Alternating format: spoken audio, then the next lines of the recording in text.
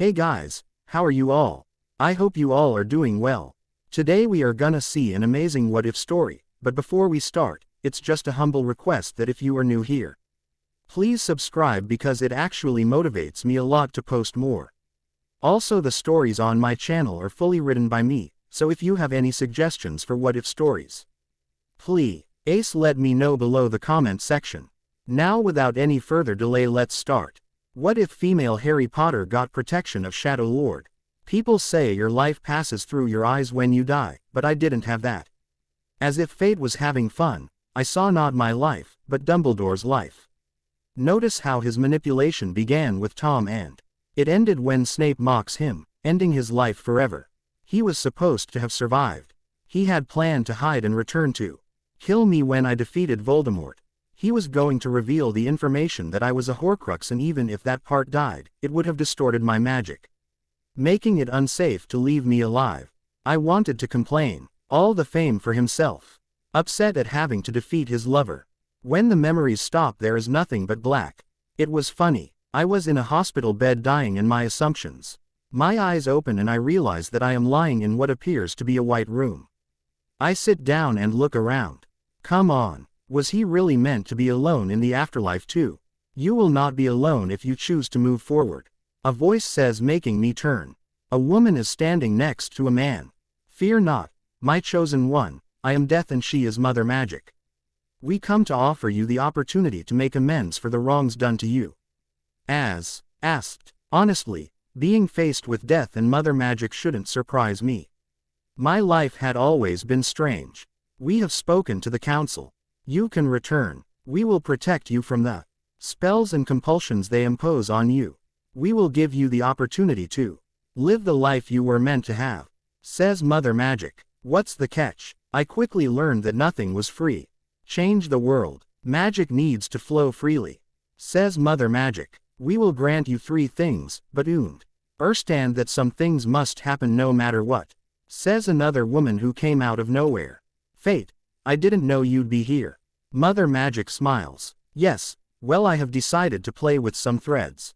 The woman says, smiling. What about my parents? Asked. If I had 3 things, I would gladly give up 2 to have them. I'm sorry, but it needs to happen.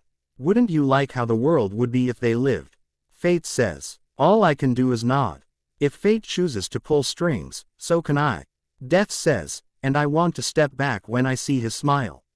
Oh, why not? It can't get any worse. Mother Magic laughs. First, your 3 things you want.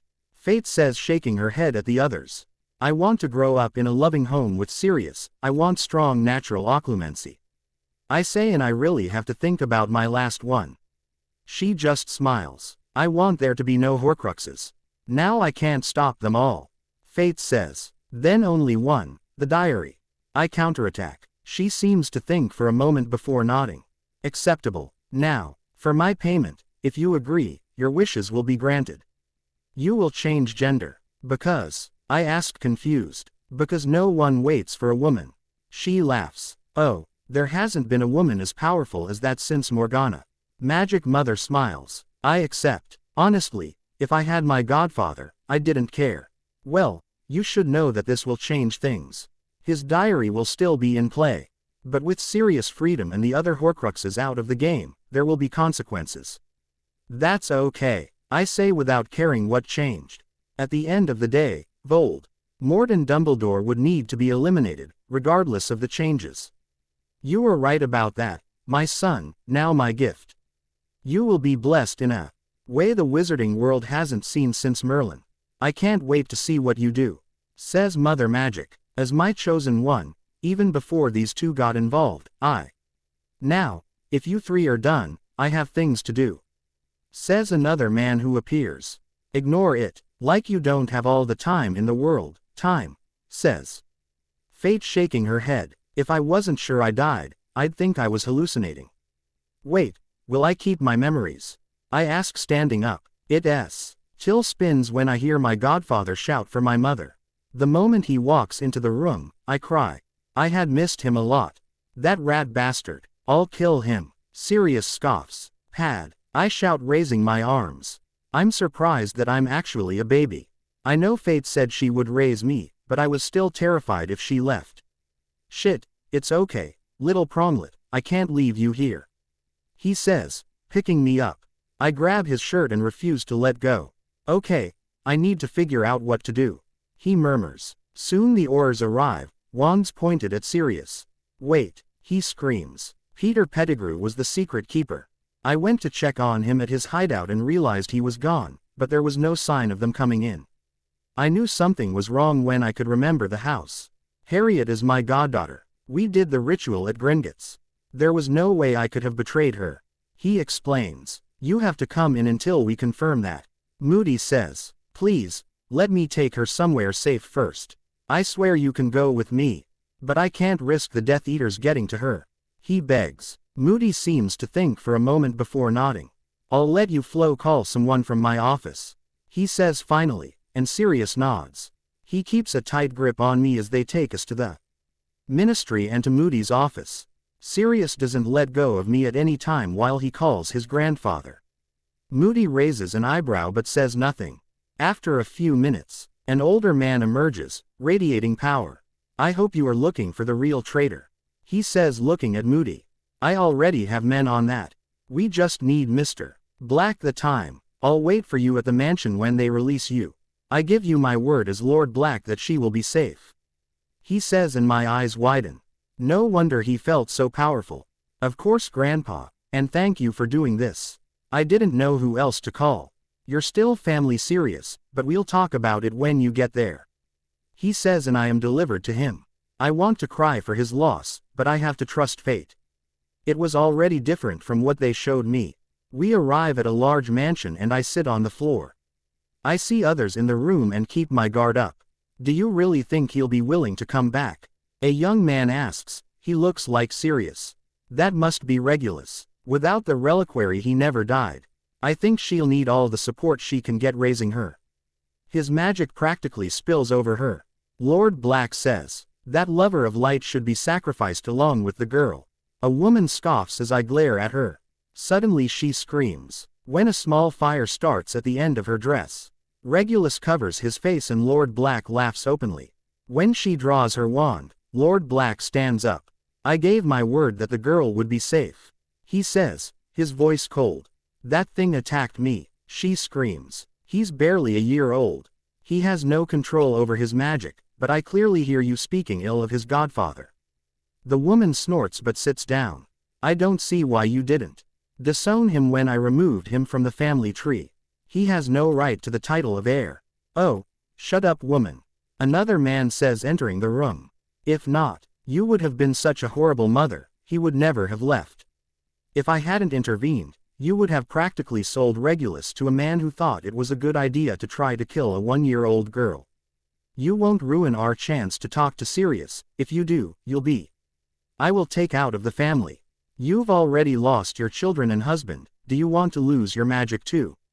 Lord Black says looking at her. Then I'll go. I have no use for the boy.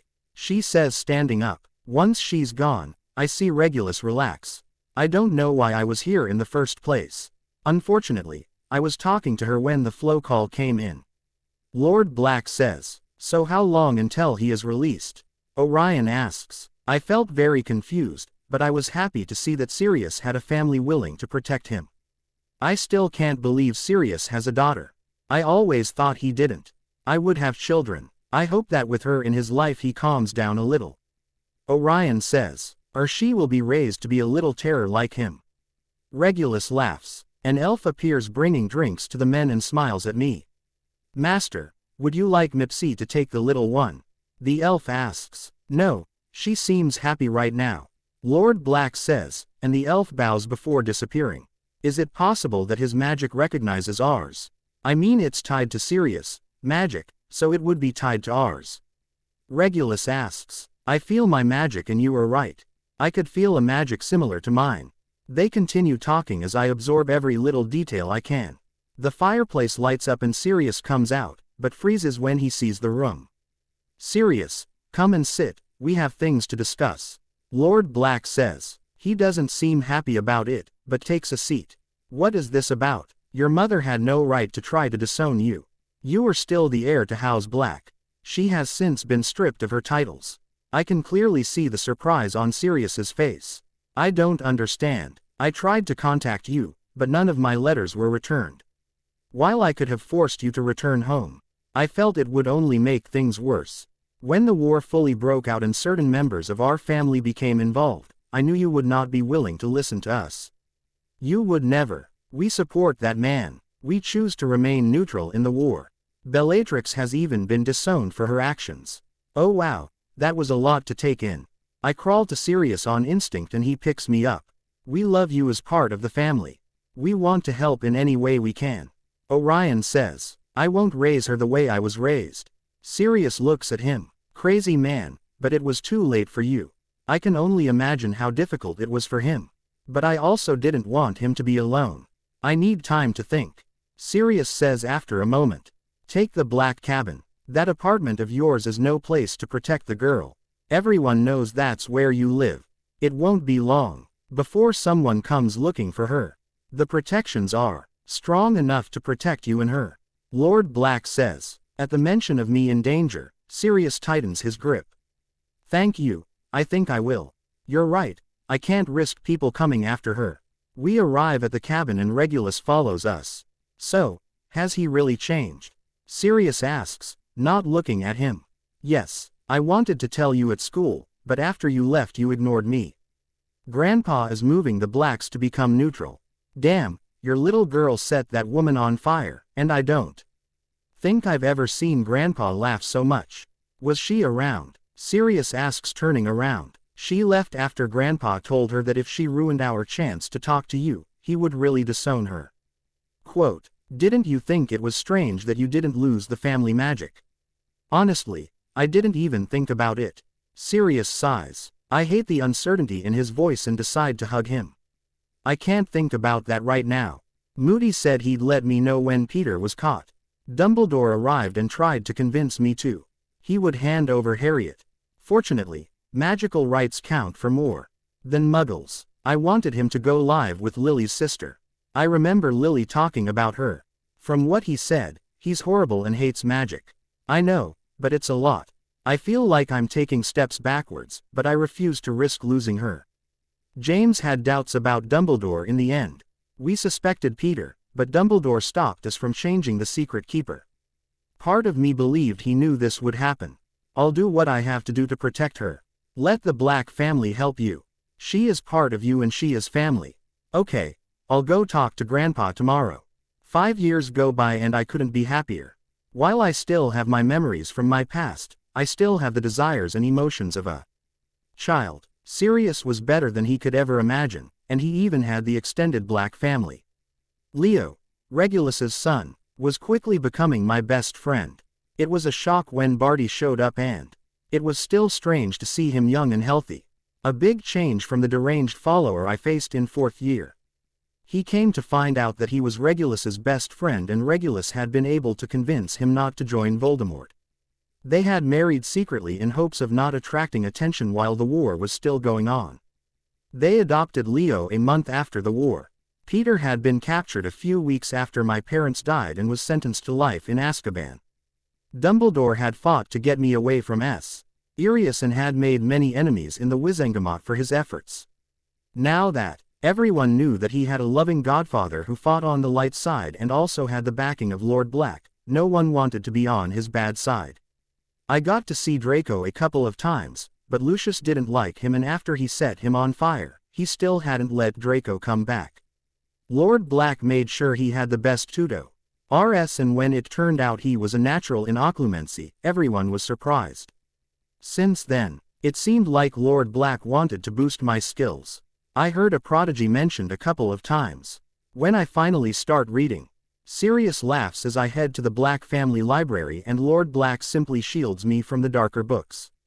There weren't many women in the family, and I can tell that the men are trying. None of them had dealt with raising a child my age, choosing to leave that to their wives. At 8 I have control over most of my magic. It took some persuasion, but Regulus finally agrees to teach Leo and me runes. While Barty, or Uncle B, as I call him, teaches potions, it definitely helps to learn from a teacher who didn't hate me. It wasn't until I was 9 that I found out about the special gift that Mother's magic gave me. I had been pouting to go to another dance. I wanted to stay outside. The other men stood at the door smiling, while Sirius tried to get me to obey. When he threatened to take the broom from me, my anger increased and lightning struck a foot away from him. I had surprised everyone, and I had found it difficult to control my magic. When another lightning strike struck, I began to cry without fully understanding what was happening. Sirius had frozen in shock, and it had been Regulus who came over and explained that I needed to calm down. It was harder than I wanted to admit, but the moment I did it, the lightning stopped. We ended up not going to the dance. Instead, I sat in the living room while the adults tried to figure out what had happened. Lord Blah, CK had finally asked an elf to bring some book on how to control lightning. The elf had returned with a book about Merlin. Sirius had been scared if he knew he would have even more people after me. The problem was that without known carriers, I had no one to teach me how to control it. It had been decided that they would see if they could find someone, and at the end of the week, they found a witch in Brazil who could control water and was a master of elemental magic. While it's not the same, it was better than nothing. After breakfast, we head to the Black Mansion, and I smile when I see that my entire family is already here. Hello, Leo. I smile. I swear he's the favorite. Sirius laughs. Of course not, Uncle Pads. I don't have favorites, I say sweetly. He shakes his head, and when he turns around, I tell Leo that he is my favorite, and he just laughs. I heard that, Sirius says over his shoulder. You have no proof, I say with a shrug, which makes the rest laugh. I make sure to greet everyone else and sit down while Sirius summons the presents. Being famous in the magical world had its advantages when seeing the mountain of gifts. You spoil her, Orion says smiling. Says the man who bought her a pony for the 3 of them because she asked him nicely. Sirius says, shaking his head. Halfway through the presents, 2 owls knock on the window. Sirius tells us to go get them, and I stay standing, but freeze as my magic comes on. I grab Leo, preventing him from getting any closer. What's wrong? Asks Lord Black. Something is wrong with the letters, I say, walking away from the owl. One benefit of learning to control the elements was that I am extremely in tune with my magic. Lord Black approaches and waves his wand. The cards float in the air and are placed on the table. I stand there as he casts a detection charm, and glows with more colors of the ones I could tell. Sirius calls Madam Bones. Lord Black says, the room filling with dark energy. I'm stuck sitting there while Sirius explains that they scan every email I receive along with Leo's. It was a good cover. There was received harmful letters along with the rest of the family. Lord Black explains the detection charm and that she was summoned immediately. I'll have to return it to examine it and prove what it was intended to do, but there should be no reason for anything to be in the Hogwarts letters, she says as the Aurors take the letter away. Hopefully we can get a magical signature. I want to press charges against whoever it was. What if other letters were tampered with?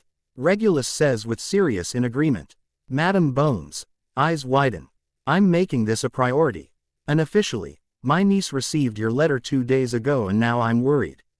I'll have her take a purgative potion just to be safe. That's wise. I sit on the board, and I think it would be wise to inform you. If it turns out that someone at the school did this, then a school-wide purge should be suggested. Orion says, please wait until the investigation is over. I agree with the purge of the school, but we can't be too careful about who knows about this. Madam Bones says, and Orion agrees. Once he leaves, I still feel a bit in shock. Do I have to go to Hogwarts? Asked. I know Hogwarts can't be avoided, but I didn't think the manipulation would start so soon. No. But let's see what the report says. We don't know for sure if it was someone from the school, Sirius says, and I raise an eyebrow. Since Dumbledore couldn't get to me through the courts, he's been trying. He talked to me constantly every time we were out. Sirius sees the look and sighs. I know, but we have to wait for the investigation. The report takes 2 hours to arrive. I've never seen them as furious as when she informs them that while the magical signature couldn't be identified, the compulsions could. I had enough compulsions, I would have lost all my free will. Things like hating everything related to the dark sector and making me beg to be in Gryffindor. Even without a signature, I knew the compulsions would have turned me into Dumbledore's puppet. Leo would have hated me and became obsessed with dark magic. Orion leaves to call the meeting when Lord Black demands that they call the Wizengamot. Come on, Leo says, standing up. He leads me out of the room and into the library. Are you okay? Yes, I just don't know why all this is happening. It already came out that my mother had blood protections. His sacrifice saved me. I did nothing. Why does he love me so much? I don't know, but if you end up not going to Hogwarts, I won't either. We can go get our wands and stay here with the tutors. We already knew that we were going to move forward. I don't mind going, but I don't want to deal with him.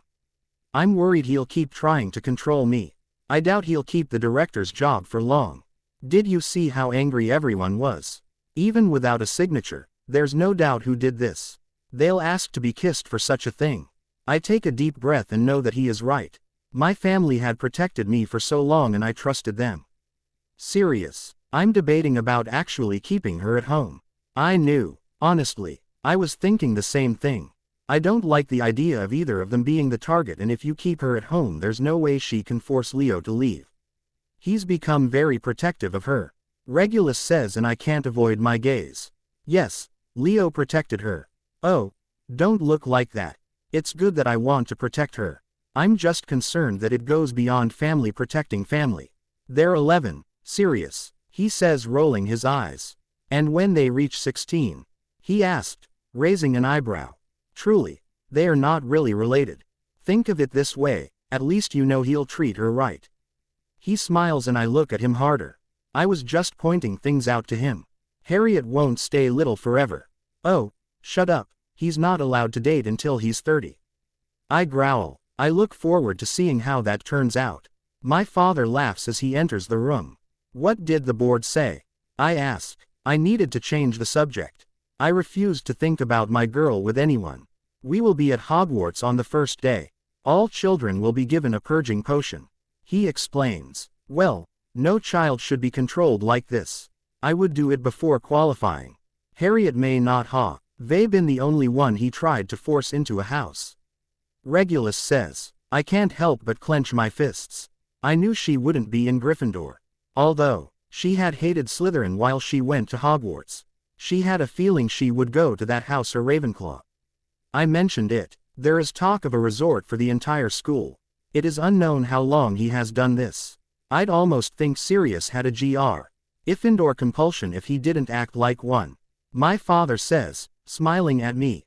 The sarcastic comments about my house had turned into good-natured banter. I looked great in red, but Harriet won't. More of a green. Regulus smiles. Blue would work. If I could, I'd live in the library. Barty laughs. No matter the house, I will be proud. You never know, she could have infected Leo and he would be in blue too. I say, laughing. Like you, I'll be proud of any house, but I really care about them anywhere but Slytherin. With his charm, any other house will follow his orders. Regulus says. That was no lie. They had even made it work with my grandfather. Let's not talk about his manipulation. My father groans and makes us all laugh. It had become his favorite target. Speaking of children, where are they? Barty asks. Leo dragged Harriet, no doubt, to the library. I fear when she gets her wand and is able to activate some of those runes that she always uses. Is working. I moan. Some of the configurations he came up with were truly terrifying. It's this one's fault. Leo isn't much better. He has a diary full of them. Barty says, playfully, looking at Regulus. How would I know they'd take it so well? I thought it was just curiosity. It's not my fault, they're both naturals. Regulus fights back. Harriet is a prodigy and Leo is a black. What did you expect? Our father laughs. I couldn't deny that. Harriet learned magic better than any child I have ever seen. We sat down to talk about more things. Small until my grandfather returns. We were able to suspend him as headmaster. A full Hogwarts investigation is now underway. I stopped by Gringotts and grabbed the two boys' protection jewels. I will not allow them to go to any school without a way to protect themselves. He says, and a part of me relaxes. If it came from the Black Vaults, then it could protect them. They call Harriet and Leo and he explains what the jewelry store does. My eyes widen when he says they prevent mind control and will heat up if there are harmful potions in drinks or food. The addition of stopping smaller hexes and curses makes me look at Regulus.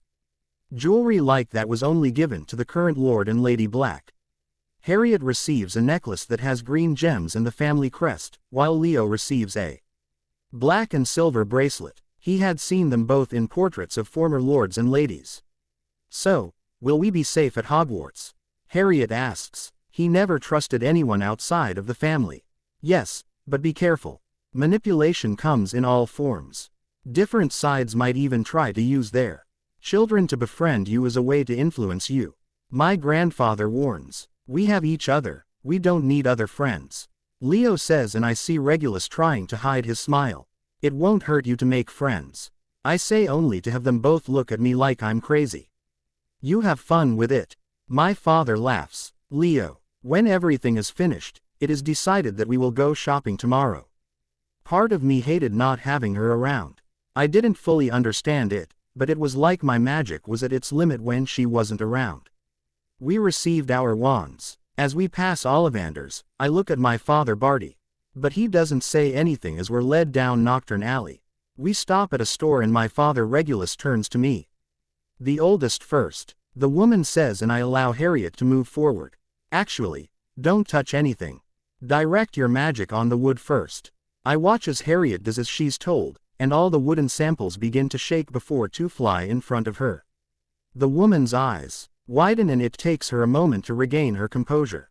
Now the cores. Again, she focuses her magic and a vial flies forward, but unlike the wood, Harriet's magic does not fade from the room. The woman goes to the back of the store and comes out with a small tray. Two more cores appear on the table in front of Harriet. When his magic fades, I see all the adults in shock. The woman seems to utter for a moment before shaking her head. Elder and Deathwood along with Unicorn Blood, Thestral Blood and Thunderbird Feather. You, Mrs. Potter, will be extremely powerful in both dark and light magic. Your wand will also be dangerous for anyone else to touch. The Wood of Death is extremely poisonous, even when cut. I'll need some of your blood to stabilize the combination. Unicorn Blood and Wood of Death can have explosive reactions when put together. The woman explains. What about the Thunderbird Feather? Sirius asks. It's probably for stability. Trying to combine such dark and light elements can be catastrophic. But the plume will act as a channel between them. And his blood? Grandpa asks dazzlingly. We had been taught from an early age to never give our blood freely unless absolutely necessary. It was part of our magic and it could. With all my clients who have to donate blood, I will make a vow that I will destroy the blood once I am done and only use it to create the wand. The Death Wood will require your blood to allow me to work with it. I feel better after the mention of the vow and from the look on the adults' faces, they do too. Once it seems like they have no more. You and Deathwood with Basilisk Venom and Dementor's Cloak. A powerful wand that will be excellent for dueling and dark magic.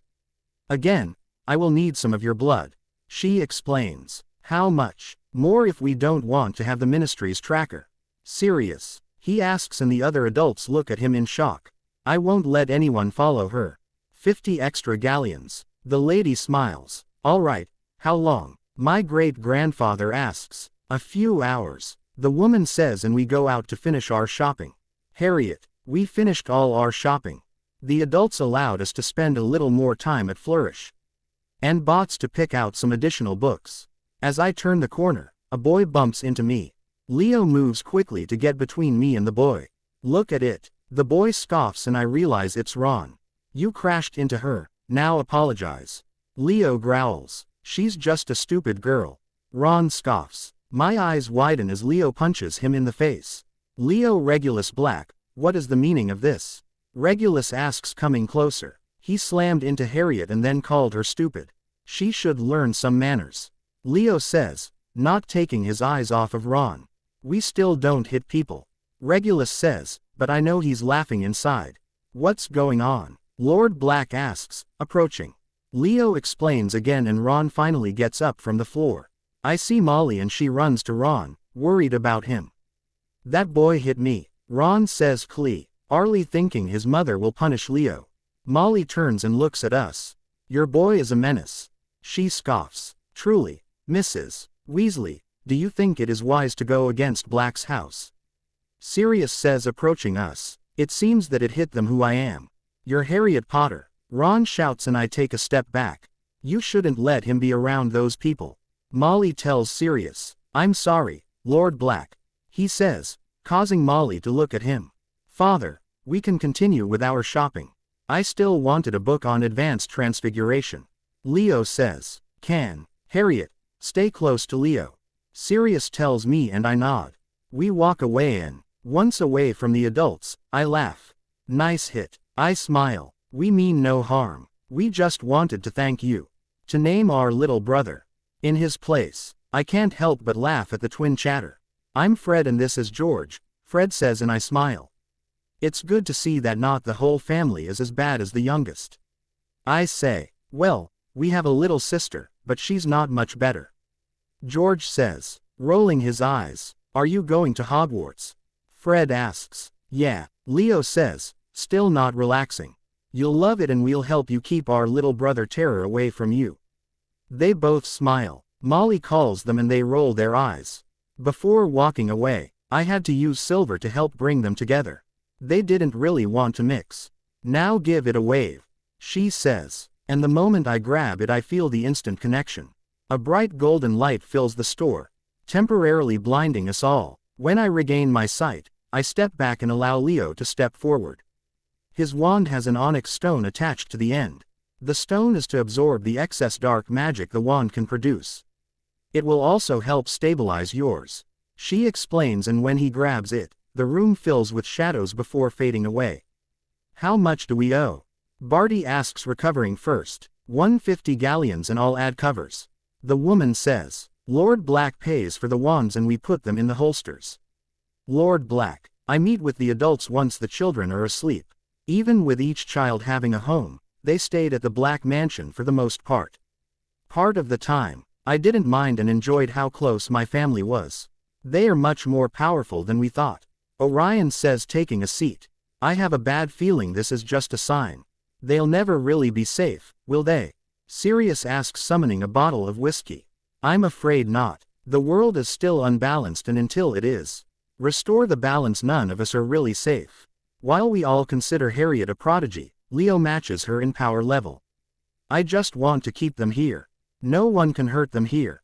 Barty says and I see Regulus and Sirius nod their heads. They need to spread their wings.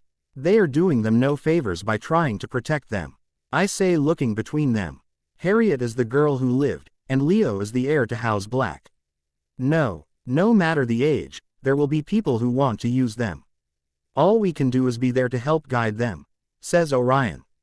He was right. Sirius did not wish to have any more children, leaving Leo as heir. Although we had made sure that the newspaper did not publish Harriet often and only with our permission. There was no way to hide who she was. I know, but we can worry. I'm also worried that they're only looking for each other. They need to make more friends their age. Regulus says. Harriet can sense when someone is honest. Leo will look for her too. We give them a year. If both kids absolutely hate it, then we can think of something else. Barty suggests. He was much more sensible when it came to children. Deal. But if either of them get hurt, we'll pull them out. Sirius says and Regulus agrees. You know they complement each other well. Orion smiles and I sip my whiskey to hide my smile. Leo. We reach the platform, and I let my parents pamper me. I knew that. They were both worried, so I didn't care. I look over and see Uncle Sirius worrying about Harriet. Now I hope you both write often. The board will be there when you arrive. Grandpa says. We agree and with final hugs I put Harriet on the train. For a moment I thought Uncle Sirius was going to make you go home with him. I laugh. As if Uncle Reg was much better. She smiles. We found an empty compartment and took our seats, our trunks safe in our pockets. As we take off, Harriet leans against me and closes her eyes. I wrap my arm around her and allow her to rest her head on my lap. I take out a book and decide to read while she sleeps. Halfway through the trip, the door bursts open and Harriet jumps out. Have you seen a toad? The girl asks in a demanding tone. Have you seen your manners? That was extremely rude. Harriet looks. The girl rolls her eyes. A boy named Neville lost his toad. Well, then Neville should go to the prefects. They can summon the toad. Of course, with your attitude they probably won't help in. I'm going to hurt someone if everyone is as rude as her. I say, shaking my head. I'll help you. Harriet smiles and I laugh. We arrive at the castle and take the boat with 2 other people who, although polite, do not seem to want to talk. When we stop at the doors to the Great Hall, I see Draco looking at Harriet. Watch your place, Malfoy, he growled, getting the attention of the other children. What are you going to do about it, Black? Draco scoffs. Unlike you, I don't need my father to solve my problems. You don't want to make an enemy of House Black, I say, and Harriet stands next to me. Remember that we are your main family. I remember him. His Thayer was black and we had more power than the Malfoys. Draco continues to scoff, but doesn't say anything. The door opens and Professor McGonagall comes out looking between us, but he doesn't say anything. They take us inside, and I see my grandfather standing at the podium. Attention that some students may have been forced to live in a house for which they were not intended. This is not negotiable. The healers enter the room and stand at a table 2 feet away from us. The doors open again, and my eyes widen as I see my great-grandfather enter with others from the Wizengamot along with Aurors. We are here for the Hogwarts investigation. Fear not, the school will not be closed, he tells the room. The healers make the students line up by age while administering the potions. When I get mine, I cringe at the taste. But after a few moments without signs, they take me aside and an elf hands me a glass of water. Harriet goes after me, and we stand there watching the school undergo the purge. I count 20 kids who start shaking as the purging potion flushes out whatever is in their system. A girl. The little girl approaches the healer, but does not take the potion. I see Harriet looking at her closely. I can't accept that, she says, and the healer frowns. You have to, the healer says firmly. I can't, it will have bad effects on me. The girl insists. Great-grandfather approaches. What's going on? The girl refuses. The healer says, giving the girl a disapproving look. The girl tells him to bend down and whispers something in his ear. When he stands up, his eyes are wide. What was that? I whisper. I don't know, but I don't think his magic is normal. Harriet whispers back. I keep my eyes on the girl as the head healer seems surprised by whatever is being said and asks the elf to recover something. The girl is given a different potion which she doesn't care for. Hello, I'm Harriet Potter, Harriet says, smiling. I'm Leo Black, are you okay? Oh yeah, I just didn't want to have to purge a purge potion. She laughs. I raise an eyebrow but don't ask. You know they're both remarkably Nargle-free. Most people have a head full of them. Thank you, Harriet says, it sounds genuine. I had no idea what a Nargle was, but whatever it was, I was glad I didn't have them. Harriet, I don't know what changed to have Luna in our year, but I wasn't going to complain. She had been like a sister in my past life. And I swear she won't go through the bullying like last time. So, what house are you waiting for? I asked him. I thought about Ravenclaw, but I think fate has other plans for me, Harry. She smiles and my eyes widen. Well, I guess I'll be in Slytherin. Leo says, smiling. Although he didn't mention it, he always felt the need to prove that he was a true Black. Oh, I think you'll look good in green. Will you let the hat put you in your house this time? I think that's the best. The hat knows the best house for all of us. Would it count if I didn't actually tell him? I mean that, clearly she already knew, and he would have to talk to her alone to find out how much she knew. Hey, who is that? Leo asks. Oh, that's the Lestrange heir. Luna responds and my eyes widen. Did Bellatrix have a son? Oh no, Rabaston did it. She shrugs. The Raxperts told me, she says, and I laugh. Well, if they told you that, then it must be true. I wonder why. I've never seen him at any of the dances. I say, smiling at him. This is only going to be one thing, right? Leo asks, looking between us. Some people see more than others. I say quietly. His eyes open and he looks at Luna. Well, yes, it is not good to ignore the word of a Raxpert. Luna smiles. No, I imagine not. Leo says, snapping out of it. I just smile at him. When the purge finally ends, we finally get to the rankings. While most remain the same as in my time, Leo makes Slytherin along with Luna and Jasper Lestrange. Neville and Crabbe and Goyle form Hufflepuff. Finally, they call me and, like last time, the room falls silent. Ah, Miss Potter, I see you have returned. You'll do a lot more this time, but the question is, are you finally going to listen to me? Of course, Alistair. You better be Slytherin, he shouts, and I ignore the indignation of the Gryffindor table as I take a seat next to Leo. The rest of the ranking continues and I applaud our other housemates. Once the last first year is ordained, the second year is called. It takes a lot time to check each student and, as predicted, there are some in the wrong house. When the twins make Slytherin, they just smile, while his family screams indignantly. You know, I always wondered why they weren't in Slytherin. One of the older ones says, maybe we'll stop being the butt of their jokes. Another says, I just give a small smile as I watch the others. The twins would look better in green anyway. The feast is much less noisy than it would have been at the Gryffindor table, and I couldn't say it bothered me. Of my housemates suspect a Potter in Slytherin, but I ignore them. I wasn't that ignorant child like last time. As we are dismissed and led to the dungeons, I marvel at the sight. I may have seen him once in my last life, but I didn't. I took a moment to truly enjoy the beauty of the common room. I stand between Leo and Luna while Snape explains how it works. Our house. I don't miss the look every time his eyes land on me. But I act like I have no idea.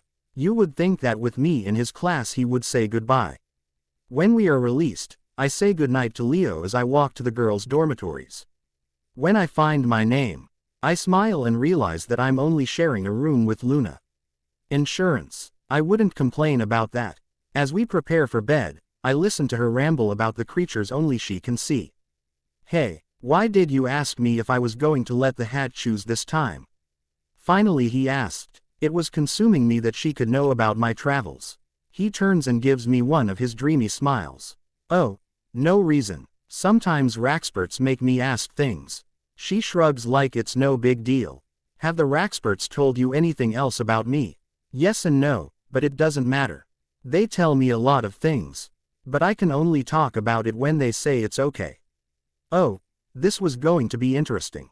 I wonder if it's the gods speaking to her, but I don't know how to ask that without sounding completely crazy. If it was something important you would tell me, right? I asked. It would be better than nothing. If you would allow me. Now I think I'll take a shower before it's too late, she says and jumps into the bathroom. Well, I guess that answered that. After a moment of staring at the closed door, I shake my head and decide to write to Uncle Sirius.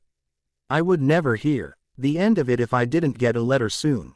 When we receive our schedules the next day, I realize it's the same as last time.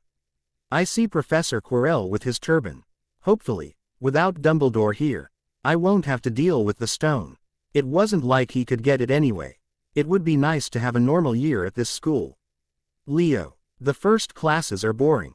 We had already learned most of these things. When we get to potions and Snape points at Harriet, it takes all my power not to lash out. By the time we leave class, I swear I'll get even. He was a grown man who bullied his students.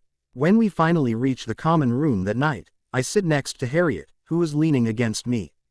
Aren't you two related? A girl asks mockingly. No, and even if we were, what do you care? I ask dazzlingly. That just doesn't seem appropriate. Ah, are you upset because you didn't get the contract that your father practically begged, like he wants a whiny little girl like you? Harriet says, sitting down. The girl jumps and I realize who it is.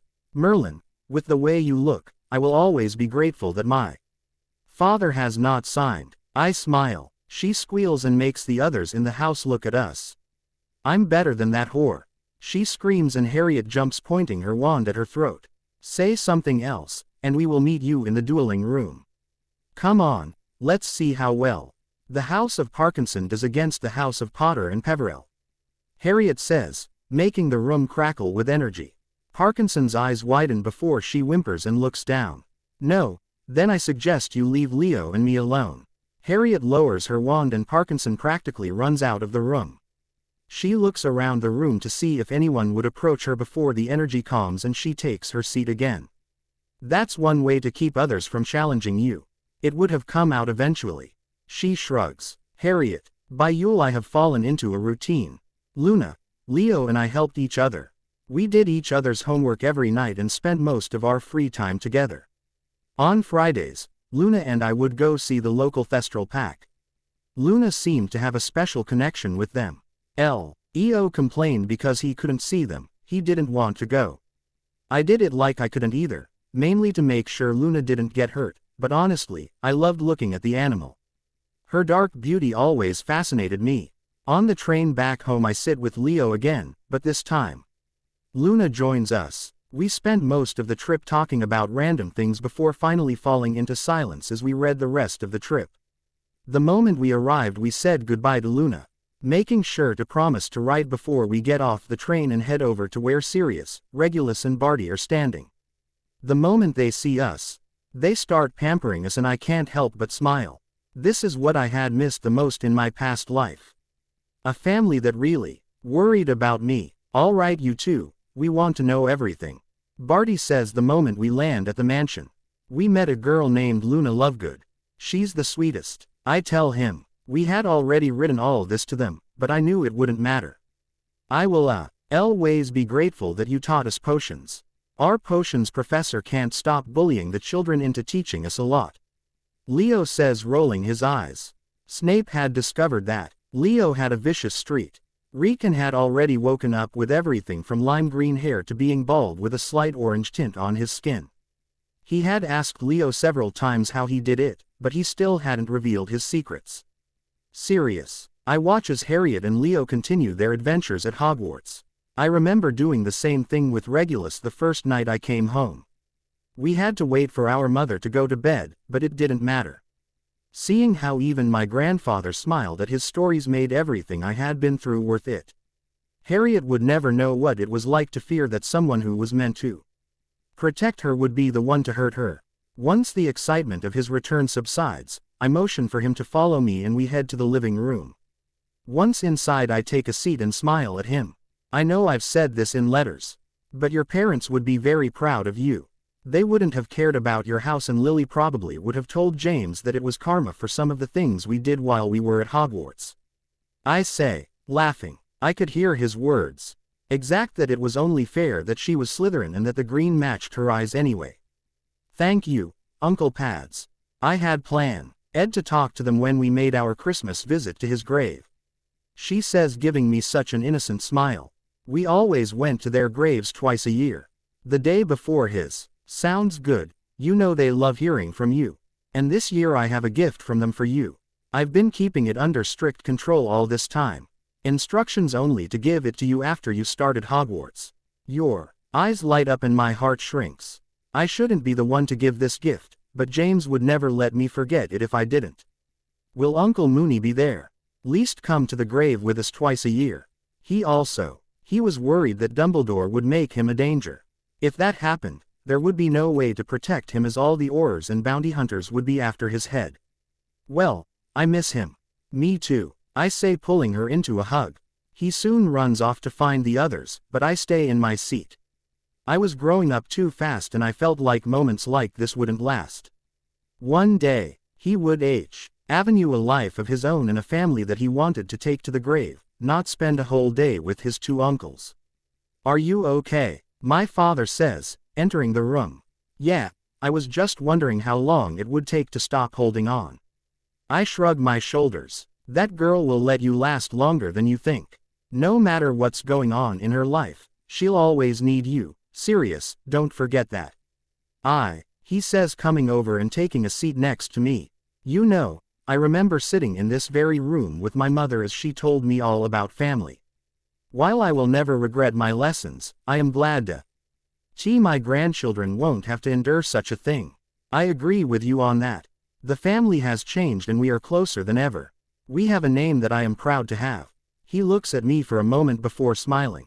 Let's go before Barty ruins the kids' dinner with candy. He says, patting my leg, and I laugh. He wasn't the best at showing emotions, but he was trying. You're right, or worse, Hale convince Regulus to let them ride the brooms in the house again. I say, shuddering. It had taken them hours to fix everything they had broken. He just shakes his head as we leave to go find everyone. Harriet, when we get to the grave, I see Uncle Mooney sitting on the bench that. Once I finish everything, I await your evaluation. It sounds like you're having fun and I'm glad you're making friends. I know people are trying to control you, but you're like your mother, you show them that you don't need anyone to guide you. Your dad would be proud of you. I want you to continue your studies because it only gets more difficult after this year. Don't forget to have fun and explore, just keep the detentions low. He says, smiling. At least Slytherin is sneaky. I'm not trying to beat Uncle Sirius and Dad's detention record. I laugh. Hey, we earned them with pride. Sirius tries to defend himself and I just shake my head.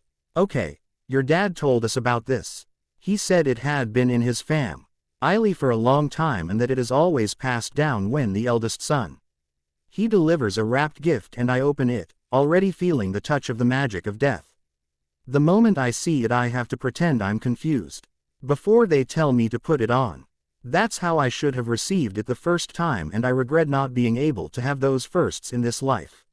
Once the excitement of the cloak dies down, Remus pulls out a small wrapped box.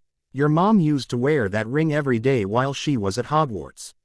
He said his parents had bought it for him during winter break, his first year. Odd if James had a tradition of passing something on, we might as well start something for Lily. He explains and I can't stop the tears from filling my eyes. I had a lot of my mom's things, but this was before she was a Potter. Remus just wipes my eyes and instructs me to put the ring on before using a spell to make it fit. We spent the rest of the day with them telling me stories about my parents. When we get home I'm exhausted. This day was perfect and as I run my finger over the ring stone, I feel closer to my mom than ever. I plan to call on the Hallows tonight. I hadn't wanted to ruin Sirius by giving me the cloak.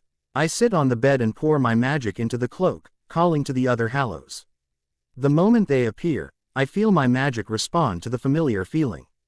Laying them all in bed, I call on death.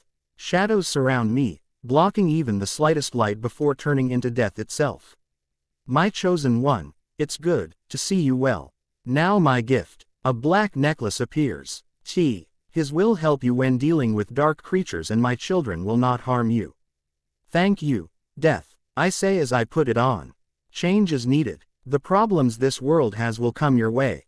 Remember that we are behind you and you can make the change as long as you are willing to fight for it. Lean on your family when it gets too much. They are here to help you reach your potential. We have assigned, he explains. But before I can ask any questions, he fades away. Well, that was interesting. I knew I needed to change things, but I thought it would be later when Voldemort came back, then it hit me. If the wizarding world is in a better place before he returns, it will put him at a disadvantage. Now you're getting it, my son. Death whispers in my mind. You would just need to be prepared for the first problem to arise. Harriet, the rest of the school year flies by. While Dumbledore had enough power to stay in the school, everyone knew that he had been the one to mess with the letters and now they would be reviewed before they were released. Allowed to send them. By the end of the year, Quirrell is gone. Dumbledore, he seems disappointed in me, but I act like I have no idea. Last night I'm sitting in the common room when Jasper comes down. He freezes when he sees me. Sorry, he mutters as he turns around to go back to his bedroom. The common room is big enough for both of us. I say, smiling. He didn't seem to be talking to anyone, and my curiosity was eating away at me. I don't blame you for what your family was. I say, finally breaking the silence. I love my father. My mother told me he never wanted to join. I hate that he's in Azkaban. I'm sorry about that. Do you have visitors? Asked. I would have had a trial to get visitation. He says, squeezing the fists. Oh hell no. I wouldn't let anyone rot in that place without a trial. He had seen what that place did to people and even if they were guilty they deserved a trial. We don't say anything else, but I have a plan. When we arrive at the Black Mansion, I smile as Sirius fusses over me and asks me hundreds of questions. When it's finally over, I ask. Talk to Lord Black. He seems surprised, but takes me to his study. Lord Black was the only one who could contribute something to the Wizengamot. Did you know that not all alleged Death Eaters have trials? I ask. There is no point in dragging this out. I didn't know it, but it was a hectic time. He says. Is there a way to push for trials? I guess, but why? Rabaston Lestrange has a son. His son can't even visit him because there was never a trial. A child should not suffer because of his parents' choices. He seems to think for a moment before nodding. I'll make you a deal. I want you to write a proposal. If I approve it, I'll support you going to the Wizengamot to present it. He says, and my eyes widen. Me, why not? There is no age limit for someone to introduce a bill, as long as they have the backing of a lord. It was her idea, and as a savior she will show that she has no ill will towards those families. It shows that you want balance, not light to rule as Dumbledore has tried to suggest. Okay, I can do that. I say, a proposal that is already forming in my mind. He smiles and leans back. You'll do great things someday, Harriet. When I leave the office I head to my room and fall into bed. It is a necessary change to start somewhere. I spent every moment researching everything I needed. Since I would have a disadvantage due to my age, Leo takes the opportunity to help. I have permission to invite Luna to help. It takes a month to get everything together and a trip to Gringotts to talk to the goblins. His magic worked differently, and with his help I knew I had an airtight proposal. The day he presents it to Lord Black arrives. And he reads it in surprise. I don't think I've ever seen a proposal so well written. None of us. We would have thought of something like this, but the proof is here. He says, handing it to Orion. The adults had stayed out of it and only helped if we asked specific questions. Sirius was nervous about the publicity this would bring me, but he was supportive. Quote, there will be people against it simply because they are Death Eaters, but even they cannot deny the evidence. Orion says, allowing Regulus, Barty and Sirius to read it. If this is what you do at 11, I can't wait to see when you come of age. Regulus smiles at me and Leo. I guess you're going to Wizengamot. Sirius says, shaking his head. Lord Black. I assured that Harriet would maintain the Black family standard during the performance. With her being the Potter heir and the last remaining tie of the Peverell line, she knew the minister would want her support. She will one day, would sit as high as the Blacks in power. Once your package is distributed, the minister tells you to begin. Dear members of the Wizengamot, I come today with the proposal of tests for those in Azkaban. As you will see in my package, I have proven that goblins have a protection that will prevent lying. As we all know, this is frequently used in banking when dealing with sensitive matters. I propose the use of He room along with the purging potion to prove once and for all who really followed you know who and who was forced to commit such heinous acts. We, as a magical community, cannot risk having willing followers. Let us walk free, but we must not condemn those who did not want to take part in such acts. We are a pillar for many other communities, and with this, we show that we will not rest until the truth is found. She says, and I couldn't be prouder. You want us to possibly release those monsters. A member shouts. No, I wish to free those who did not want to follow a madman. We are all aware of the tactics used by him to control people. What would you have done if you had been given compulsions or restrained? They still killed. Another shouts. As do many Aurors, but we are not condemning them. War is never pretty, and we must never forget the lost, but let the real criminals take the punishment. Why are you pushing for this? Lady Longbottom asks, but I see that she is not as opposed as I thought she would be. Because they always told me that my parents believed in not judging those who don't have evidence. I see the damage this causes to the children in my year whose parents were locked up without trial. They were denied visitation rights because of this. I know how hard it is to lose your parents, and I can't imagine having one alive and still being away from them. That creates resentment in the ministry. She says, and I have to suppress a giggle. The thing about the parents dead didn't work for many, but for her I can see many reconsidering their beliefs. However, they are still dark, tainted by the dark magic he had. Dumbledore says, he really hated that man. Are you suggesting that ministry-approved healers are not able to deal with such a thing? If you had read my proposal, you would have seen where I suggested a mental evaluation for all the innocent. She says, holding his gaze. There are many murmurs, some for and some against. If that's all for the questions, we'll vote. The minister says. When no one speaks, the voting begins. When they ask me about my vote, and I smile when even Lady Longbottom raises her wand. The people against it are M. Ostley Dumbledore supporters and those who lost many during the war. The motion passed. The goblins will install the wards and testing will begin next week. The minister says, and I want to groan. I hadn't thought about it before. But I was about to spend a lot of time in the Wizengamot. Harriet, we celebrated my first Wizengamot victory and I couldn't be happier. The minister even invited me to attend the trials. I was happy to see them. He wanted to know who was really innocent and who was guilty. The reporters were all over me when we left, but luckily Lord Black had prepared me for that. As the first tests begin, I sit next to Sirius and Leo, who insisted on being with me. They start with the members. After scheduling the next trials for tomorrow, we don't stop to talk to reporters as we drive home. I don't want you there tomorrow, Sirius says. Please, I want to end this. I say, practically begging. You're too young to hear those things. If that was the low ranking, then I can't imagine the high ranking. He frowns. I still want to be there. It will look bad if she doesn't go. Orion says. I don't mind. Sirius growls. It was bad enough hearing what some of them did, but hearing. Please, Uncle Pads, if it gets too much, I'll tell you. I want to be there. Yes, it was bad, but now 5 people who lived can go home. I say, hugging him. Fine, but the moment it gets too much, we're leaving.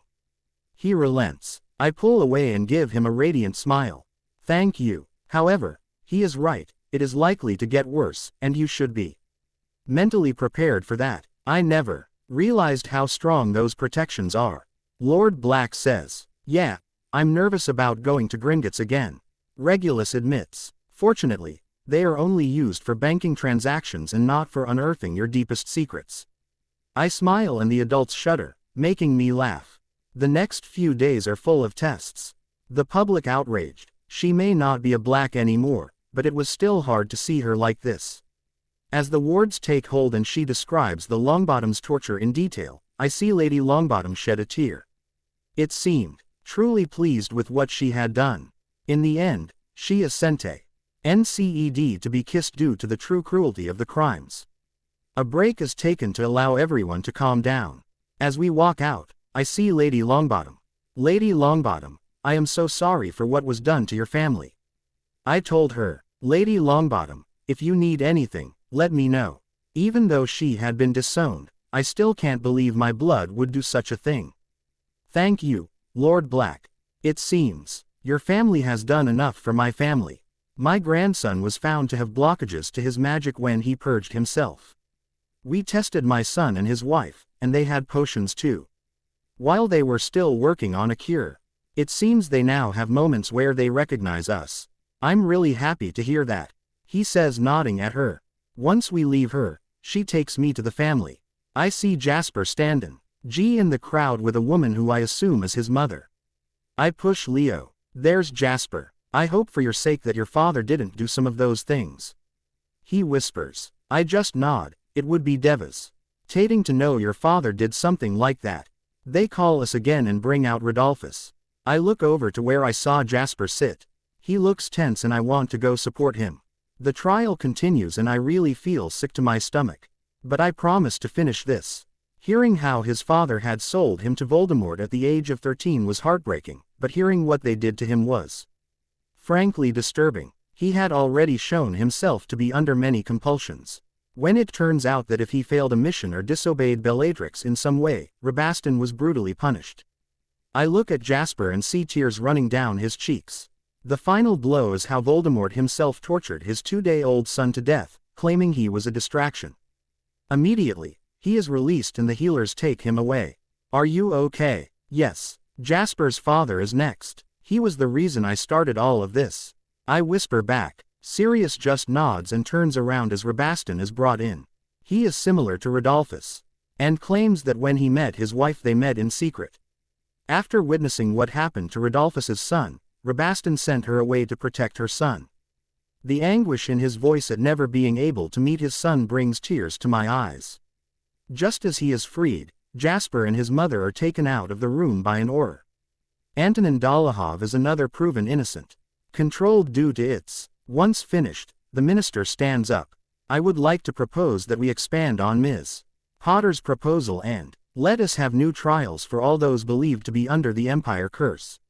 After hearing everything, I don't feel good about not being safe and letting the people who would do some of those crimes horrendous still walk free. The vote is almost completely unanimous to make new judgments. Lord Black. When we get home, the kids run out and I stop the others from calling them. Let them be. That was difficult even for the adults in the room, let alone the children. I tell them, Merlin, I can't even understand it.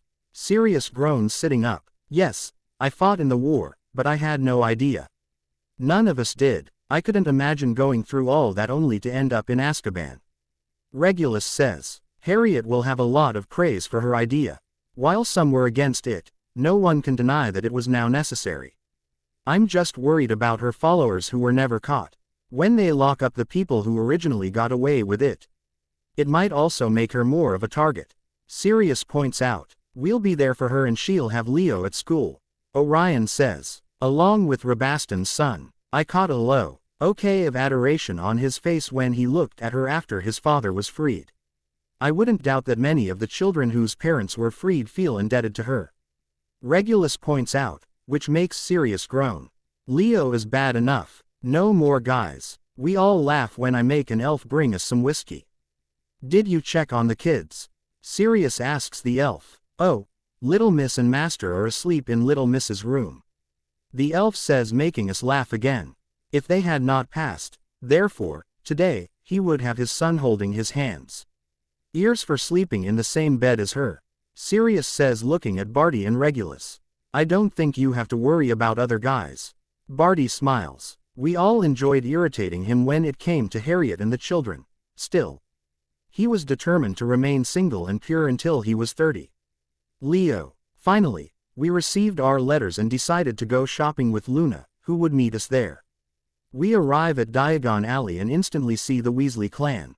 Rel. Ease those disgusting things back into society. They should have been kissed. Molly says out loud, I hope ignorance is not contagious. Harriet responds and I can't help but laugh. Harriet, you are above such things. If they wish to remain ignorant on trial, there is no hope for them. Great-grandfather says and I just laugh. Stronger. Come on, before you start a blood war. I told her. Oh, I'd like to see that. Harriet laughs and the adults just shake their heads. Can we go see the brooms? I ask, trying to regain my composure. After we pick up your books. Uncle Sirius says. I sigh. Oot nod as they lead us away from the Weasleys. Harriet and I head to the bookstore, wanting to buy some new books for our collection. Harriet, Leo, it's good to see you again. This is my father, Luna says, approaching us. Hello, Mr. Lovegood. I love the sophist, Harriet says, smiling. Thank you, Miss Potter. I've heard quite a bit about you two from my Luna. He says, smiling. I'm glad the truth is out. It helps balance, Luna says when we talk about the trials. Her father hadn't let her come see them with us. Hello, Harriet. Someone screams and I turn to see Jasper standing there. Hello, Jasper. Harriet smiles. I just wanted to say thank you. He says, looking down. I'm glad you have him back. If you don't mind, how is he? They said at Yule they should be able to release him. Uncle Rod, hopefully, a few months later. He says, smiling. I'm glad to hear it. I say, yes, I just wanted to say thank you. No need to thank you. Would you like to look at books with us? Harriet asks. I was glad she had her father back, but I didn't like the idea of having another boy around her. I'm sorry, but my mother is on the other island. Not everyone is completely happy with the verdicts and she cares. Oh, I understand that. I think if Uncle Pads could find a way to send guards to Hogwarts, he would. Harriet laughs. He wasn't even lying. Uncle Sirius had become much more protective after that we received death threats for helping the Death Eaters escape. Jasper leaves after saying he'll see us at Hogwarts and we continue with our shopping. When we return to the adults, we see Mr. Lovegood waiting with them. We saw Rabaston's son. Dad, Regulus says. Yes, he came and said thank you. He said that Rabaston should be released by Yule and Rodolphus a few months later. I explain. Glad to hear it, Dad. Barty says. We continue our shopping with people thanking us for helping their family get justice or mocking us for helping criminals escape. By the time we got home, I was already over it. Your next proposal better not attract so much attention. I groan, looking at Harriet. Ah, but where's the fun in that? She laughs. How about you let this cool down before you try to change the world again? Sirius says, matching my moan. Don't worry, my next job will take longer to obtain. All the facts and a work plan to solve it. She says, and I know she means it. I'm blaming you for this. Sirius says to great-grandfather. You have to admit she was good. He says, smiling. Sirius. The children go to pack up for Hogwarts and we take our seats. Any ideas on your next idea? Barty asks. No, but it will certainly lead to more death threats. I say, shaking my head. That's the cost of change. My father says. Yes, but can't it wait until he's of age? I say, moaning. I think that little girl was born with the drive to change the world, whether we're ready for it or not. Leo is along for the ride. My grandfather says. And you were worried about the boys. Why? Oh, you should be worried about her taking charge. She's 12 now, imagine when she'll be old enough. Enough to claim their seats. Regulus laughs. I didn't want to think about it, but the truth is that part of me is proud. I know James and Lily look down and are proud of the young woman she is becoming. She reminds me of a perfect mix of both. James's directness and Lily's push. I would always be grateful that you trusted me enough to give me the best man bonus. I couldn't imagine my life without her. Okay, I recognize you might be planning an acquisition. I admit it couldn't be worse than what we have now. My father says, and I had to agree. All we can do is support them as they work to change things. However, I'm curious to know what their next idea is. It would have to have my name. My grandfather says. Let's find out. I say, calling an elf to go get the children. They walk in and Harriet holds up a folder. I see you came prepared. I smile. I thought you would ask me what I was working on. So I brought the work I have. She shrugs and Leo shakes his head. I'm just here, he says, and I laugh. So what's the next project? Grandpa asks. I have a few, but this is the biggest and will require more planning. She says. Of course, she had more than one. She just needed to accept that she would never be a normal girl. Okay, explain yourself. My father says. Did any of you know that there is no orphanage in all of Britain for magical children? If a child has no family, they are sent to a Muggle orphanage. I wasn't aware, are you sure? I ask, surprised. Yes, I met a girl in Ravenclaw whose parents died in the war. She mentioned that she was in a Muggle orphanage and I decided to investigate. What I found was shocking. Magical children don't do well in orphanages. They are often abused and there are reports of children even being murdered because Muggles don't understand them. He says, handing me the folder. I look at him and realize he's already off to a good start. I didn't know this was even a problem. It seems like we should start paying more attention to the Hogwarts children. Grandpa says. This says using Peverell property. Barty points out. Yes, I asked the goblins when I went to talk to them about the room. The Peverell line has 24 properties in Britain alone. I'll never need that much, and it eliminates the biggest argument over where to put it. It also has old wards, ensuring that all residents are protected. I just nod, it makes sense. What else do you need to find out? Regulus asks. Things like caregivers and a way to help children get adopted.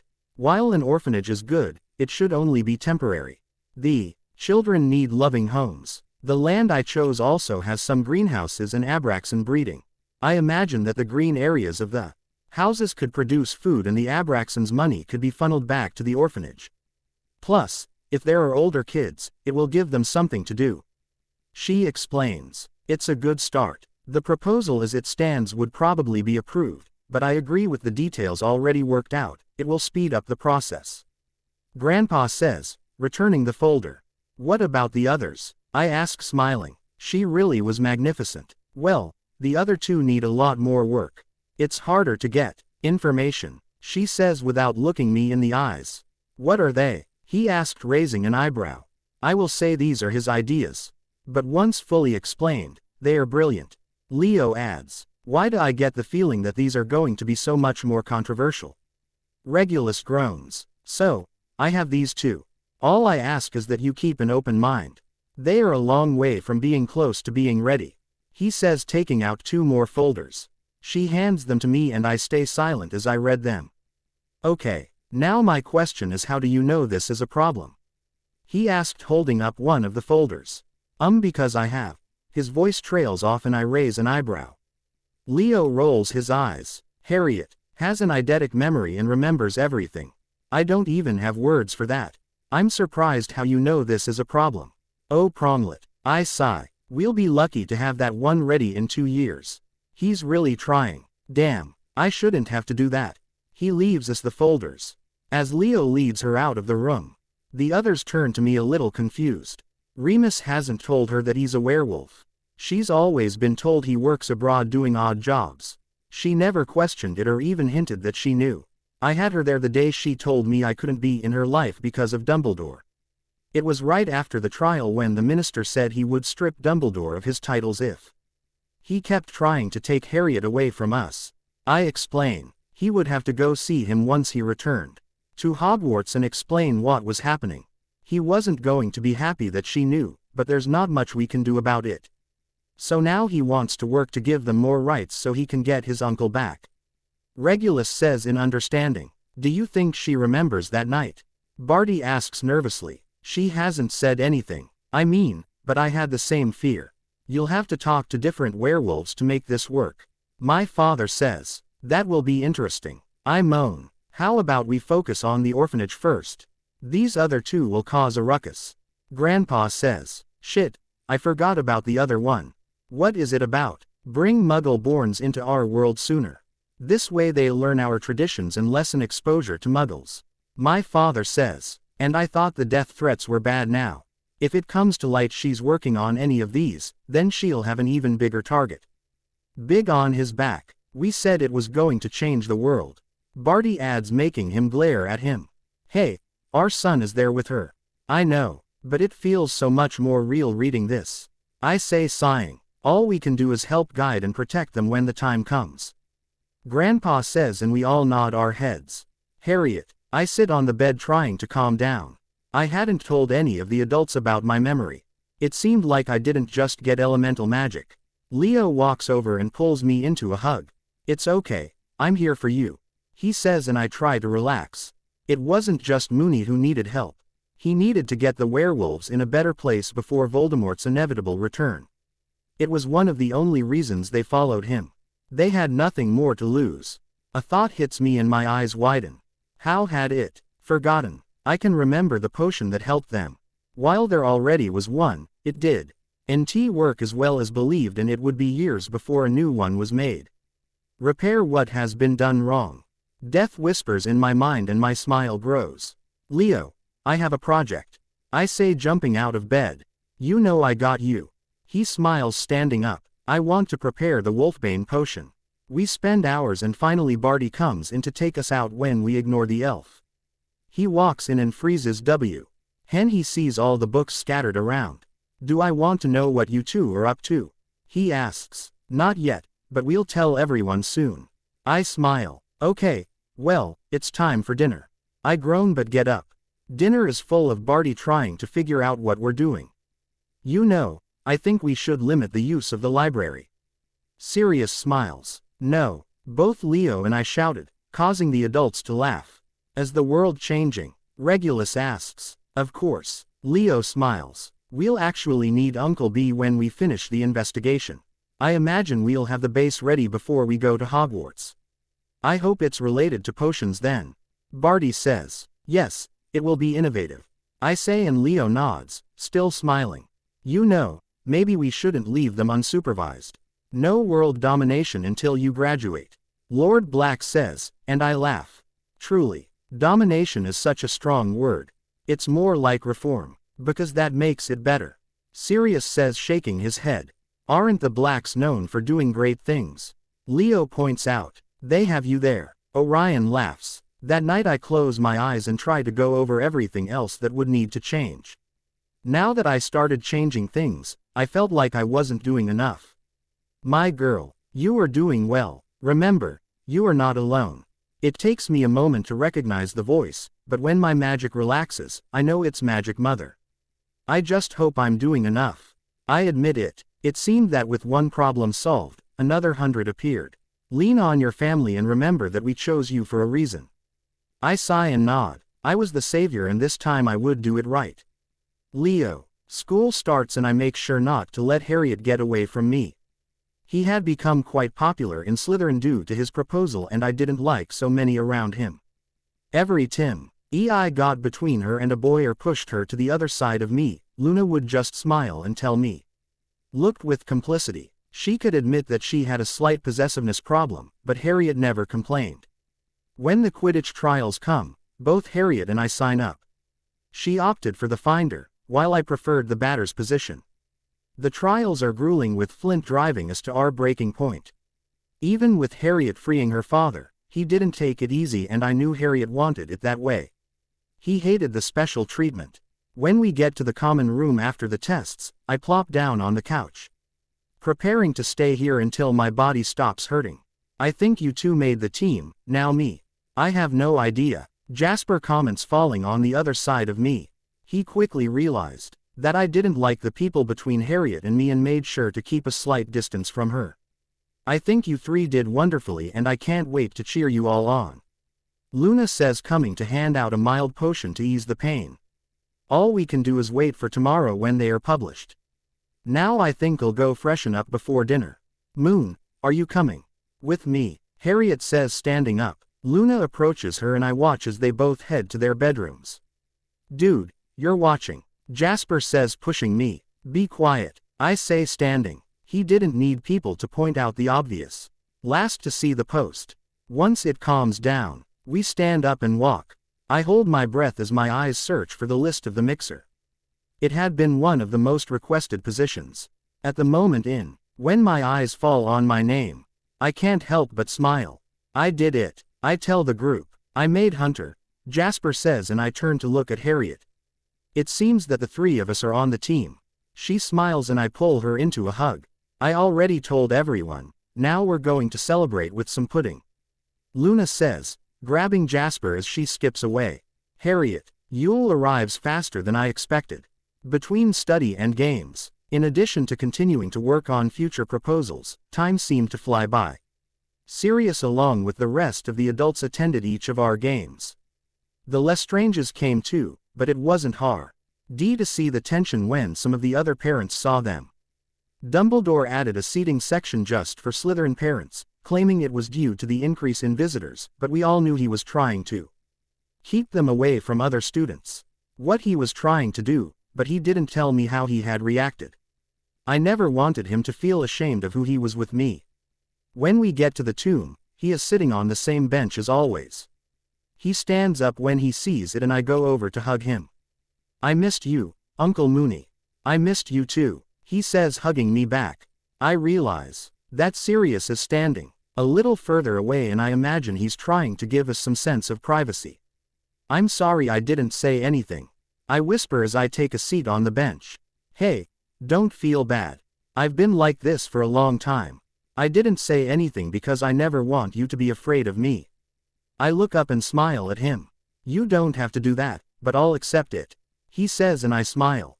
Anything for my Uncle Moony. Harriet, on our first night back at Hogwarts, Snape informs me that Dumbledore wants to talk to me. I should have known everything was going too well. Leo stays close to me as we walk towards the principal's office. I'll be here when you come out, he says when we reach the statue. I'll be fine, I assure him before walking up the stairs. The moment I walk in, he offers me a drop of lemon, but I decline. Sir, is everything okay? I didn't realize I had done anything to warrant a visit to the principal's office.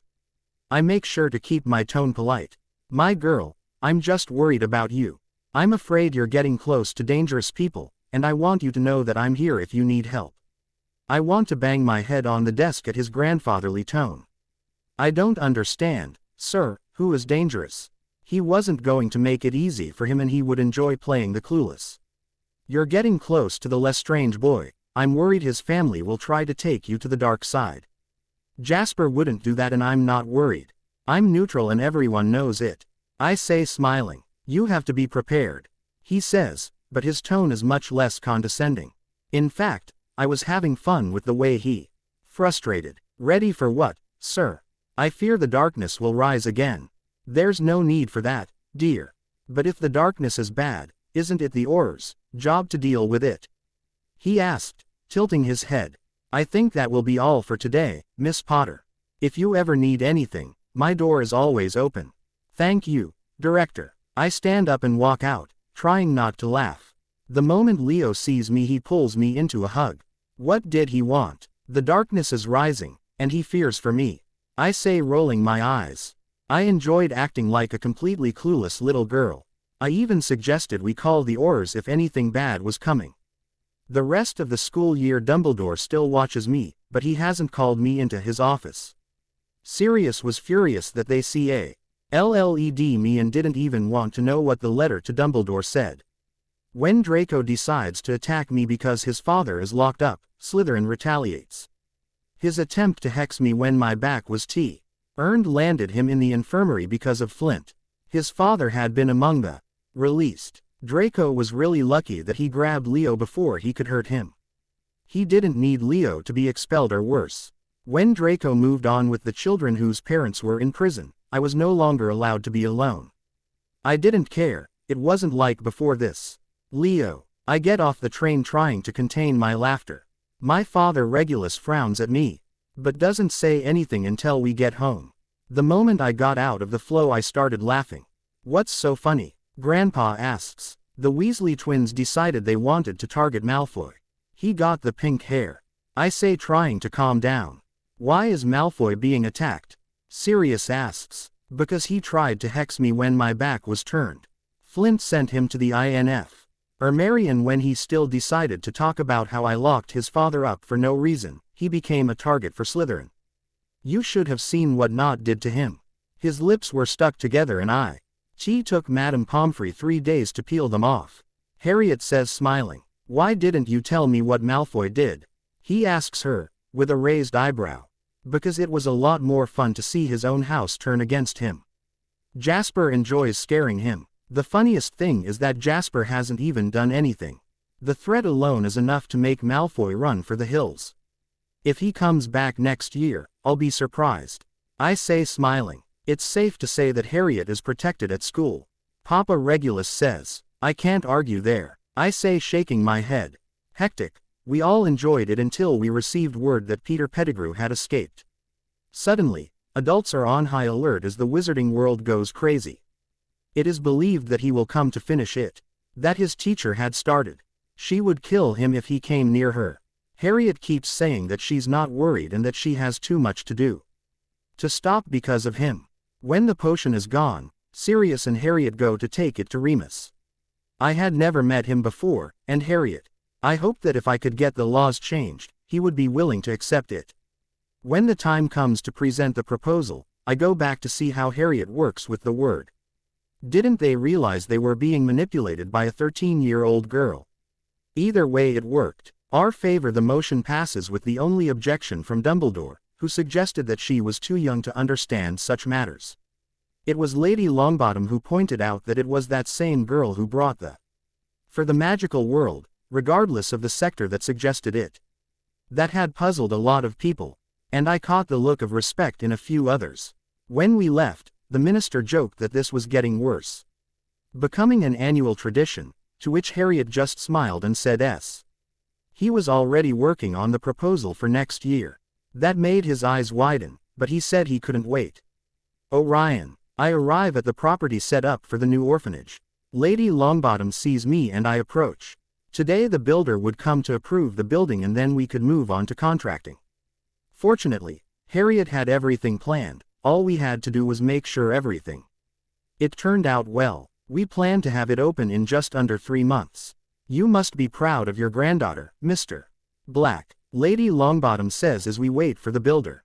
I am extremely proud. While my grandson is not there with her, he is right by her side in her plans to improve the wizarding world. I say, smiling. She was my granddaughter no matter what anyone said. I heard you both are worth Considering in magical abilities as well. I'm looking forward to next year. I heard her tell the minister that she's working on next year's proposal. I don't blame him, but from what I hear, she's doing well in her classes. My own grandson mentioned the offer to help him in potions in exchange for helping his grandson in herbology. I hadn't heard of it, but it's not surprising. Leo never liked herbology, but he takes after his parents in potions and runes. Mr. Black, my apologies, he says. Don't worry, it's good to see you up. I say smiling. I'm heading there to deliver the signed paperwork about the new orphanage. I say as we both start walking towards the minister's office. I heard about the new proposal your granddaughter presented. He laughs. Yes, if all the proposals were written as well as hers, we would all be saved. I say laughing. I also heard that my nephew has a big crush on her. Oh, don't let Sirius hear that. He still demands that he stay away from boys until she is 30. I say, oh, I'll really enjoy telling you this. Oh, I can't wait for that. I laugh as we get to the office. Ah, Mr. Black, Mr. Lestrange, what can I do for you gentlemen? I have the papers signed by the builder. Lady Longbottom said she would not come unless necessary. That's okay, he says, taking the papers and then turning to Rodolphus. I have the papers from the healer, giving me the go-ahead to claim my title. Very well, we will be happy to have you at the next Wizengamot meeting so you can properly claim them. Do you have an heir you wish to list? The minis. Chair asks and I see the shadows pass in Rodolphus's eyes. Some wounds would never heal.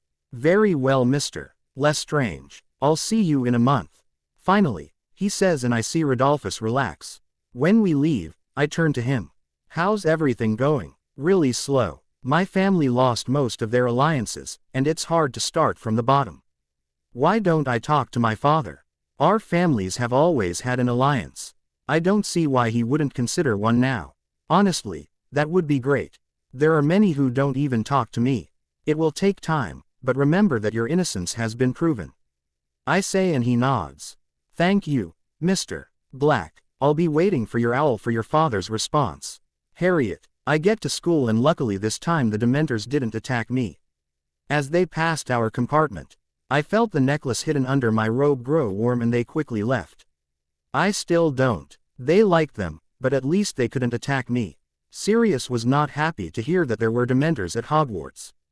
But it was approved by the Ministry.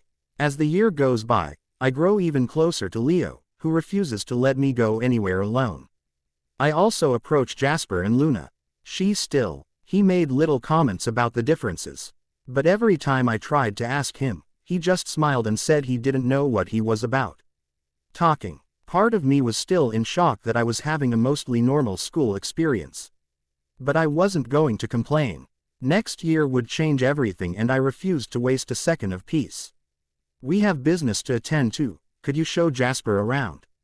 Lord Black says, and I led him out of the room. So, how are you two?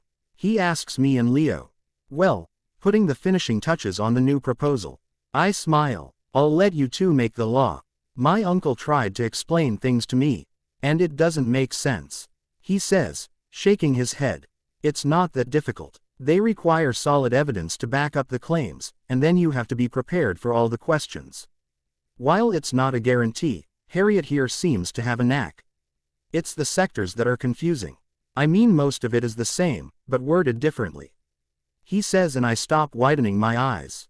You're right, their views are similar. I wonder if I can use that. Oh, now you've got it going. Leo laughs. No, I think this is just what I needed for my new proposal. I just need to word it in a way that works for both parties. You're a lifesaver, Jasper. I say smiling at him. Happy to help, I guess. He laughs. The more you're around, the more you learn that their minds don't work like ours. She's similar to Luna, Leo says and I stick my tongue out at him. He looks at me, which only makes me laugh harder. Lord Black, the elf watching the children tells us that Harriet has them both working on the new proposal. Well, at least he's starting to understand. Rodolphus laughs. Just warned, she will tie you up, if you let her. Orion laughs. So, what's this year's proposal? Rabaston asks. I can't even explain it as well as she can. but she wants to help decrease the werewolves' attacks while giving them better opportunities. I explain. That'll be interesting. I can't imagine the backlash from something like that. Rodolphus says with wide eyes. Yes, the agreement of my support for this law is that she cannot leave without least 2 adults. The girl receives enough death threats. But that doesn't stop her. I explain. Have you thought about security? Rabastan asks. We have, and we think she'll outdo us if she comes with us, but for now it should be enough. We're not in public often. Orion says. We went over different deals I was looking to invest in and I wanted to see if they wanted to be involved. It would take time before people came to him directly looking for deals. It takes a few hours and once we're done, I lie back. I had one more thing to talk to you about. While I understand this is a sensitive topic, I wanted you to know that Harriet is working on a way to remove the mark permanently. Spoke with some healers who had the opportunity to study the mark and are almost complete in creating the potion to remove it. Both men freeze at the mention of the mark. Are you sure it will work? Rodolphus asks, recovering first. Yes, she's been working on it since she filed the motion for new trials. What else do you need? Rabastan asks, looking scared at Hope. I didn't blame him. I couldn't imagine having a brand like that. She thought the mark was made in Parseltongue, but without examining one she won't know for sure. Harriet is very attuned to magic. I say, making sure I watch my words. They could be allies, but I wouldn't risk it. Do you want us to let her look at them? Rodolphus asks. That's up to you. I have others I can ask. I say, I didn't want them to think they had to do it. Rodolphus sighs. If it helps, then I don't care. I'm just worried that if she plays with it, it might hurt her. It's so much more than a mark. He explains. We're aware, and while I don't like that she's in danger, she always seems to find it. She may be in Slytherin, but she has Gryffindor blood running through her. I say, smiling. Okay, do you want to do this now or later? He says. If you want to do it now, I can call her. I told them you were working on getting rid of the mark. They've agreed to let you see it. I explain. Okay, the potion is almost ready, but I'm missing something. Just be careful, the last thing we need is for him to attack you. Rodolphus warns him. Harriet nods and he rolls up his sleeve, showing the mark. I haven't seen one up close, but Harriet acts like it's completely normal. A golden light forms on his palm as he passes it over the mark. He seems to be studying something before the light fades. Did you notice that the mark slowly drains your magical core? Not enough to notice at first, but it's causing an effect. She says, and they both look at her with wide eyes. No, I didn't. I wonder if the effects are reversible. Rabastan says. It should be, but you'd need a healer to look at it once the mark is removed. I was surprised I was missing the scorched beetle. It should take 30 minutes tops. Do you mind if I call Uncle B to help me? He asks, turning to me. Continue. I say, smiling. She leaves the room, her mind already on the new project. That was the strangest feeling in the world. Rodolphus says once she leaves. How so? Orion asks. It felt like it had dismantled whatever spell was used to maintain the mark, before putting it back together. It wasn't painful, but it felt weird to have something outside of my own magic playing with my body. He explains. Are we sure that girl is 13 years old? Rabastan asks, smiling. I swear his mind is way beyond his years. Orion says. It was the first time I thought about it, but she was. We all accepted that she could do all this, when normally she would never have approved of a child presenting something to the Wizengamot. But she had done it repeatedly. We all seemed to accept that such a young child had the life experience and wisdom to truly change things. Had done things that with anyone else would seem impossible. But no one thought about that when it came to her. As I listen to others talk, my mind can't seem to let go. Harriet. I finished the potion with Barty's help and returned to the office. I knew it would work. So I wasn't afraid of hurting one of them. While it would feel strange, it would completely eliminate the brand. When I walk in, I see everyone looking at me. 3 drops, one at the top, one in the center, and one at the bottom, should release the hold and dissolve it. You may feel, it worked, he says, amazed. I turn to Rabastan and Grant. Once we are alone, he lies down. You are doing remarkable things. Not just for your age, but in general. Thank you, I say smiling. It was mentioned, casually I might add, that you look much older than your age. It made me think. You handle things better than most. Regulus mentioned that Leo had nightmares after the worst of the tests, but you didn't have that problem, like you already had an idea of what they did. Now, regard, less of whether you are part of this family, but I need to know. He says and I tense up. Time I do. I scream in my head. 1. Don't yell at me, and 2. Ask Fate. Fate, tell him, I've already seen it in. It's better when the question comes from someone in the family. What if you want to tell others? He would be unable to tell those who do not need to know. Somehow that didn't make me feel better. I don't know how to explain it. I sigh. I would think about time travel, but I clearly saw you as a baby. More or less, but I didn't travel back by a time turner but by time itself. He just raises an eyebrow and motions for me to explain. In my last life I became the chosen one of death. I collected all the relics, but I didn't use them to bring me power. Death, Mother Magic, Fate and time agreed to send me back to fix the mistakes made in my life. I came back right after my parents died. Fate said it couldn't save them. I try to explain. That's a lot. Did they tell you anything else? Fate said I had 3 wishes for a gender change. The Magic Mother said she would bless me in a way that had not been seen. What were the wishes? He was taking this much better than I thought he would. That I got to have a happy childhood with my godfather Sirius, who had natural occlumency, and that there was only one Horcrux.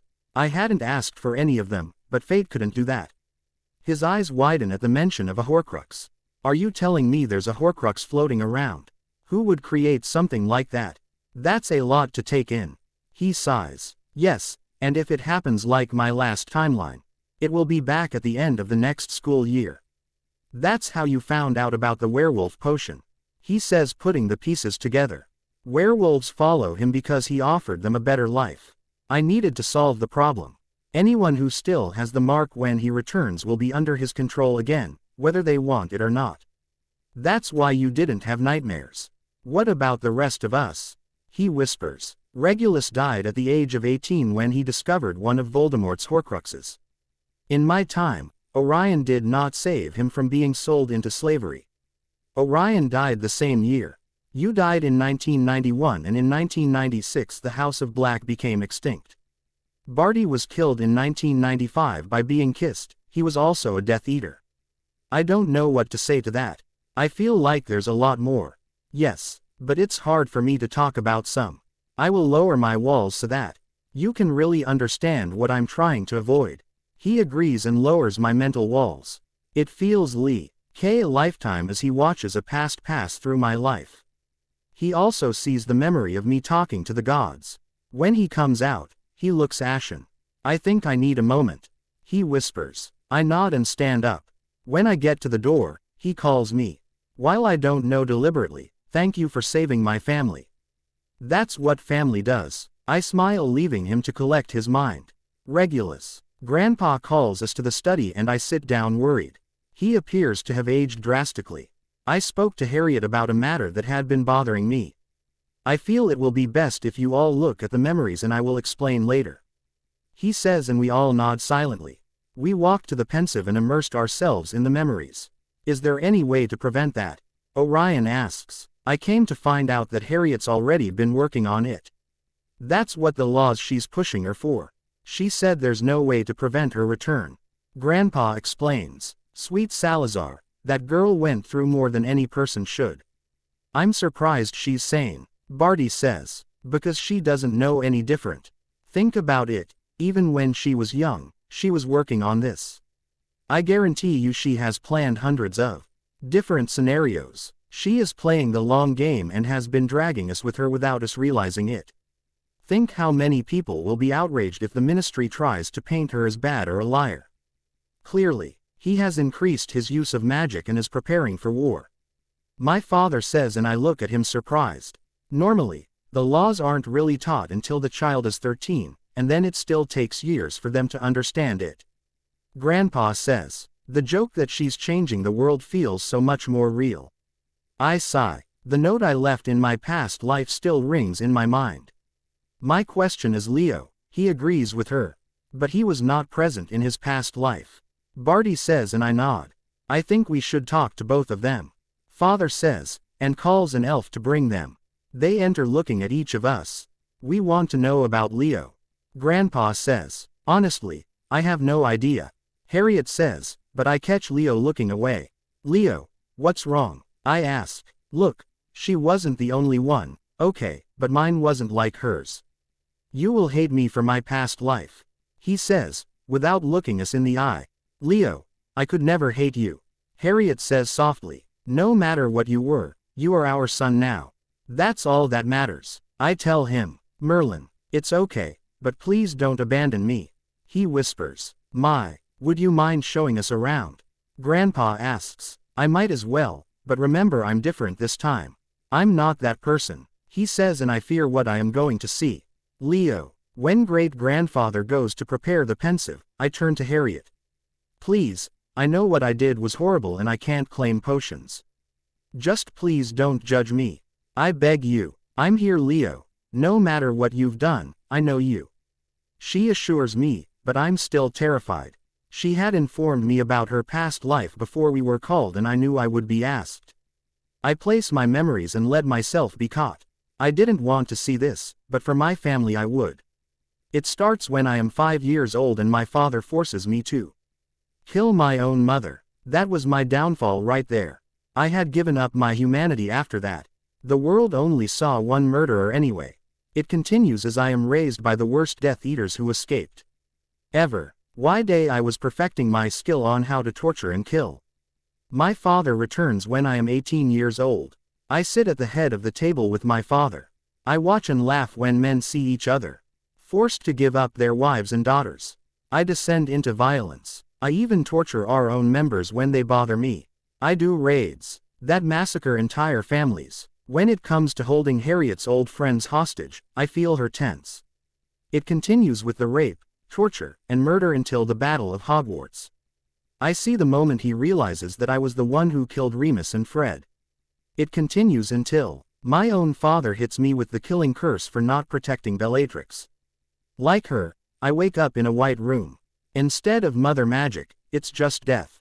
He is there naming every soul that I took. As the list grows longer, I am reminded of regret.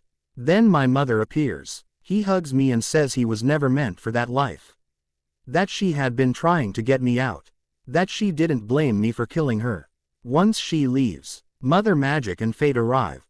I am offered the opportunity to repent, to correct my mistakes. I take the opportunity no matter what. Destiny me offers 3 wishes and I ask that I be raised in a loving home. Be in a position to help change the magical world for the better, and that my abilities accompany me so I can use them to one day kill my father. Fate agreed, but my price was that until I would spare as many lives as I killed, I would see those I killed in my dreams. As a reminder of what I'm here to do and what I'm not here to do. I will do it again. Magic Mo. Her took pity and said they wouldn't start until she was 14. This way my mind would understand. Then the death said that if I ever sent him anyone who was innocent, he would immediately take my soul. I would be trapped forever watching the world go by, with no one able to see or speak to me. We come out of memory, and I look down. Even to this day I couldn't cry for what I did. I was remorseful, but I couldn't cry.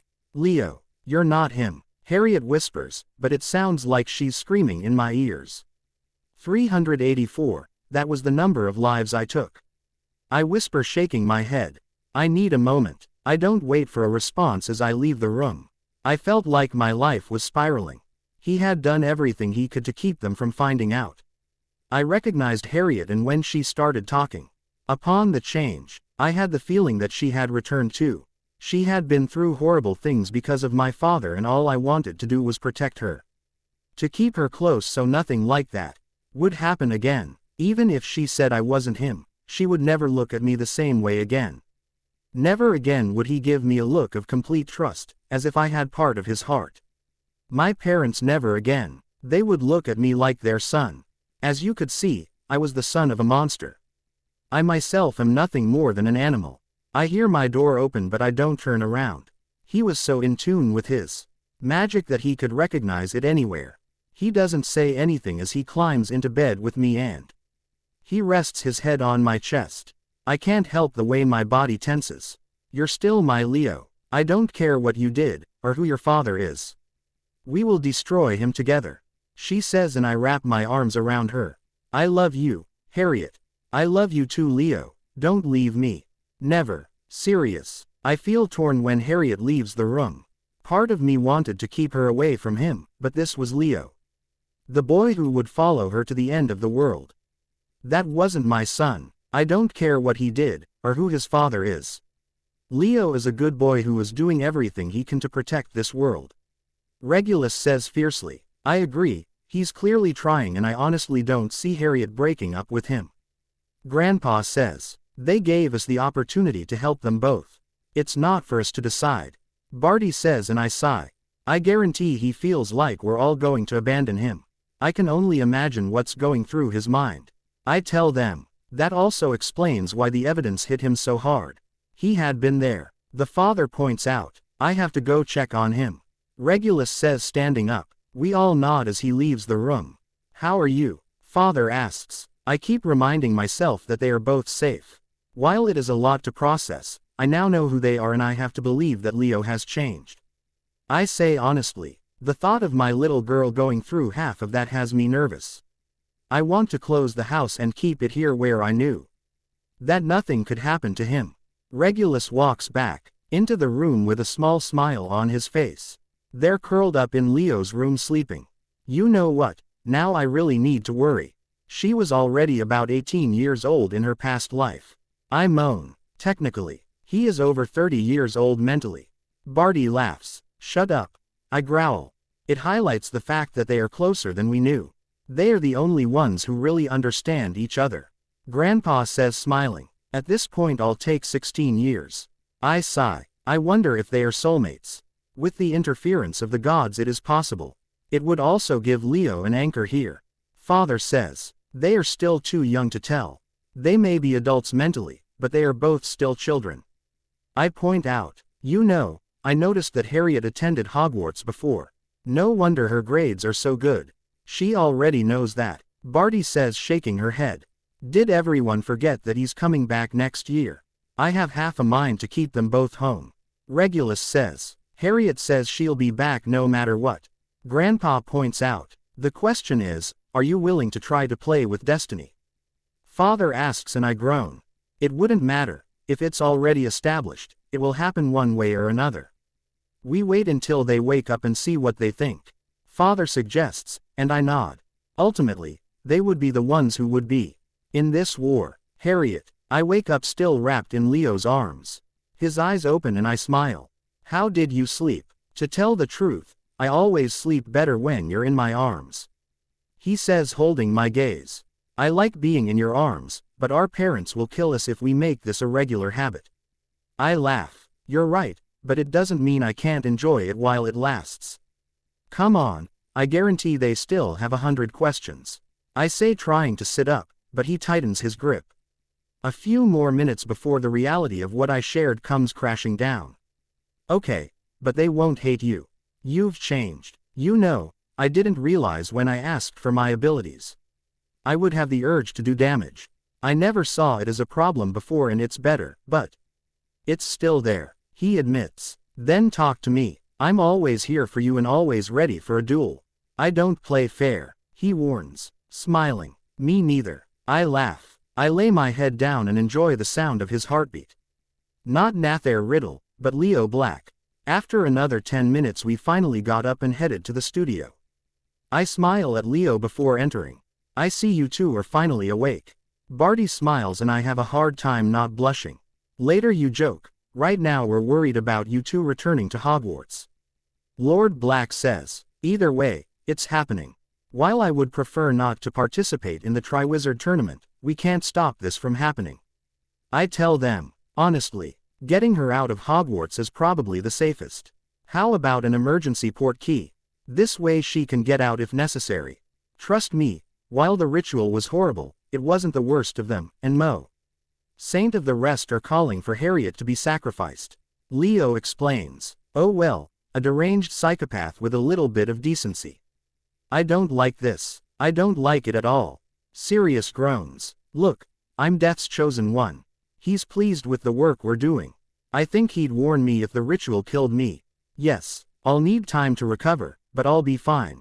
I explain. Fate has spoken to me. Leo shrugs. Let's get back to the task. So what else needs to happen? Lord Black asks, shaking his head. It is necessary to remove the marks of those who were released. I need to get the werewolf bill passed and then prepare to face a crazy man. That's my current list anyway. We need the ministry to believe that he is back. He grew too fast under the cover of denial. The students born of Muggles need protection. They are the easiest targets. I have runes, which should be sufficient to protect them if placed on heavy stones. Leon adds, I have runes that can be used to protect others through a medallion. Anyway, we have a little time before it rebuilds. If we can overcome this, then we can stop the worst. The members who were freed also need protection. Okay, slow down, Regulus says. That's a lot to take in. Have you really been working on all this alone? Yes, I was raised for this. Leo shrugs. I lived most of my other life with little to no information, and I still managed to make it to the top. I figure that with all the information I can prevent many deaths from happening, and I hope to end this much sooner. Everyone just looks at us and I sigh. I know it's a lot to take in. And the thought of another war is terrifying, but really our biggest problem is finding where the Horcrux is. The last one. That time it was at Malfoy Manor. I can't even understand that. Orion groans. So, double down on that. While a Horcrux is good, it will also make you saner, which means more cunning. Leo points out, shit, I didn't think of that. If he's anything like the diary, then we should be ready. Even though he's a crazy man, he's still brilliant at strategy.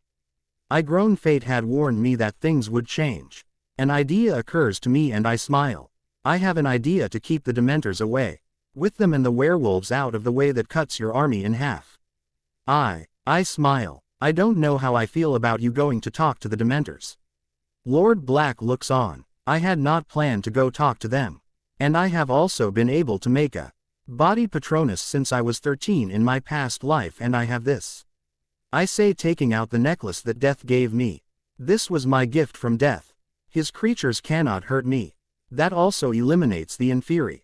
Leo says, looking thoughtful. Everyone looks at us like we're crazy, but I'm happy to have someone to bounce ideas off of.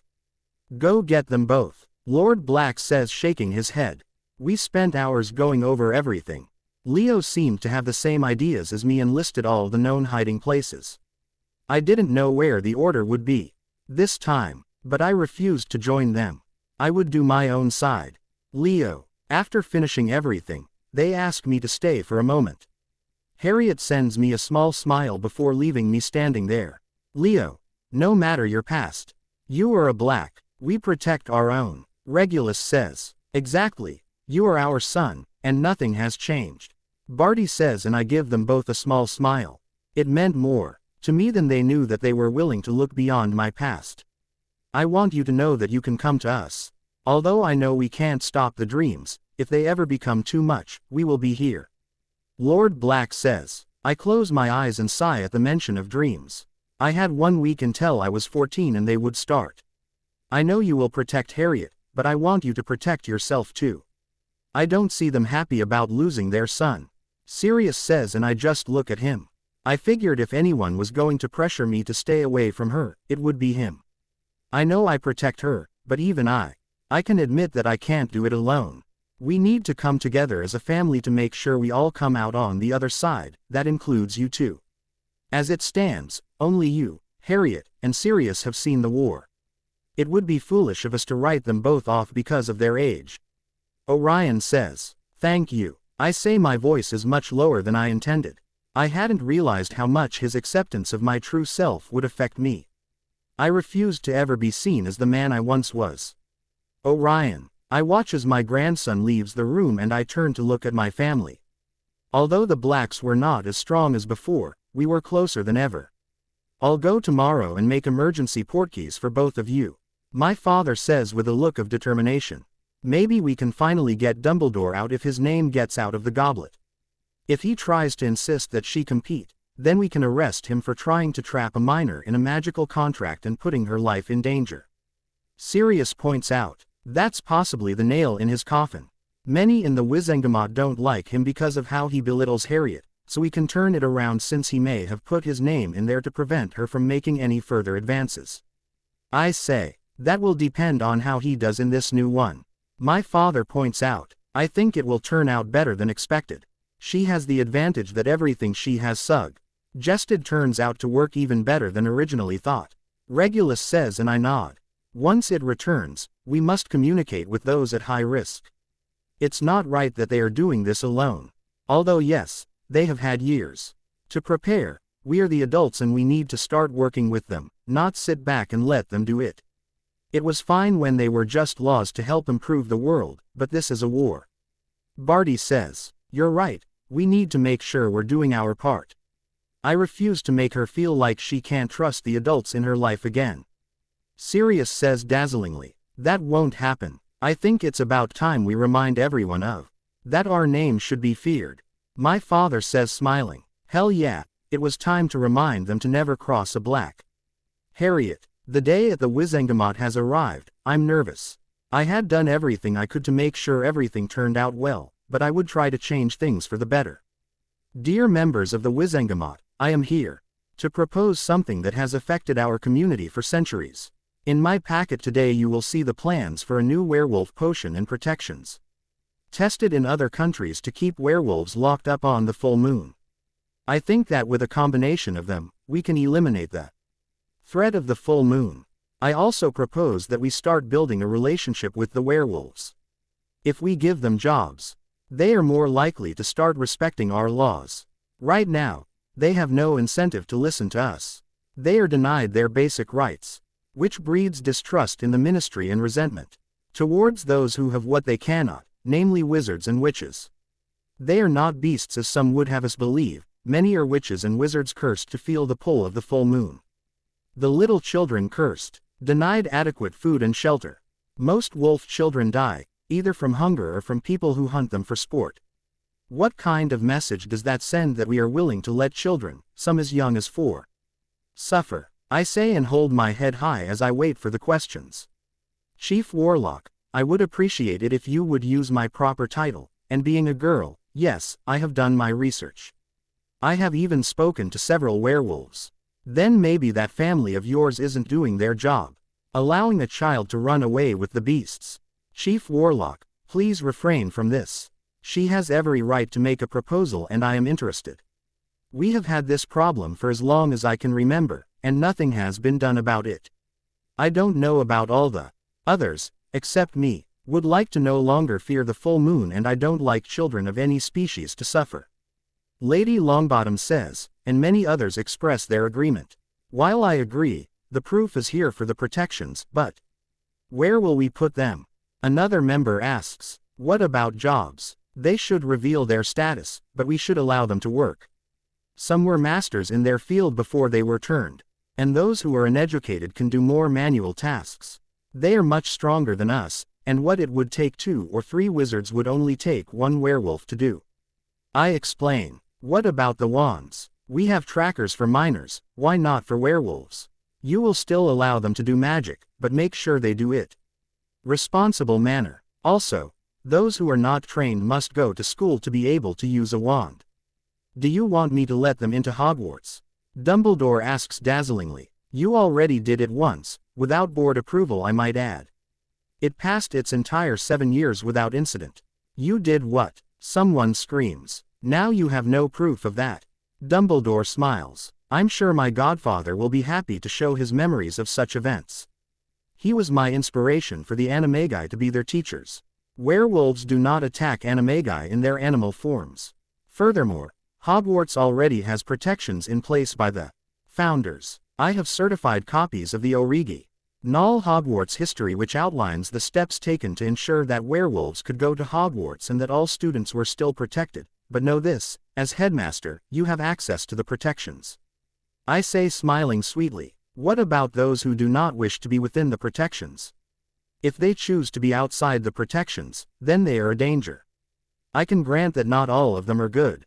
This is a way to ensure that we are protecting those who need it and to treat fairly those who would be a threat to us and our children. More questions come in and I answer them all. As I look around, I see more than I thought. Really thinking about it, when it comes time to vote, I have to force myself to breathe. I don't even attempt to count the wands raised to approve or deny the bill. Miss Potter, your proposal has been approved. The minister says, smiling. Inwardly, I sigh in relief and give him a smile. Once released, I start working on my next project. Minister, I say, and he turns around and smiles at me. What can I do for you, Miss Potter? I almost mentioned it as a proposal, but I thought it was better for the minister to propose it. I say, handing him a folder. He opens it and smiles as he reads. It was a reform for Azkaban that would maintain better control over the Dementors. This is impressive. I didn't know this was possible, and I will definitely look into it. Thank you, Minister. I imagine that with the elections coming up next year, this will give you an advantage to ensure that the population knows that you are the best for the job. I say, smiling. It didn't hurt to put it in my pocket before returning. I'm glad to have your support, Miss Potter. I hope you'll make it public. Of course, I couldn't imagine a better minister leading our excellent community, I assured him. He walks away, and I have to stop myself from laughing at the way he struts. That was a perfect Slytherin move. I turn around and see Rodolphus and Rabaston standing there. You're never too young to build political power. Having your support helps me if I ever need something that's not open to the public. I laugh. Leo walks over and pulls me into a hug. I knew I was doing it. Because there were men outside the family around, but I didn't care. It was much more interesting than I expected. Of course, now I'm going to be dreading the normal proposals at are half-written and poorly explained. Rodolphus laughs. Honestly, they've gotten better. It seems like she's setting the bar for proposals, and many are trying to keep up. Orion says, I only put one a year. I point out, to which most put one every 10 years. Lady Longbottom says she's coming. Miss Potter, a perfect presentation, as always. I wanted to let you know that although my aunt and daughter-in-law are still struggling, they have made tremendous improvements and have been cleared to finally return home. That's great. Oh, I bet Neville is excited. I can't wait to hear all about him at school. I mean, Neville deserved this. I'm really happy for your family, Lady Longbottom. Rodolphus says, and I notice how tense he and Rabaston are. Thank you. I was meaning to talk to you about an alliance. It's about time people stopped judging you, she says, and even Lord Black looks surprised. I would love to sit down and talk to you about an alliance. Rodolphus says after a moment. Okay, now I need to get home and make sure Neville is packed. She says and leaves us standing there. I didn't see that, Rodolphus admits. With an alliance with her, it will make the light side reconsider its stance on you. I point out, yes, but accept the offer. He's right. It's time people recognize that you're innocent. Lord Black says, an adorable couple. Once we're alone, Luna smiles at Leo and me. I see you finally listen to the Raxperts. It's good not to have secrets. Oh, Leo, you don't have many left to go. They're pleased with your work. I'll never get used to that. Leo groans. Luna, how long have you known? He asked, raising an eyebrow. Since Raxperts told me, just like I know things develop this year and can't be changed. She says with glassy eyes. Luna, are you going to be safe? I ask, worried. I remember they took her away the last time. I'm as sure as I can be. She shrugs. That doesn't make us feel any better. Leo points out, destiny has its reasons for everything. I didn't care what fate's plan was. I refused to let them hurt her this time. I look at Leo and he seems to have the same idea. The next day we are sitting in the Great Hall when Dumbledore announces the Triwizard Tournament. I want to hit my head against the table, but I abstain. Moody is our defense professor, and when I see him take out the flask, I shake my head. I wonder who it is this time. Leo. The lesson on the unforgivable has me nervous. My body craved the power I once felt controlling such devastating curses. When Neville starts to panic, I jump and glare at Maudie. The imposter raises an eyebrow at me, but continues with the lesson. After class, Harriet takes Neville alone to talk to him. Mr. Black, please stay back. I want to ignore it, but I couldn't go around causing waves.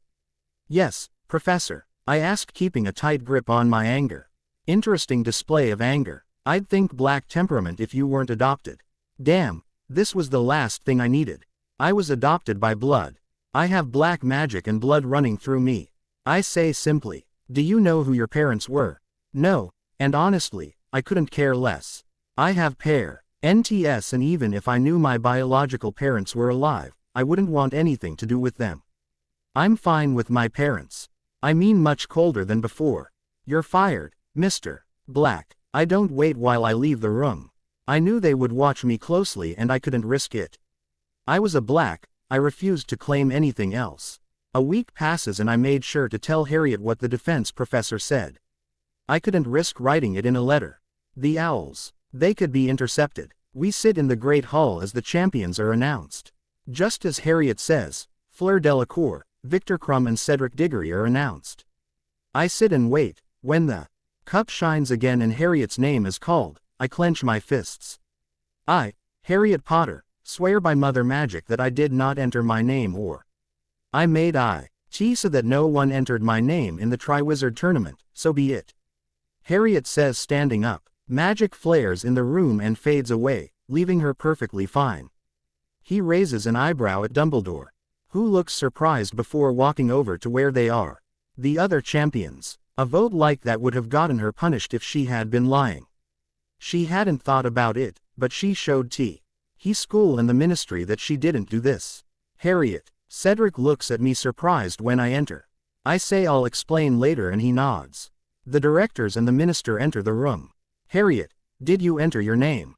Dumbledore demands. Now, Dumbledore, the girl made a vow to the magical mother. We all know she wouldn't be standing if she were lying. The minister says, well, either way this is a magical contract. And she has to compete. Dumbledore says, Minister, I request the presence of my legal guardian. I am a minor and I did not know that my guardian signed such a contract. I will do so if necessary.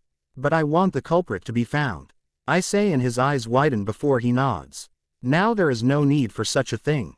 Dumbledore tries to say, no, she's right, she's 14 years old and she's up against students older than her age. Cedric defends me. Exactly. Fleur says dazzlingly, there is no honor in fighting someone who doesn't have our experience. I'll contact Mr. Black, the minister says and tells his deputy to call him. You were the one who made the age line. Are you trying to give your school an advantage? Kristoff asks dazzlingly. Miss Potter is far from an asset. Snape scoffs. We all heard that she is a prodigy. Fleur points out, to which Victor and Cedric nod. Dumbledore tries to take control of the room. I just smile when Sirius, Orion and Lord Black enter. Most in the room freeze at the dangerous energy they emanate. I want it to be known that I did not agree to my goddaughter competing in a competition that could very well kill her. Sirius growls. The Board of Governors will hear how a minor was admitted. They assured us that the age line would prevent this from happening. Orion says, looking at Dumbledore. Minister, is there any way to get her out of this? Asks Lord Black. We can go check the contract, but if it's true, then if she doesn't compete, she'll lose her magic. Rest assured, I'll do a full investigation into how this could have happened. The minister tries to ensure. It's quite a coincidence that Dumbledore was so frank about Harriet's proposal and even tried to set an age limit on who could make a law, and now she is engaged in a deadly competition. It makes me wonder if he wanted to solve the problem of her coming forward with something else. Lord Black says, and I see that most in the room are looking at Dumbledore. That's a good point. Even France has heard of these proposals, and it would be a good way to eliminate the threat for those who don't want change. Madame Maxine says, looking at Dumbledore. For now, how about the champions go to bed and we'll figure this all out? We'll explain everything tomorrow, the minister says. After saying a quick goodbye to my family, I walk the common room to see most of the house waiting for me. They think Dumbledore did it because his proposal for an age limit for presenting at the Wizengamot was denied. I mean, he's usually the most outspoken in everything I present. Sirius also arrived with Orion and Lord Black. The minister is opening a full investigation into how my name was added. I explain. So you don't have to compete? Flint asks. I don't know. If it's true, They signed me into a magical contract of what I have to do or lose my magic, but Sirius insisted that he didn't agree to this. That's bullshit if they make you compete. Dumbledore is so determined to get rid of your competition who is willing to risk your life. Jasper looks. Most in the house have the same indignation. It felt good that I had a home that was willing to be there for me. A big change from last time. The next day, the minister takes the podium after breakfast. The contracts have been reviewed and we have 4 champions. He announces. Most of Hogwarts erupts in anger at me and it takes me a moment to get the room under control. I am aware that Ms. Potter did not participate in this competition voluntarily. I assure you that a full investigation is underway into how she signed a contract without her guardian's signature. We now ask all champions to meet with us so we can explain things in more detail. I stand up and walk towards where we should meet. While I knew I had to compete, I planned to do better. The tournament is explained further and when they release us, I turn to the others. I propose that we all work together. This is supposed to build unity. And while it is a competition, it doesn't mean we can't make sure everyone is on an equal footing. I suggest. I like it. Fleur smiles. Me too, it will be good to learn from others. Cedric says and I look at Victor. While I plan to win, I will agree that a victory among equals means more. He says simply. I smile. The first part of my plan is complete. Leo. I head to class while Harriet goes to talk to the other champions. He hated that she had to do this. While he knew she could handle it, he didn't want her to have to. Your little girlfriend did this just for publicity. Ron scoffs. Sure, she just made a magical vow for nothing. Besides, she doesn't need it. She's the youngest to pass a bill and has 3 Wizengamot victories. Why would she do this? Like she needs the money. Unlike some. I say looking him up and down. You contaminated it. He growls and I raise an eyebrow before laughing. What did you expect to catch the girl who survived? Jasper laughs. I wouldn't touch that one. I pulled out my wand and brought it to his neck before he could finish the word. You don't want to go there, Weasley. I won't stand here and let you insult her. I growl. His eyes widen and he groans. Come on man, he's just jealous. She refuses to pay attention to him. Jasper says, I fight with my head, but I can't protect Harriet if I expel ISL. I'll lower my wand and try to take a deep breath. If you call her that again, I'll finish you off. I mock. Ron doesn't say anything as he practically runs away. Are you okay? Jasper asks. I would burn the world for her, to the devil. With the threat of death. I make sure to stay close to her after that. Even when she was studying with the other champions, I never went very far. No one said anything, but I saw the looks we got. Skeeter tried the same thing as the last time, but our family quickly shut it down and a new reporter came in who wasn't as interested in the gossip. Word had spread of Harriet's involuntary entry, and most of Britain wanted to know the truth about what was happening. When it comes to light what the first task is, Harriet has to help me not lose my temper. I'm busy making sure you know everything. Can over every dragon. Although he got the horntail last time, we couldn't count on that. Great-grandfather even sent him books about dragons. I didn't know how I was going to deal with all of this. It seemed like this was just the beginning, and honestly, it was. She would be in constant danger from now on. Harriet, I've had enough and finally dragged Leo alone. He was more scared than me. What's going on? He asked after casting a privacy charm. I hate this, I should be able to protect you. He sighs. Leo, you can't protect me from everything. I know, but it still doesn't stop the fear. The fear that you'll actually die during this. I pull him into a hug and rest my head on his chest. I will survive this. I won't leave you. You can't promise that, he whispers. I am the chosen one of death. I doubt he will let me die in any tournament, and this time I am more prepared. You know, I see you in nightmares. You're standing there while I kill, looking at me like I'm a monster. My breath catches at his admission. You're not a monster, Leo Black. I'm with you no matter what. I say holding his gaze. Don't let go of me. Never. I smiled. I stand in the tent waiting for the minister to enter. Today was the first task and while I was preparing, I couldn't ignore my nerves. It seems blurry when the other champions choose their dragons before I. Cedric and Victor. When they call me, I take a deep breath and calm down. I go out and quickly predict the safest route.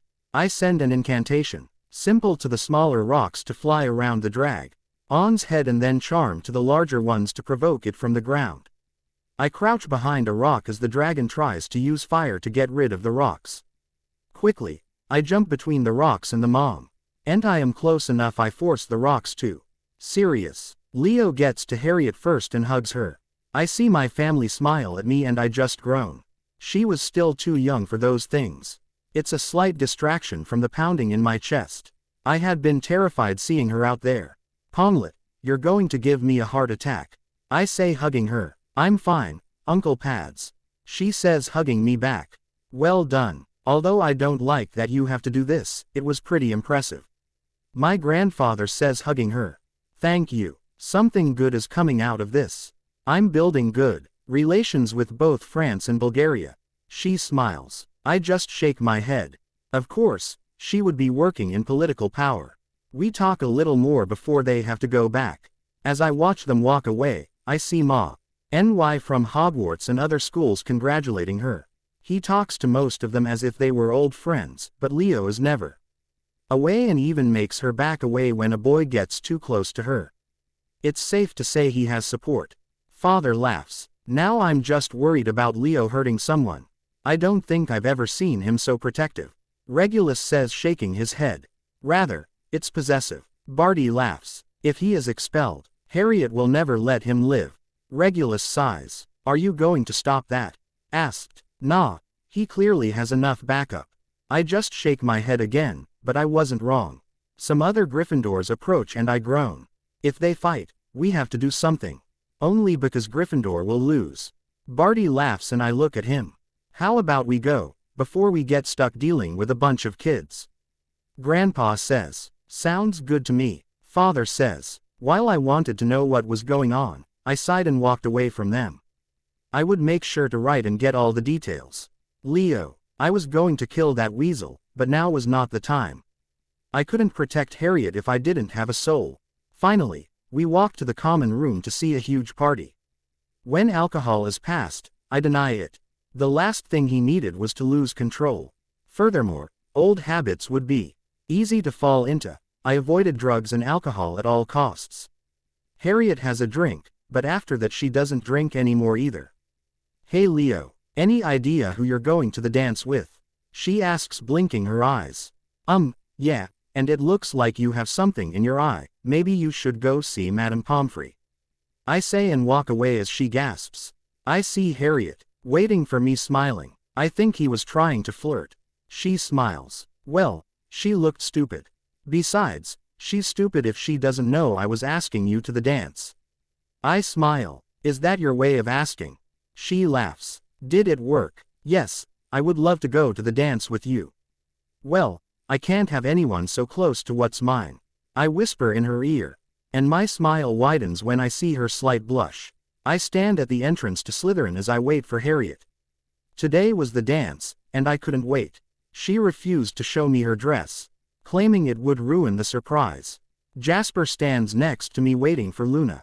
Finally, they emerge, and my jaw almost drops at the sight.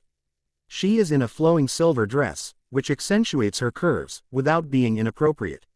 You look beautiful, I say as we walk towards the Great Hall. Thank you, Luna helped me choose it. We're lined up for the first dance, and I love feeling her in my arms as we spin around the room. I catch many people looking at her, and I just smile. Let them see what they can never have. Harriet. The second task goes as expected, other than Fleur. By the time the third task arrives, Leo has become clingy. We knew what was going to happen, so I couldn't really blame him. Before they take us into the maze, Leo pulls me aside. Do you have your portkey? Yes, I also have the charm that allows me to notify Sirius if I am in danger. It will give him a location so he can prove that I am not at school. I'll be fine. I'll come back to you. I assure you, I need you to stay close to the adults. I was worried that I would lose it, and I needed to be around people who could really handle it. I don't worry about anything else as I run through the maze. No, he remembered the path, but he knew that the beasts became more difficult as I got closer. Finally, I reach the cup, but Cedric comes out of nowhere and grabs it with me. When we land in the cemetery, I immediately take out my wand. Cedric, we have to go now, I say looking around. Where are we? He asks confused. I don't know, and I don't care. There's dangerous magic in the air, we have to go. Ah, Harriet Potter, we finally meet. I hear a voice and my panic increases. Kill the spare. I see Peter and summon the cup, smashing it into Cedric's chest. He wouldn't die this time. As I am lifted up, I pour my magic into the amulet. I had to trust that they would get to me in time. The ritual plays out just as I remember, but this time I don't fight. When Voldemort stands up, I hold his gaze. The so-called girl who lived. He laughs. As he calls out to his followers, I notice there aren't as many as last time. I am released and the Crucio is as painful as I remember. Ear pops of people appearing and hear Voldemort curse, before he hits me with a curse. He and his followers quickly leave as I scream in pain. I stood there fighting the darkness while listening to the people around me. Harriet, I hear Sirius scream before the world goes dark. Sirius. It took me longer than I wanted to get it, but I had to tell the minister, or this wouldn't work. Dumbledore tried to intervene, demanding to know what was happening, and it took my grandfather to stop me from killing the meddling old fool. We arrived at the cemetery with the minister and 4 Aurors. I look in time to see Harriet get hit by a curse before Voldemort leaves. I shout her name and run towards her. The moment I reach her, I feel her pulse weaken. Sirius, allow her to be taken to St. Mungo's. Grandpa says to take me away.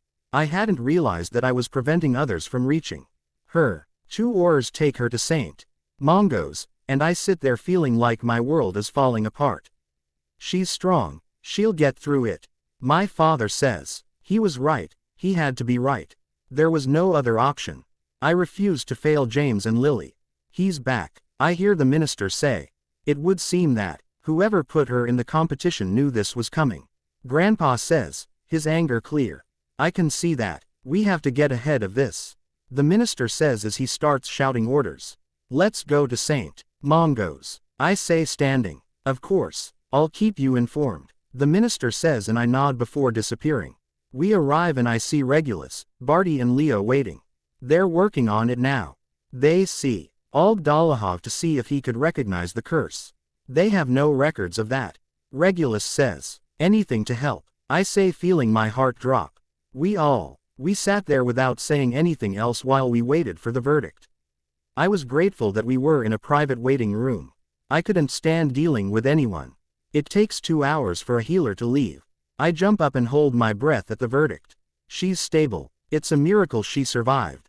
The curse was created to quickly drain someone's core to the point of death. Fortunately, with Dolohov's help, we were able to counter the curse. But she will need time for her magic to replenish. At this time, a simple Lumos can be fatal.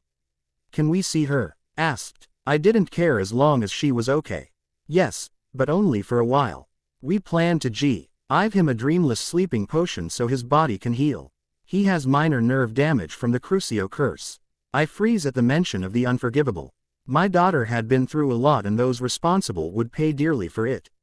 Leo, hug gently. I remember the curse that was used on her, and what wasn't said was that it didn't drain your magic, but rather painfully ripped it away from you. Healer said I'll be here for a few days. She explains. The minister is already investigating it. Great-grandfather says, even though I didn't want to, I ended up returning to Hogwarts. If I were to sit at home, the temptation to end this would be too strong. I also knew I needed to let our friends know how I was doing. Return and Dumbledore tries to stop me, but I ignore him. I didn't have it in me to deal with him. When I get to the common room, I see almost all of Slytherin along with people from other houses waiting. Cedric jumps when he sees me. Any words? She is stable and will be discharged in a few days. I tell the group. There are rumors that it was you-know-who. Jasper says and I know he's worried about his own family. I jump on the table so everyone can hear me. Riot was attacked tonight by you-know-who. The minister and the Aurors witnessed it. Due to their quick action, they were unable to kill Harriet. I suggest everyone write to their families tonight and warn them to be careful. He's out there, and we can't risk him forcing anyone back into servitude. Lord Black said to tell you that he has rune configurations that will protect homes. Pass on the information and I'll make copies of them to hand out. I say, making sure everyone hears me. Whispers break out. What about those who can't make runes? Luna asks. Then ask for help. No family should fear for their safety. Although I want to trust the ministry to help protect us, they can't do much. What about us Muggleborns? A girl screams. I suggest you find someone to help you, and if your parents don't agree, it would be best for you to find someone who stays in the wizarding world. Without the runes, your magical signature is a dead giveaway. Make sure you travel in groups, don't go out alone. For those who didn't listen to the trials, they like to target wizards who were alone or with only one other person. Leo is right, we should do what we can to help protect our families. I don't know about the rest of you, but I'm willing to do whatever it takes to make sure my family gets to the end of this and isn't forced to do those things again. Jasper shouts, making the room shout their agreements. We elders can help. I'm into runes, and as long as I have the diagram, I can cast them. Flint yells. Great, spread the word. If we can get the other older years to help, it will take the burden off the Aurors who need to be out there to find him. One more thing. Dumbledore is already trying to control what we are told. He tried to stop Lord Black and the minister from going to Harriet when Sirius was alerted that she was in danger. I'm not saying he's bad, but be careful. He even tried to force Street Mongos to bring Harriet here, instead of her getting the treatment she really needed. No, I knew the last part until we left, but I was glad they turned it down. He's been claiming this would happen. Makes me wonder if he was a part of it. The twins scream. That's got the room going. That wasn't where I was headed, but I would work with it. You know, he pushed for her to compete and then tried to stop her from being saved. It seems like he at least knew what was happening and decided not to stop it. Luna says, whatever it is, he cannot be trusted. I will keep everyone informed of his condition as I obtain information. I say and jump off the table. When the other houses leave, Jasper sits next to me. This is going to get worse before it gets better, isn't it? Most likely. All we can do is stick together. There are more of us than his people. I refused to lie to him. My father still has nightmares, and I've caught Uncle Rod with a lost look on his face. I worry what this will do to them. He admits. They have support. Your family is not alone. I remind you. You're right, but I still worry. Yes, we were all worried. Harriet, I am released from St. Mongos after 2 days. Sirius refused to leave my side and even Uncle Mooney came to see me. It was nice to have some time alone with them, even if I hated how we got it. On my last night, he finally brings up the conversation I was dreading. So, you and Leo? He asks, trying to sound nonchalant. I want to say I like him. But we're not together. I say, trying not to blush. I see the way you two look at each other. Even though I hate the idea of you having a relationship, I know I can't avoid it forever. He understands things that no one else will ever understand. Yes, he's different, but he still understands me. I try to explain. Just keep the EPDs under control and don't. Well, just wait until you're older. This time I blush. Oh, I'm not even thinking about that. I moan. Well, you may be mentally older, but you're still 14. He says, looking just as uncomfortable. Can we please change the subject? I beg you. Yeah, I just know that I think you two get along. Doesn't mean I won't put Merlin's fear into him. He smiles. I just laugh knowing that if anyone could, it would be him. I flow in the principal's office when I get back to school and Dumbledore calls me to take a seat. While I just wanted to get to my common room, I can't think of a good excuse to get out of this. I just want to make sure you're okay. I'm fine. I had the right treatment. I say simply. I heard about the return. I think I can help. Thank you for your offer, but I think the ministry has control over this. After all, it is their job. I say politely just as the flow turns on. Well said, Miss Potter. I came to check on you. I had intended to see you at the hospital, but I found myself talking to Madam Bones. The minister says, accompanied by Umbridge. Wasn't Voldemort bad enough? Her pink outfit still gave me a headache. I'm much better. I've been informed that you're Seashans are the reason I'm still standing today, and I'm so sorry, but I don't know your name. Dolores Umbridge, I am the minister's principal undersecretary. She says in her typical voice better than everyone. You were just doing what needs to be done, Mrs. Potter. I'm really happy to see you up and about. Thank you, Minister, and a pleasure to meet you, Mrs. Umbridge. I hated this shit, but it was necessary. If I could get her on my side, next year might not be horrible. Now I think Mrs. Potter doesn't want to hear all this. Dumbledore says, and I catch Umbridge's gaze. I feel honored to speak with our minister. I think I have proven several times that I am mature enough to speak like this. Very well. Lord Black mentioned the runes to help protect homes. I also heard that Mr. Blah, CK is making sure the students are well prepared. Yes, it was difficult for him to see me so hurt, and he wrote to me saying that anything they could do to allow the Aurors more time to pursue this crazy man was for the best.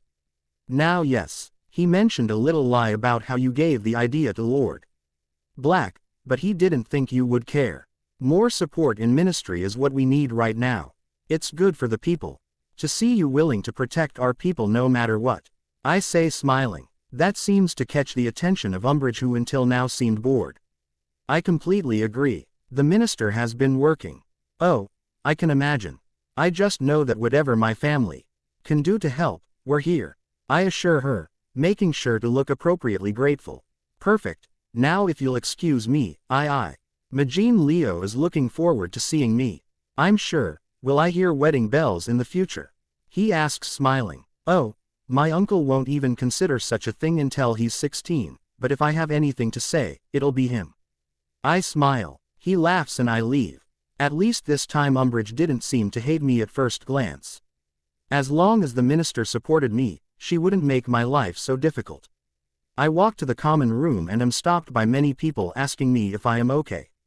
When I walk in, Leo picks me up in a hug and I laugh. I turn to see my house along with others waiting. Leo takes me to the table and helps me up. Is there anything for Muggle-borns? Asks a Hufflepuff girl. Personally, I have 2 mansions that are not in use and that will be open to Muggle-borns. We have adults' tea. Hatter setting up to make sure that the adults are always there. It had been difficult to do, but he was determined. Do you think we'll have to fight? Another asks. The ministry is trying to prevent such things. But I want to talk to the minister about the implementation of dueling being taught next year. I answer a few more questions as best I can until the door opens. Miss Potter, don't stand on the furniture. Snape scoffs. I'm sorry, Professor. Minister, what can we do for you? He asked, fighting the urge to roll his eyes at Snape. I forgot to give you approved runes for personal protection. I will say it's good to see all the houses getting along. He says, a little surprised. Yeah, I was just letting them know the plan. I'm glad. It's good to see the younger ones taking hints to help the ministry. Umbridge says. Leo walks over and stands next to me, no doubt knowing who it is. I take the copy of the papers. We can do it, Cedric says, taking the papers. Although it's not public, I wanted you to know that Ms. Umbridge will be working at the school next year to prevent things like this from happening this year. I'll also have Aurors at school, he says, and I give him a smile. Then I hope to learn from you, Ms. Umbridge. I'm sure I speak for most of us. It will be nice to have someone at the school who doesn't have Dumbledore's best interest at heart. I agree with that. The way he's been talking, he acts like he's above the minister. Luna says. Oh, well, that won't do. Umbridge says dazzlingly. I know he treats us like we're too stupid to understand. We have been working to make sure everyone at school is safe when they return home, and you have tried to stop us several times. I know I had to write to my uncle because he tried to give me a Tis detention because I was explaining to a group of freshmen that the ministry would make sure they were protected, but there were things they could do to help. Jasper says, and many others shout their agreement. This is good information. We did not know about those things. I can assure you that at the ministry we are happy with what they are doing the children. It takes pressure off offices that are needed elsewhere. Umbridge says. Since they are going to leave, Leo and I follow them. Minister, I don't want to alarm you, but there are rumors that Dumbledore is trying to draw people away from the ministry. I started a dueling club to make the students feel better, but he rejected it. I think it was because Jasper offered to help the younger ones learn shields. Leo says as the door closes. He was trying to convince me that I need his help to defeat you-know-who. While the girl who lived, I trust the Aurors. Experienced and in the minister over him. I add, thank you for telling us. I'll make sure you don't get a backlash. Violent of such things. I had been worried for a while, but since he's a witch chief I didn't want to believe it. The minister says, I think it will be good to have your support next year. It seems like most of the school respects you. Umbridge says, children online and supporting them. Many do not trust the new ones. Teachers due to Dumbledore's lack of hiring skills. We already have an established network, and I'm happy to let you use it too. Make sure everything goes well. Slowly, I've been building support for Dumbledore, now more than half the school wants him out. Of course, Mrs. Umbridge, anything to help the ministry. I'll see you both at my annual proposal. The minister smiles and I watch them leave before returning to the common room. You are too sycophantic. Jasper laughs. It's worth having the minister in my pocket. It means that if I suggest something, it usually gets done without all the bureaucracy. I smile. NK next year will be an interesting year that will go in our favor. Luna smiles. Good. Lord Black, I don't think I've ever worked so hard in my life. It feels like there's a lot to do. I go back the ministry to register and the minister stops me and calls Rodolphus. I paid a visit to Hogwarts and got to see Miss Potter in action. It seems that she along with Mr. Black, Miss Lovegood and Mr. Lestrange have been running the school for a while. That doesn't surprise me, she really was born to lead. I say feeling proud. It was good to hear that she was taking control. My nephew mentioned the network with all the houses. I didn't know it went that far. Rodolphus laughs. Yes, my nephew wrote to me about his arrests. I was horrified and made sure my displeasure was known. Rodolphus says, yes, Leo has had a lot of problems not only with Dumbledore but also with his teachers. He said it's gotten to the point where they follow him. They act like he's a threat to the school when for this he never even had a detention. He hated being treated like this, and he knew it would be worse with Harriet there. Well, we can't allow students to be discriminated against. Just trying to protect other students. He says and I nod. I hear you're trying to send Muggle-borns into the homes of your followers. Even with Miss Potter allowing the use of 2 of her mansions. Rodolphus adds, this would all work better if you simply worked with the ministry instead of trying to build your own army. The Order did great things in the First War, but unfortunately there were many senseless deaths because we trusted them. With the ministry taking action, we just don't need them, and I fear they will do more damage. They are not above the law. I would support that motion. I say and Rodolphus agrees. Sirius. Werewolves. We weren't worried that Dumbledore would paint him as dangerous. It feels good to have one of my best friends back in my life. I had already talked to Harriet about telling her about the future together with my grandfather. He was her uncle and he had every right to know what was to come. I am grateful that my family no longer maintains their purest ways. He and Regulus get along well because of their love of books. When the children return home, Harriet's eyes widen at the sight of Remus standing with us. I laugh as he bypasses me to hug him before grabbing Leo and dragging him away. Leo, this is my Uncle Remus. It's nice to finally meet you. Harriet talks about you all the time. Leo says as he approaches her. All I can do is moan and shake my head as the rest of the family laughs. I've heard a lot about you too. Remus says, making Harriet blush. Pronglet, I have something I want to talk to you about. I say, taking a deep breath. She turns and looks at me. Remus and I want to know what you think about us getting married. I refuse to make her feel uncomfortable. If she didn't accept it, then we wouldn't do it. I was still in shock. My family accepted our relationship. I think it's about time you two got together. She says with her smile growing. I think it's a wonderful idea. We spend the rest of the day together as she tells us what's going on at Hogwarts. This is what I've been missing. While my family was here, he knew they were safe, and Remus had just completed it. Leo, helping in whatever way he could. I've been helping. My parents set up runes and wards in different places. I haven't seen much of her, and I'm at my wit's end with that. Sirius, Remus and Grandpa. They accompanied them everywhere, but I didn't care. I want to be able to see it. By the second week, I reached my breaking point. The moment Harriet gets home, I grab her and take her to my room. Is everything all right? She asks, but her small smile tells me she already knows. Everyone can have you later.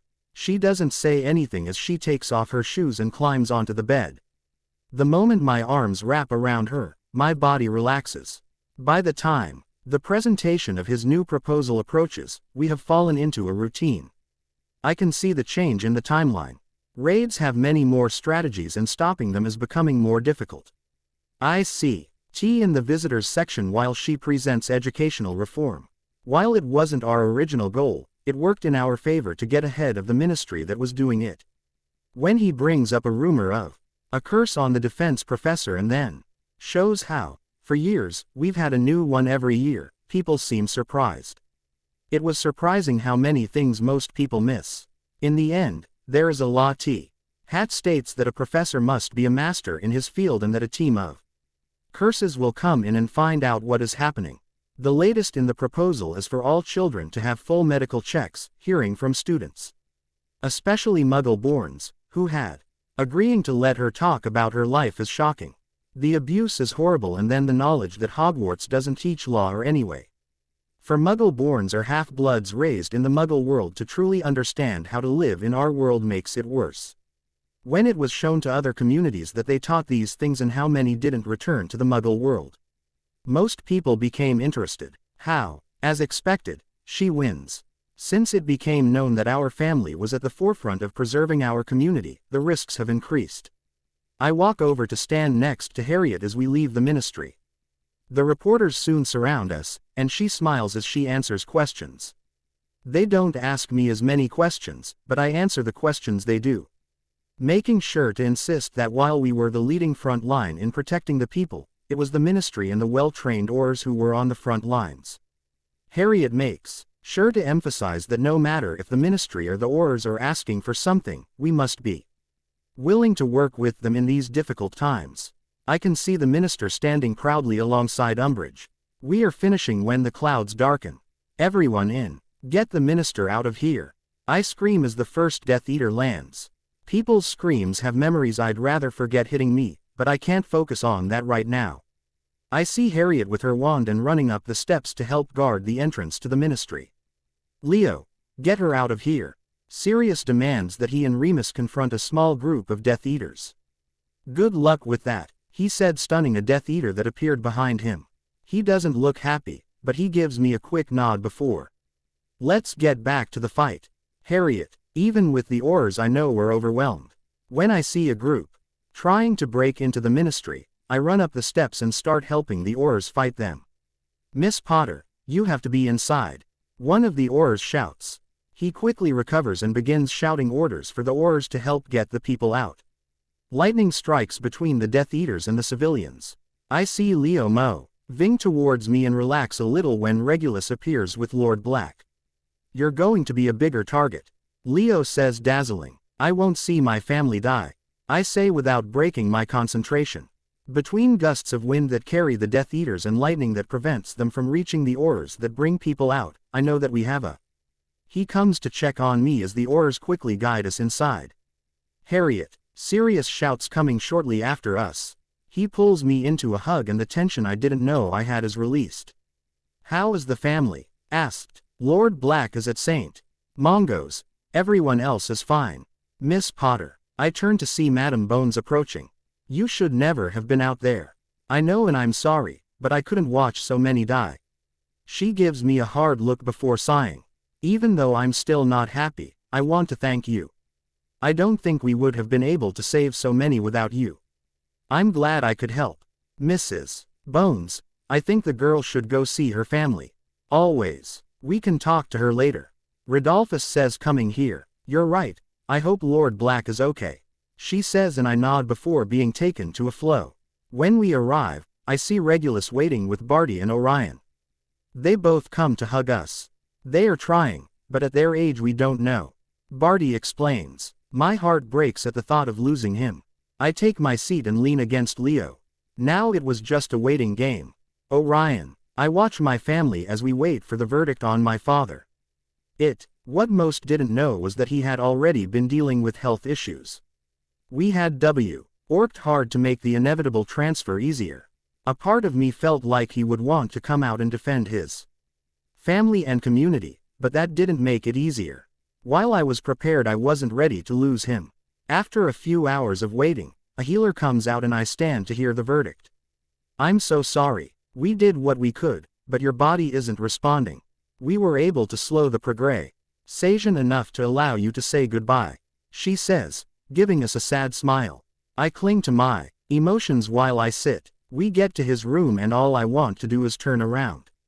My father always had an intimidating air about him. But now he looks so weak. He gives me his signature look and I smile as I finally make my way over to where the family is standing around his bed. I want everyone to know that I am proud of what has become our family, and I know that the family will only grow with you at the head, Orion. I couldn't ask for a better family, he says, his voice weaker than I've ever heard. As I try to fight my emotions, I can't help but shed a tear. We have the funeral the weekend before the children return to Hogwarts. With everything that was going on, we didn't have the funeral we wanted, but I made sure that, even with fewer people, we would honor Lady Magic. As I sit in what is my new studio, I look around me, feeling like I was a little kid playing in my father's study again. Knock on the door brings me out of my musings. I knock and see Sirius and Regulus enter. Is everything all right? I ask. Yeah, we just wanted to check on you, Sirius says, taking a seat. I'm fine. The transfer is mostly completed, so it saved me work. It still feels weird. I almost expect him to come in and bother me for sitting in his chair. I know what you mean, it doesn't feel real, Regulus admits. There was one thing I wanted to talk to you about.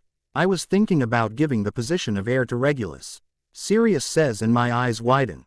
Because he's been learning everything alongside me. We all know I'm too impulsive and impatient to deal with the Wizengamot. I don't mind helping the family, but I never liked the law, he explains. I think about it for a moment. He was right. But I had always imagined him sitting next to me. How do you feel about this? Regulus asked. Honestly, I don't care. I've always liked politics, he shrugs. Okay, but Sirius, you understand that there is no turning back. Once I announce Regulus as the heir, I can't change him. Only if an heir was disowned or killed could it be changed. I get it. I've been thinking about it, and I want to get my master's degree in defense. I have the scores for that, he says, and I smile. I'll support it. It's good to see you have plans. We have a meeting at the Wizengamot 2 days after the children go to Hogwarts. We sit in the Wizengamot and I listen to the names that were missed. When my father's name is spoken, my heart sinks. He was the only lord who died in the attack. Lord Black, could you please announce your heir? The minister shouts. I am announcing my son Regulus Arcturus Black as my heir. Say. Many give me strange looks, but I ignore them. When the meeting comes to an end, I get up and leave. Lord Black, I wish to speak with you about something, the minister says. I follow him to his office with Regulus. Once we enter, we see Madame Bones. It was decided that we will give her family time before addressing anything, but we need to know about Miss Potter. We were aware of her abilities and found her a mentor in Brazil. We didn't mention him for fear that someone would want to use her for her abilities. I explain. We had talked about this and decided that instead of downplaying it, we would simply explain to him that he had been taught correctly. Our concern is that many Death Eaters witnessed this, and it will make her a target. Madame Bones says. To tell the truth, she was always a target. Even ignoring what had done for the magical world, she is still the girl who lived. I don't think it'll stop until she's out of the picture. That's what we were worried about. The minister sighs. We worked with both her and Leo at a young age, fearing that one day her supporters would want to hurt her. Both have worked with tutors from all over the world and in multiple different styles. Never. We were expecting something like this, but I feel better because they are both well trained. Regulus adds. I agree with that. They matched and even surpassed some of my aurors in battle. Truth be told, even before she used her ability, they had saved many people. Madame Bones says, and I can see the look of respect. The problem is that some people are trying to claim that she is dangerous. The minister says, and my anger rises. If anyone asks, she nay. Veer hurt civilians and didn't even kill any Death Eaters. Both she and Leo stuck to the stunners. Because they understand that even in a situation like that, they must do everything they can to stay within the laws. Even his ability. It just blew them up and the lightning struck between the people. I say, trying to keep my mask blank. I assure you that I have a press conference scheduled for today and I will make it known that I, along with the ministry, support it and that it must be considered a heroine, not a villain. The minister quickly adds, once she is proven innocent, I want to press charges against whoever is pushing to disfigure her name. I have a good idea who is pushing for this, and they are becoming a real threat to her. I say with a cold voice. He couldn't blame them, they had to follow the laws too. But he was furious. What if we're at the press conference, will it show that we have no ill will towards the ministry itself? Maybe even a reporter talking to Harriet to get her side of things. That's pretty cool. It could be a way to make people also lose trust in the ministry and turn to someone else. I say, and I know you get the meaning. Wonderful, although not normal. We pushed for a Wizengamot test. It allows us to use the protections and will give us more followers. The minister explains. Thank you, minister. Now I need to go see my lawyer to make sure we are ready. Mrs. Bones, do you have a list of people willing to speak on your behalf? Yes, Lord Black. Even I would be willing to talk about this myself. She says, handing me a scroll. I nod and leave. Sirius is going to go crazy. Regulus says once we are away from them. Him and most of the others. While I talk to the lawyer, I want you to start reaching out to our alliances. I tell him and he nods. Harriet, when they call me into the principal's office, I know something is wrong. Umbridge walks with me, looking angrier than I think I've ever seen her. The moment I walk in, I see Orion with another man. Harriet, this is our lawyer, Mr. Lynx. He needs to talk to you. Orion says and my eyes widen. How about some privacy? It's your right to talk to them alone. Umbridge says, looking at Dumbledore. I don't have a place like that right now. He says, smiling. So my office. We walk to the office and I sit while he explains the trial to me. So, because I saved multiple lives, I'm being painted as evil. I ask, surprised. What if they are able to convict me? He couldn't do anything if he were in Azkaban. The likelihood of that happening is slim. You have several people at the top supporting you. The lawyer says. When is the trial? I never imagined that saving people's lives could end the threat of Azkaban. He knew that not everyone liked him, but this was taking him to the extreme. After my interview with the reporter, they release me and I head out to find Leo. If she found out any other way, she would lose him.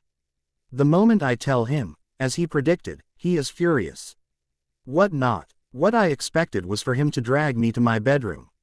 It seemed like it had become our thing to lie in bed holding each other when everything got too difficult. As I sit outside with Leo the next day, I watch the students. When the mail arrived this morning and the people saw the Daily Prophets, the great dining room had exploded. It had gotten so bad that classes were cancelled for that day. Dumbledore ended up addressing his office and had not left yet. While he didn't say who was pushing for this, everyone knew. I was angry because I wasn't towing the line. I had spent the entire day answering questions and my group hadn't strayed far from me. When Umbridge comes out and motions for me to continue, Leo stays close. I'm sorry, Mr. Black, but you can't go. She says when we reach her office. I'll see you when you get back. He says, hugging me. Everything will be fine. I trust the system. We go through the flow and they take me to the courtroom. Madam Bones is waiting for me at the entrance and asks for my wand. I'm sorry, but it's made of dead wood. I don't mind putting it in a box for you, but I don't want to see you hurt. I say and she looks surprised. Thanks for the warning. She holds the box and I put down my wand and close the lid. They take me to the same room where I sat to watch the trials. Looking around at the lords and ladies I've seen at least once a year, it feels different. My lawyer walks up to me and smiles. We have this, Ms. Potter. Well, shit, I hope so. The case among the wizarding community against Harriet Lily Potter is now in order. Madam Bones shouts, accommodating the crowd. I see glimpses of the reporters, and it all feels so much more real. I really want it to be explained to everyone what my client is being accused of. My lawyer says, Miss Potter is being accused of being a threat to the civilians in our community and using extremely dark magic, which is not natural in the cycle of magic. Madam Bones explains, as she is reviewing this. I wish for an explanation of how a gift given by Mother Magic is not natural in the cycle of magic. There is no evidence that the girl was born with such a gift. It is more likely that used a dark ritual to obtain such abilities. The lawyer says that he was undoubtedly hired by Dumbledore. Do you have any proof that she was born with this ability? Madam Bones asks. I have your mentor and teacher in elemental magic here today to verify. Statements. I almost smile when Madam Ryle enters the room and takes a seat within the wards. As a teacher, would you be able to determine who is born with a gift and who does it by the use of a ritual? Madam Bones asks. Yes, the elements do not like to be controlled by those who were not blessed. Those who use a ritual can never fully control them and can only work with one. She explains. Do you think Mrs. Potter has been blessed? Asks my lawyer. Yes, her family approached me when she was 9. The elements instantly accepted her once she learned to trust her magic to not harm her or others. But can you make sure that Miss Potter won't use that to harm others? The other lawyer asks. Miss Potter, even when her elemental magic was first presented without any training, it did not hurt anyone. Most of those who have the gift end up accidentally hurting someone in the first manifestation. Her magic hurting someone indicates that her magic did not. It was meant to hurt people. Since then, he has been in complete control, and I can say with certainty that unless there is absolutely no other option, it wouldn't hurt anyone. But she could. He presses. Just like any of us. We can all agree that in a life or death situation we do what we have to do, but even in the face of a group of Death Eaters, she didn't really harm anyone. My lawyer points out. In your personal opinion, Madam Ryle, do you believe Miss Potter is a threat? Madam Bones asks. No, she has enough control to seek out her masters in elemental magic if she were of age. I truly believe her magic was not meant to harm, but to protect. Mrs. Ryle is dismissed and I feel a little better. Now let's move on to the issue of her being a danger to the community. Madam Bones says. Dear members of the Wizengamot, Miss Potter, you may seem like an innocent child, but no one can deny that you already have a great influence on our community. He claims to want what's best for the wizarding world, but he leads an army. Most of Hogwarts would follow whatever she said. Now add fear to your abilities that you could easel. Why take the side of you-know-who and turn the people against us? I stare wide-eyed like most in the room do. There is no evidence for such claims. Ms. Potter has made multiple attacks on students. Yes. But she herself didn't listen to the orders when they told her to leave the scene. And in doing so he saved many lives, including many members here. My lawyer points out. The fact is that he believes that she is above the law and that she is capable of manipulating people into allowing a girl to do things that most people wouldn't do. What has Ms. Potter done that would be considered breaking the law? My lawyer finally asks. She has repeatedly gone against the authorities. I also have someone here who will happily explain an incident. Molly walks into the room and I want to moan. Mrs. Weasley, would you mind explaining? Yes, my son, along with others who do not worship the ground that Miss Potter walks on, have been repeatedly attacked by her group of friends under her command. Every time something is done about it, she covers it up. It has reached the point where my son and many like him do not feel comfortable going to Hogwarts. Mrs. Weasley, can you elaborate on the attacks and who is involved? Madam Bones asks. Of course, Leo Black and Jasper Lestrange are the two biggest, but she has many others who will follow her orders. They've done everything, from smaller hexes to threatening to kill them for not obeying. They were blowing this way out of proportion. Wouldn't it be up to the director to deal with those things? Asks my lawyer. Every time he tries, the late Lord Black and Lord Lestrange get involved. Molly defends him. So what you're really saying is that the headmaster has no control over his school, and you're really implying that two esteemed members of the Wizengamot went against the law and covered up crimes. The late Lord Black and Lord Lestrange are nothing more than dark supporters. They have no right to be free. Molly screams. I will not sit here while my father's name is passed through the mud without solid evidence of such things. Orion says, causing many around him tensed at the coldness in his tone. Mrs. Weasley, do you have proof of these claims? Madam Bones asks. Lord Lestrange is a Death Eater, and the Blacks are secret props for you-know-who. The room is outraged and Madam Bones has to call the Aurors to regain control. Molly is dragged out of the room, still screaming about the Ministry being controlled by the Death Eaters. In light of that exhibit, your testimony will be invalid. Do you have any other evidence? Madam Bones screams. The lawyer momentarily seems flustered before straightening his robe. I call Albus Dumbledore as proof. Oh, this will be good. Yes, I admit that since Miss Potter started coming to Hogwarts, I have lost some control. Students and teachers alike are afraid of her. Nothing can be done at school without her approval. I want to bang my head against the wall at his grandfatherly tone. It wasn't my fault that students and most teachers were tired of him. I asked Undersecretary Umbridge to come talk. She has been monitoring the school. My lawyer calls. Umbridge comes down from the podium where she was next to the minister. Miss Potter has done great things at Hogwarts besides writing proposals and still maintain a perfect O average.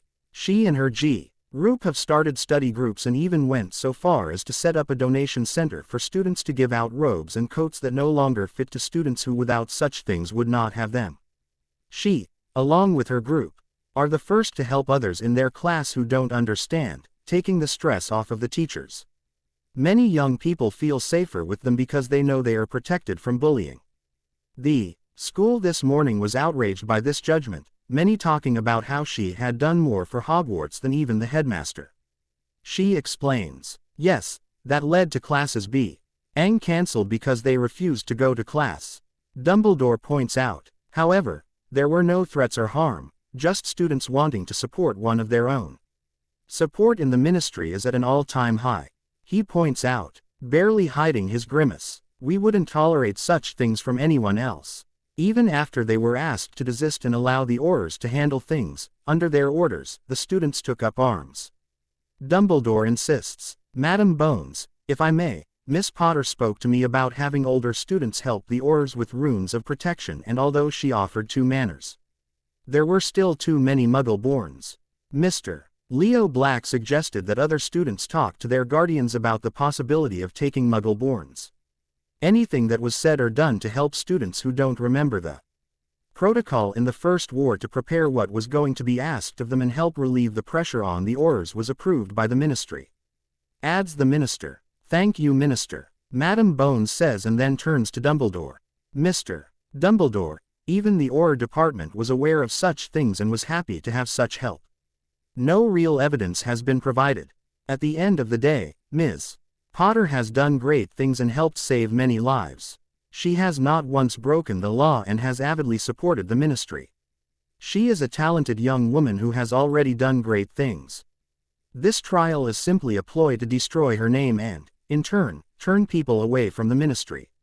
My lawyer screams. I think we've heard enough. Madam Bones says. I listen when the voting begins. Thankful they didn't actually call me to the stand. I didn't know how I would answer certain questions without revealing that had returned. In the case of the community against Ms. Harriet Lily Potter. Ms. Potter, you are innocent of all charges. Madam Bones announces, smiling. Now, as requested by Lord Black, we are having the trial of the Black family against Albus Dumbledore for disfigurement and attempted wrongful condemnation of Harriet Lily Potter. Leo. I walked through the hallways waiting for the verdict.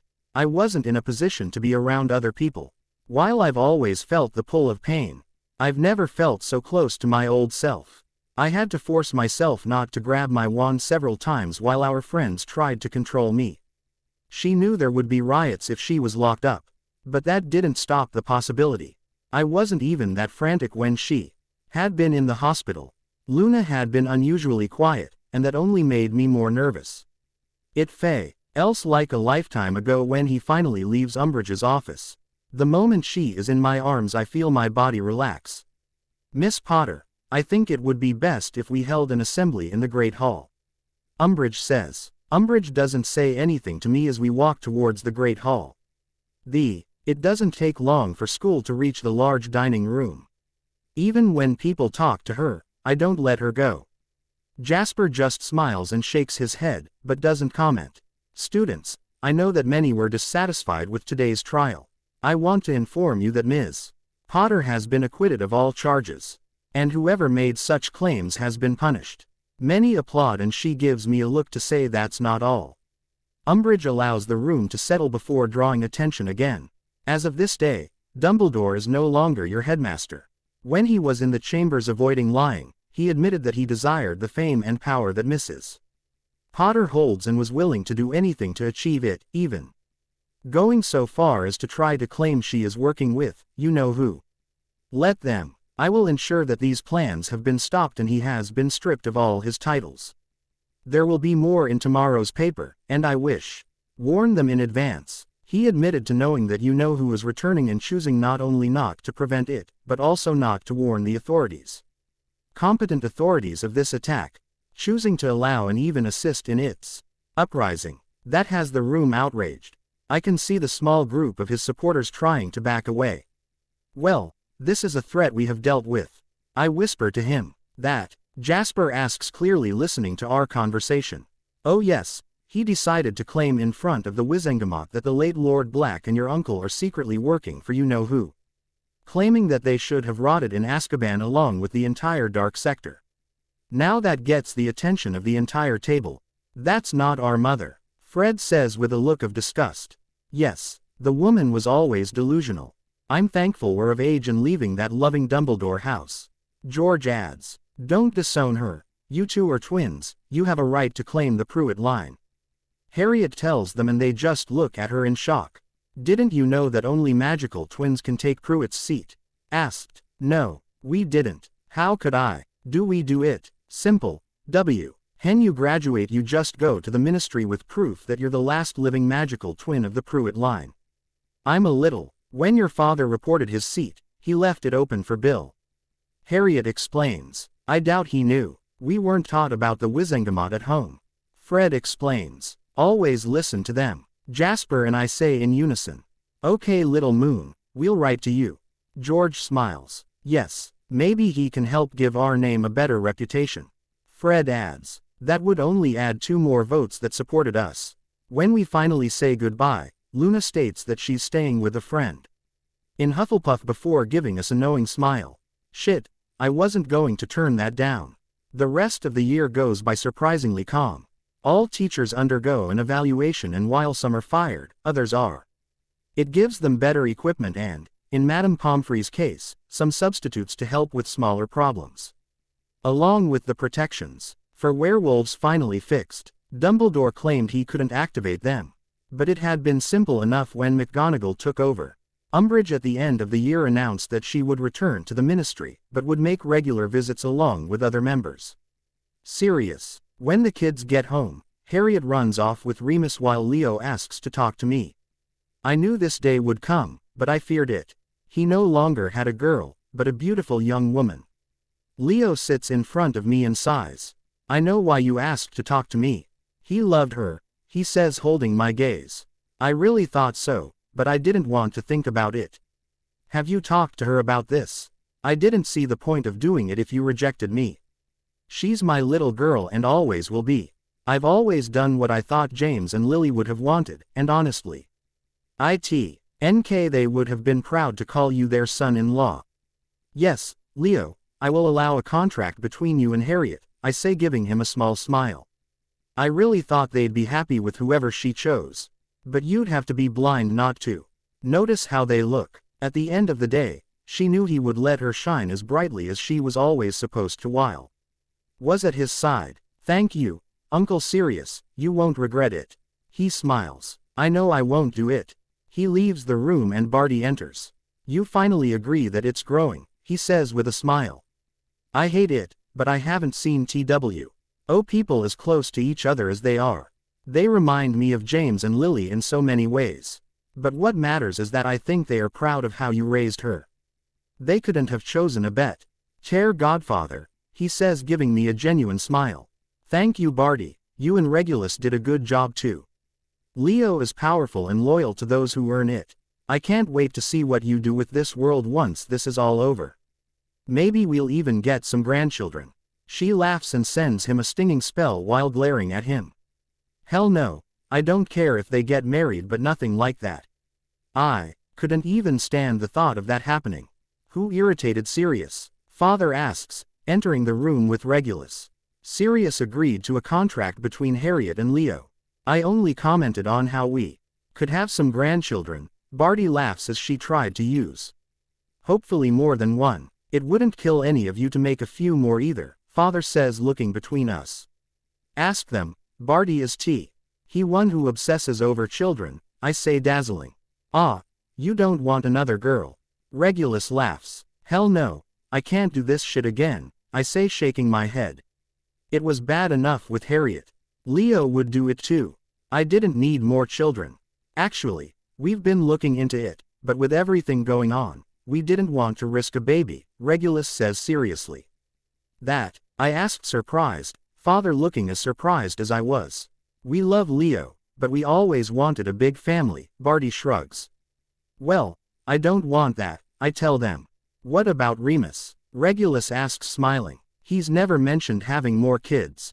I say, shaking my head. It wouldn't hurt to talk to him. Barty shrugs and I try to ignore them. He didn't need other children as long as he had Harriet. Harriet, the first we came back, it feels like everything is at a standstill. He was happy that Sirius accepted the contract, but the war cast a shadow over everything. I felt better knowing I had someone to call my own. Even in the last war, I always thought Sirius and Remus would make a perfect couple. Jasper and Luna were excited when I wrote to them about the contract. It was becoming too dangerous to go out, so we were stuck with the cards. We use our free time to practice our grief. While I had expanded my use of magic, I didn't want to let up. As attacks increase, we do what we can. My mansions were still in use and runes were always in high demand.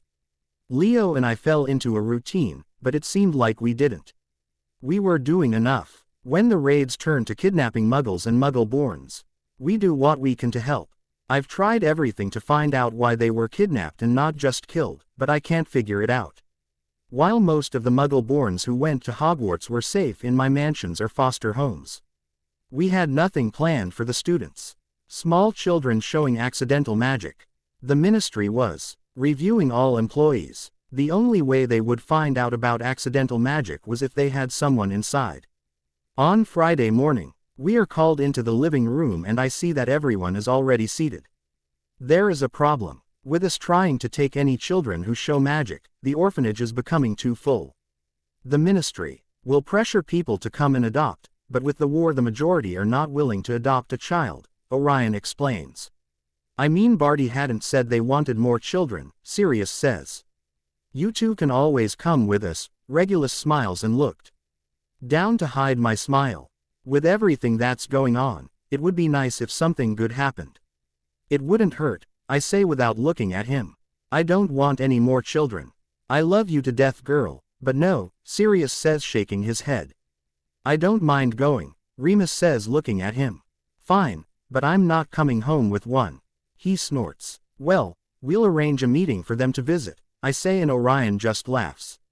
Are you two coming? Barty asks. No, kids aren't even on our radar right now, Leo says, and I nod. I loved children, but now was not the best time. It doesn't take much to organize a meeting, and with the support of the Lord of the House, I had a feeling that things were going to change in the house. The same day we received a letter from Luna saying that the Raxperts were happy that they were going to the orphanage. At this point, not even I questioned how he knew and was grateful that we were on the right path. That night I relax, laying my head on Leo's lap. Do you really think now is a good time to send them? Even if I was excited, I also knew that we were in a war. If there's a family that can protect a child, it's ours. Luna said the Raxperts support this. He says. He was right about that, but it didn't stop the fear.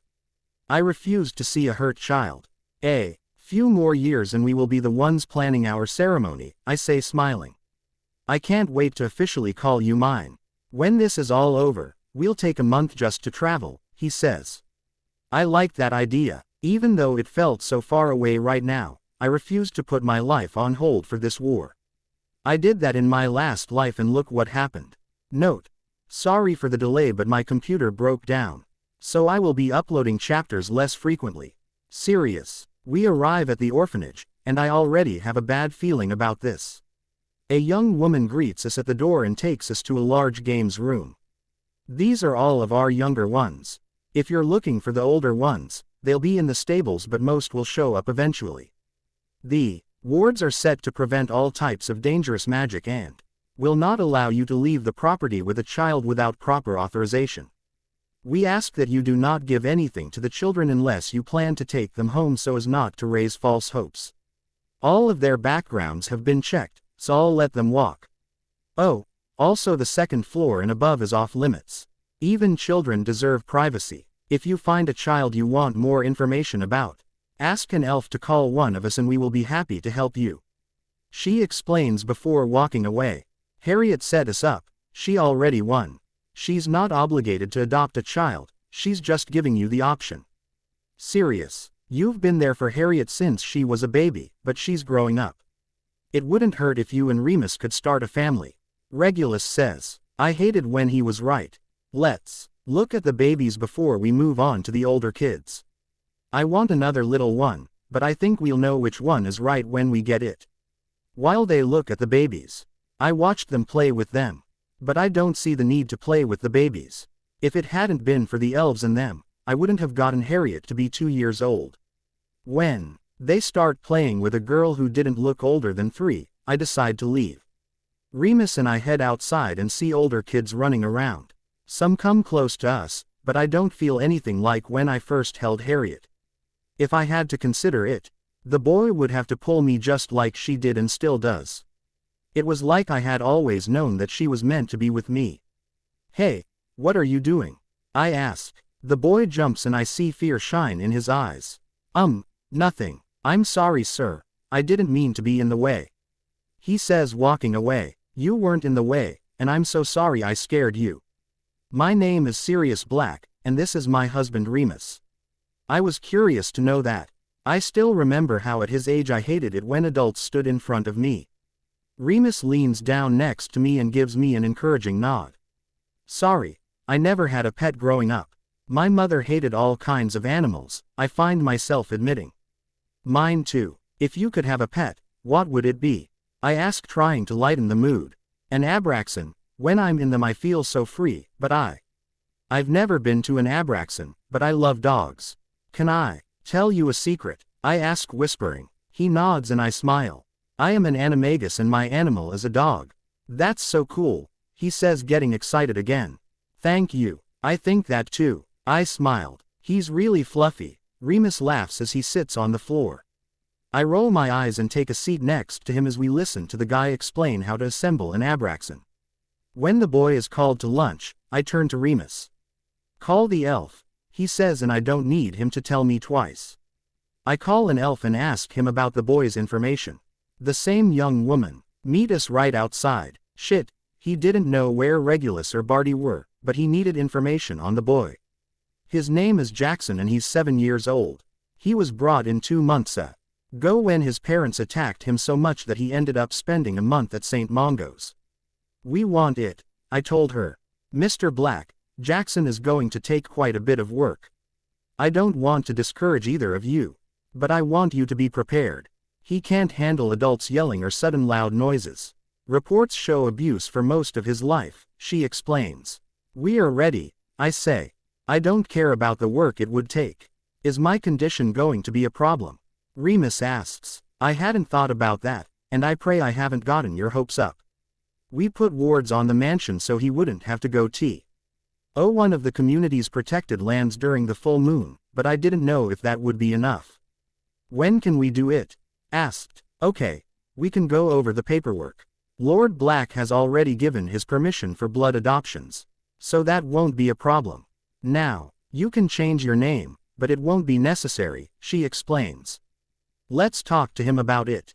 I want him to be as comfortable as possible, Remus says, and she smiles. Very well, I will have an elf go look for him. They've found themselves quite attached to a pair of twins. I think they offered to help feed them, she says and takes us back to the game room where I see Regulus and Barty carrying what appear to be some little children. I see you two are close, he smiled. I want you to meet who will be Adhara and Scorpio Black. Regulus says smiling. There are two of them and they are the sweetest things. We couldn't bear to separate them, Barty explains. I'm happy for you two. What about you two? Regulus asks with a raised eyebrow. We think we found one. He smiled around his eyes. Good for you, I hope it's not another girl, Barty laughs. No, it's my turn to bother you both, I laugh. Yeah, I'm not trying to deal with that, Remus says shaking his head. An elf asks us to come into the office, and entered to see Jackson sitting there nervously. He looks at us with wide eyes and then turns to the young woman. Jackson, Mr. Black and his husband want to adopt you, she explains. Are you sure? He asks almost fearfully. Yes, we wanted to know what you think about a name change. My family has a traditio of being named after stars and constellations, but if you want to keep yours that's fine. I say softly. What would my new name be? What about Rigel? That's in the constellation of Orion, which gives my father his name. I like it. He gives me a shy smile and I nod. Okay then. Rigel sounds perfect. When can we do the blood adoption? Remus asks. The ritual takes longer than I thought, but I don't care. His light brown hair changed to the characteristic wavy black hair of the Blacks and his dark brown eyes changed to lighter browns that matched Remus's. I'm surprised he's our son. Harriet was my daughter, but I never felt right about adopting her by blood. She had loving parents that I never wanted to try to replace, but the child in front of me was actually ours. Now he had our blow. OD and our magic running through his veins. We leave the room after finishing the paperwork and allow him to pack what little he has while we wait for Regulus and Barty. Leo, we are leaving with Orion when the warning arrives. He smiled as his eyes widen. You two knew it, he says looking between us. Luna said the Raxperts were glad they were leaving. We quickly learn not to ignore what they say. Even when we don't understand at first, I explain. Yes, Luna is special and although I don't think she's like us, I think she sees it. Harriet says. Would they already be on the tapestry? Asked. They should be, he says and laughs as we jump up and run to the tapestry room. It didn't take us long to notice the 3 new lines. Next to me is a boy named Scorpio and a girl named Adhara. Sirius and Remus. Line has a child named Rigel. Looks like you have a little sister to take care of. Harriet laughs and I frown. Now I know how Sirius felt. He growled. You'll love them, he says leaning on me. I run my finger over my name and I know that one day there will be a line that connects me to Harriet, finally. Adding her to the family tapestry and I can't wait. We walk back to the living room waiting for them to get home. Barty and Regulus enter carrying 2 small children. They are Scorpio and Adhara. Barty says. It doesn't take long for Harriet to jump in and grab Adhara. Where are the others? Asked. Then we have to be nice to Rigel. He's still dealing with a lot of things due to the trauma and doesn't react well to loud noises or quick movements. We agreed to be the first to make sure everyone would understand. Regulus says and I clench my fists at the thought of a hurt child. The flow plays again and they leave with a slightly older boy. Do you want me to show you your room? Harriet asks handing me to Adhara. Rigel looks between her and her parents before nodding slowly. No one says anything as they leave the room. She's good with kids. Grandpa says. Yes, she wants a big family, I say and Sirius looks at me. Don't be mad at me, go talk to her. You two are going to be the death of me, he finally moans making the others laugh. You don't seem bad with kids. Remus says and looked down to see Adhara asleep in my arms. Considering this is the first time around them both times. I say shaking my head slightly. I never made babies, they were too easy to break. It will be interesting to have little kids in the house again. Grandpa says smiling. I know he's happy, he had mentioned that he was worried that the family was about to disappear. But with 3 new children in the family it would help us keep our family name strong. Harriet. The week after the adoptions was a bit hectic. Rigel jumped up every time the babies cried and we learned. D that the twins hated being separated for any length of time. While he had planned to propose something this year, the Wizengamot had been cancelled unless absolutely necessary due to the raids. I am lying in bed, my head on Leo's chest as he tried to figure everything out. It wasn't that bad last time, or if it was, I didn't know it. Finally I say, it's because last time they focused mainly on muggles. We have to take a step forward to end this. Leo says, hugging me closer. I turn to rest my chin on his chest so I can look at him. I want to get to where we can actually have a life. It seems like every time we take one step closer to ending this, we take 2 steps back. Do you think they'll attack Hogwarts this time? Honestly, I don't know. He'll still have to prove that he can kill you. With the power he has this time, I guarantee he plans to make a show of it. I just can't risk so many lives. I sigh and he leans down to kiss the top of my head. It doesn't matter if we end this. I have to believe that fate has her reasons. I look at him, trying to imagine a life where we didn't have to worry. He holds my gaze and leans in. The moment his lips meet mine I relax. As long as I had him by my side, I could do this. Harriet, the new school year is full of tension. Nothing spectacular happens, but the air remains tense as if even Hogwarts itself is waiting for something to happen. Baggage checks and a push to learn how to duel were proof of how bad it had gotten. I was glad, if they attacked us, we would have trained to help everyone. Aurors walking the halls, but it didn't make me feel any better. The kids would still be stuck fighting. The train ride home was even worse. Many families made emergency portkeys for their children, and the 7th graders who could show up were assigned to higher grades. Young people who did not have such protection. Families rushed to get their children off the platform for fear of an attack. We had chosen going home alone. We didn't want to risk anyone in our family going out. Come on Luna, don't do this, he says, and I feel my body start to shake. Luna, please tell me this isn't about you. I whisper. I'm happy to call them family. She smiles and kisses Jasper before walking towards her dad. Shit, Jasper curses as he watches her leave. Luna is smart, we have to trust that she will be okay. I mean, but even I'm terrified. I can't lose her. He admits to seeing himself defeated. Leo grabs it and begins to speak quietly. I see Rabaston and approach him. Involves her. I tell him, thank you for letting me know. I won't let her get away. But this will destroy him if she gets hurt. He says, looking at his son. As Jasper walks over and gives me a quick hug before leaving. We had agreed to stay behind to make sure everyone was safe. He pushed it to the back of my mind as he helped students find their families. Ms. Potter, you should be home. Lady Longbottom tells me. I know, ma'am, but I want to make sure the younger years are safe. Leo and I have portkeys to travel home. I explain. A group of Death Eaters were picked up today. Hopefully we can. We're getting closer to the end of this. She informs us before she and Neville leave. At least we have good news today. Once the last child leaves, we use our portkeys to get home. I am immediately pulled into a crushing hug. Pronglet, I missed you. Sirius says, and I smiled. I missed you too, Uncle Pads. I walk away and hug Remus before greeting the twins. Do I get a hug? I ask Rigel. Sirius had told me that. He still wasn't confident with physical contact. But he was slowly coming to trust that we wouldn't hurt him. He hugs me and I don't squeeze him like I did with the others, but I hug him back, not taking offense at the slight tension. Como era la escuela? He asks. It was a good year, but I'm happy to be home.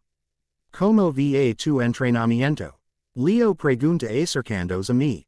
While he didn't have control over his magic like we did at that age. They were still teaching him how to direct his magic. He shrugs and Sirius laughs. He may have thrown a rock across the room on purpose and returned it. Es extremadamente talentoso. El Alaba. I want to be able to do magic like you too. El admite luciendo un poco molesto. En serio. Si. Me encantaría. I don't think I've ever heard him so excited. Leo laughs and stands up as he is nearly dragged into the training room. I'm glad to see him so excited, but I don't know how I feel about it being because of violence. Sirius sighs. Escucha los susurros de la guerra. I know that at their age, if I had found a family that loved me, I would have been terrified of losing them and would have wanted to do everything I could to make sure they were safe. I say, she has a point. While we try not to talk about it with him, he knows it. Regulus says. I reach out and grab Scorpio, who is approaching me. You're right, I felt the same way with my friends when the first war started, but he's still very young. He shouldn't have to worry. Remus sighs. I heard from Lady Longbottom that they rounded up some Death Eaters. Hopefully they'll get some information from them. I say, I heard about that. Barty says, all we can do is hope.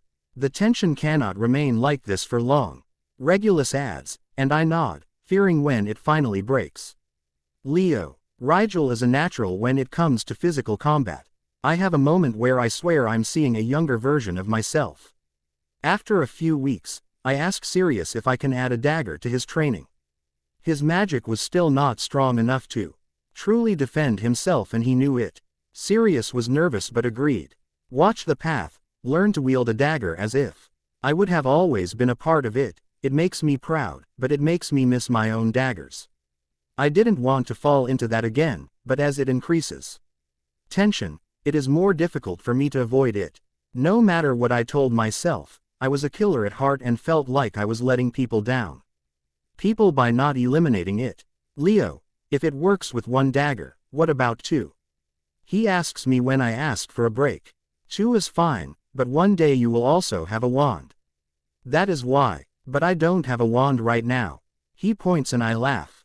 No, you don't, but the more you practice, the more your body will do the movements naturally. If you learn with two daggers, when you are the more it will be second nature to reach for daggers instead of your wand. While this training can help, you really want to avoid fighting up close. Uncle Reg and Uncle B can't do this, so why can you? I stop at the question. Memories of my own training hit me. Same with how I can control the elements, but my parents couldn't.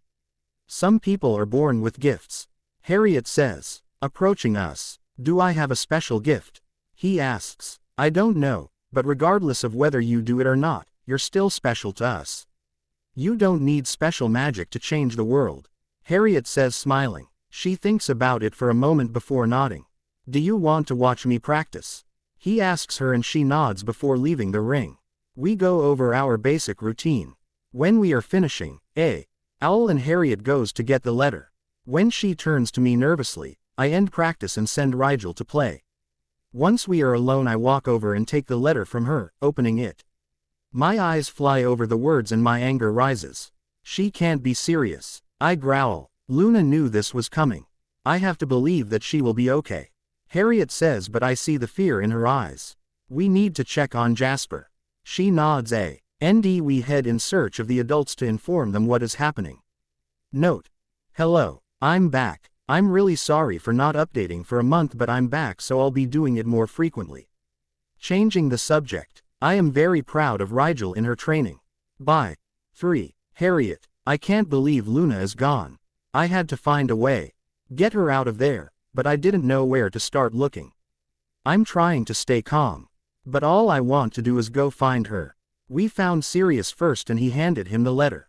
Wait, are you saying she knew this would happen? He asks with wide eyes.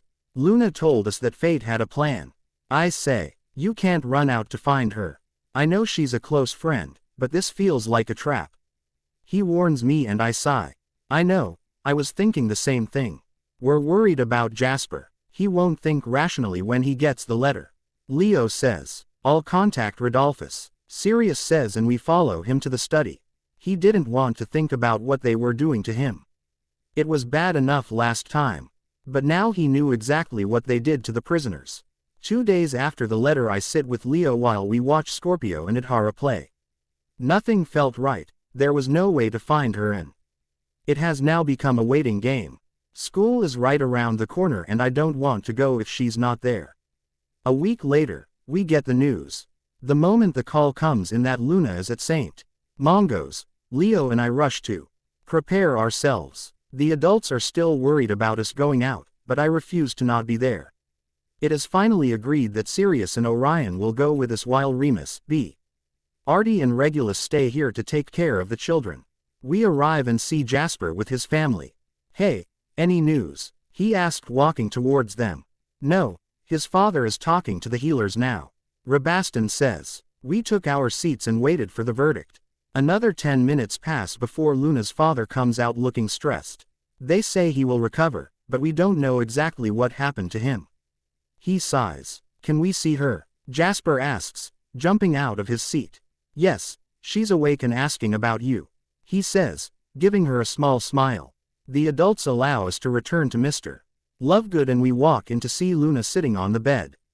Jasper reaches her first and hugs her. I'm fine, I hear her assure him. Once she steps back, we walk over to hug her. How do you feel? Asked. Better now that I'm home. She smiles. Are you sure? Leo asks, eyebrow raised. Oh yes, I was able to accomplish what fate asked of me, she assures. We try to ask her what she did, but she just smiles and assures us that she will help. I give up asking him, I just enjoy spending time with our friends. We talk for a while about nothing important and I can't help feeling relieved that she was one of the few who got away. I can't wait for Hogwarts this year, she says out of nowhere, and I see Mr. Lovegood tense. Luna, are you sure you want to go? He asks. Yes, this year will be one where they need me, she says simply. He doesn't seem happy about it, but he nods. Favorable. Jasper asks. It's what's needed. He shrugs and I want to groan. He knew he couldn't tell us exactly, but a heads up would be nice. Leo. When the whistle blows indicating that the train is about to depart, we board and head to our compartment. I make sure, keeping Harriet close, something feels wrong. I listen as my friends joke, but I don't participate. My magic was at its limit, and I worry that can attack one of them. Halfway there the train begins to slow down and my body tenses. Something is wrong. Make the older years move the younger years. I tell them our group starts shouting orders and I realize that I don't see any Auror, even the lady in the cart was nowhere to be found. Dread fills me as we help gather the younger ones into a single car. Stay with Harriet, Luna says, and I turn to see Harriet walking away from us to check the compartments. I run after her and we start looking for the stragglers when an explosion occurs. I cover Harriet, as the children begin to scream. The portkeys don't work. No one can get out. Jasper says, running towards us. I need the older ones. We're alone. I'll keep the older ones safe. Harriet, are we really going to do this?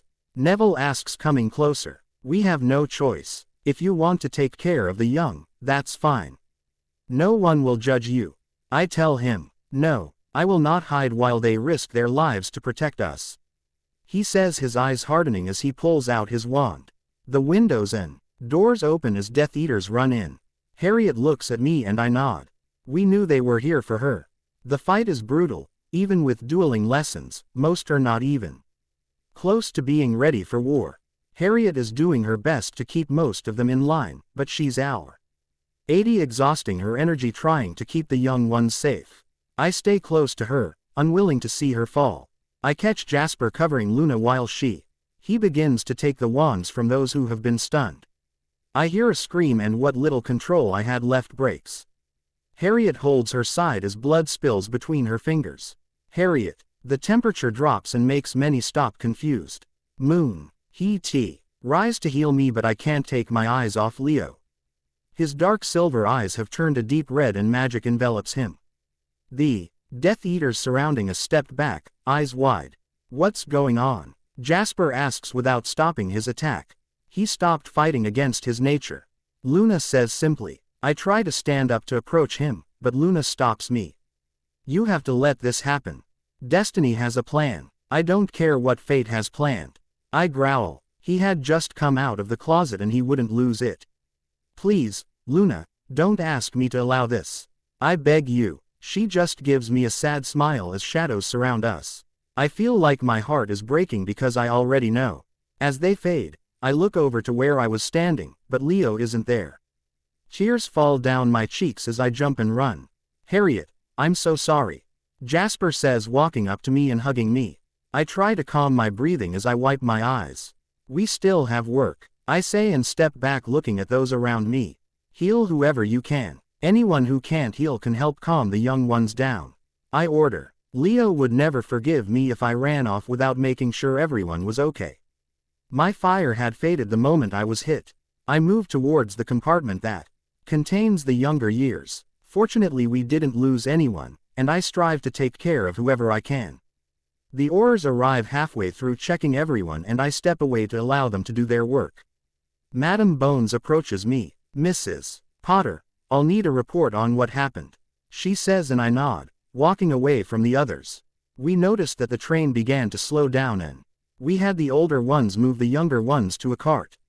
I think this has been in the works for a while. The apparition and portkeys didn't work. I placed a fire barrier around the younger ones. He knew that he would be unable to keep the entire train under such protection. We were attacked and my emotions hit me, and I can't hold back the tears. Mrs. Bones, they took Leo. Jasper S.A.Y.S. walking closer as Luna pulls me into a hug. We will do everything we can to find him, Miss Potter. Right now, we need to get the children to the safety of the wards, she says, and I wipe my eyes. Jasper, get the elders together and help them get to Hogwarts, I say, and he nods, taking off to follow the order. That's efficient. Madam Bones smiles. It will help speed things up. When we finally arrive at Hogwarts, Madam Bones takes me to the director's office. I walk in and see my family standing there. Sirius and Remus run towards me, holding me tight, and I can't hold back the sob when reality hits me. He's gone. We will find it. Regulus. I watch as they hold Harriet, grateful they've given us some privacy. I couldn't even think about my son's disappearance. It doesn't feel real. They were fine this morning when they left. I bow towards Barty as I silently beg him to come through the door. Harriet pulls away and looks at us all. His eyes turned red before they took him away, you know, she says, and my heart drops. We have to find him. I say, we will, she says, her eyes hardening. You can't get reckless. Sirius looks at her. I will not allow you to be punished for things you cannot control. Shit, I hadn't even thought about that. Barty holds me closer as the true ramifications become clear. You really don't think he'll be punished for doing what he has to do to survive? He asked, clenching his fists. I don't know, but I plan to find out. Everyone calm down. Leo is smart, he will get over this, my father says, but even he can't hide his nerves. What do you suggest? Remus asks. I need to get to the Hallows. Maybe I can convince him to help me.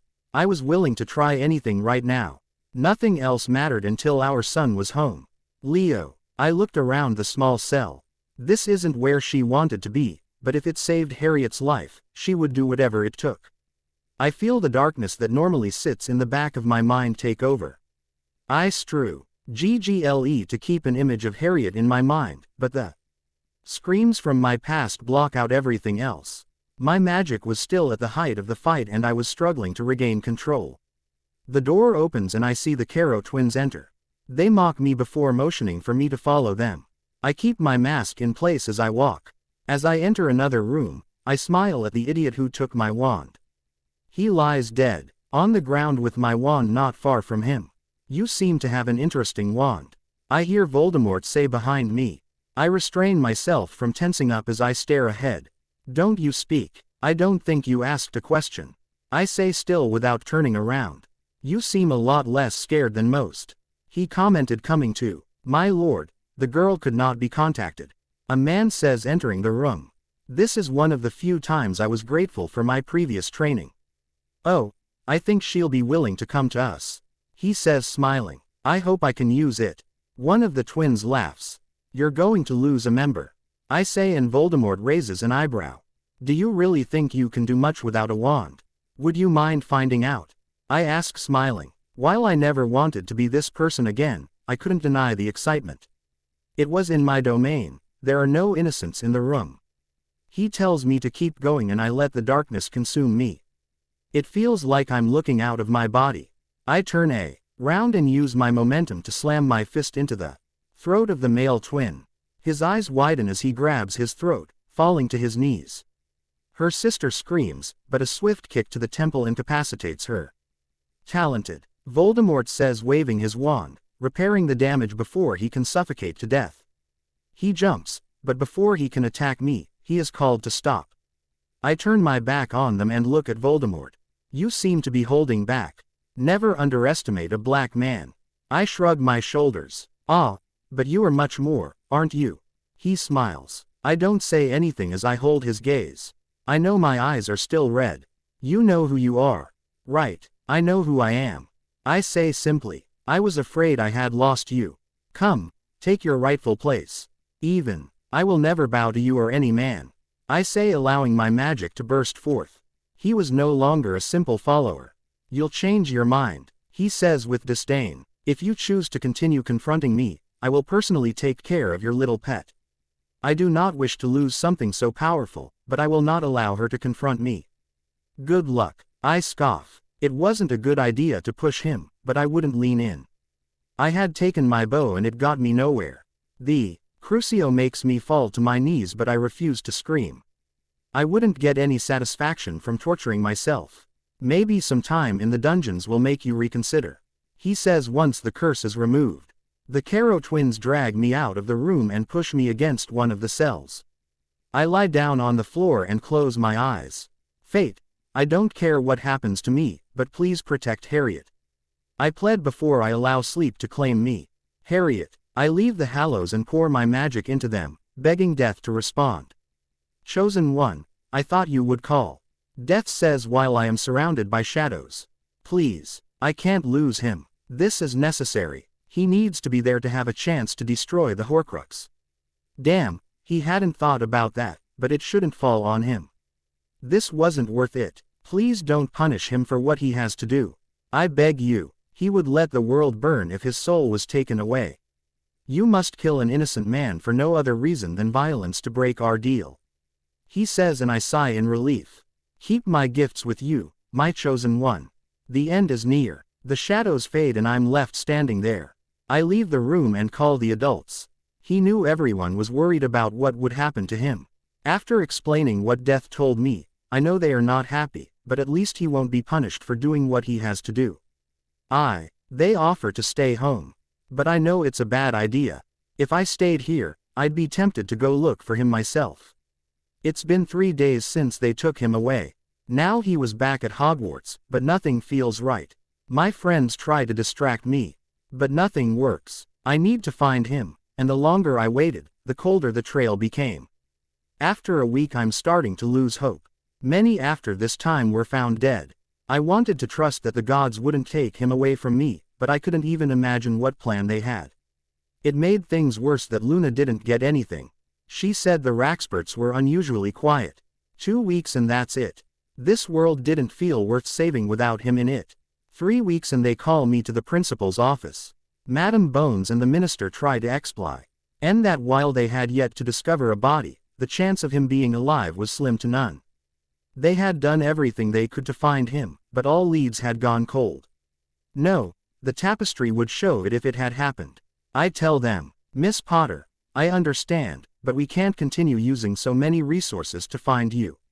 Madam Bones says, then I have a request. Give me permission to continue searching. I sat here and let everyone else watch, but I can't sit here while he's gone.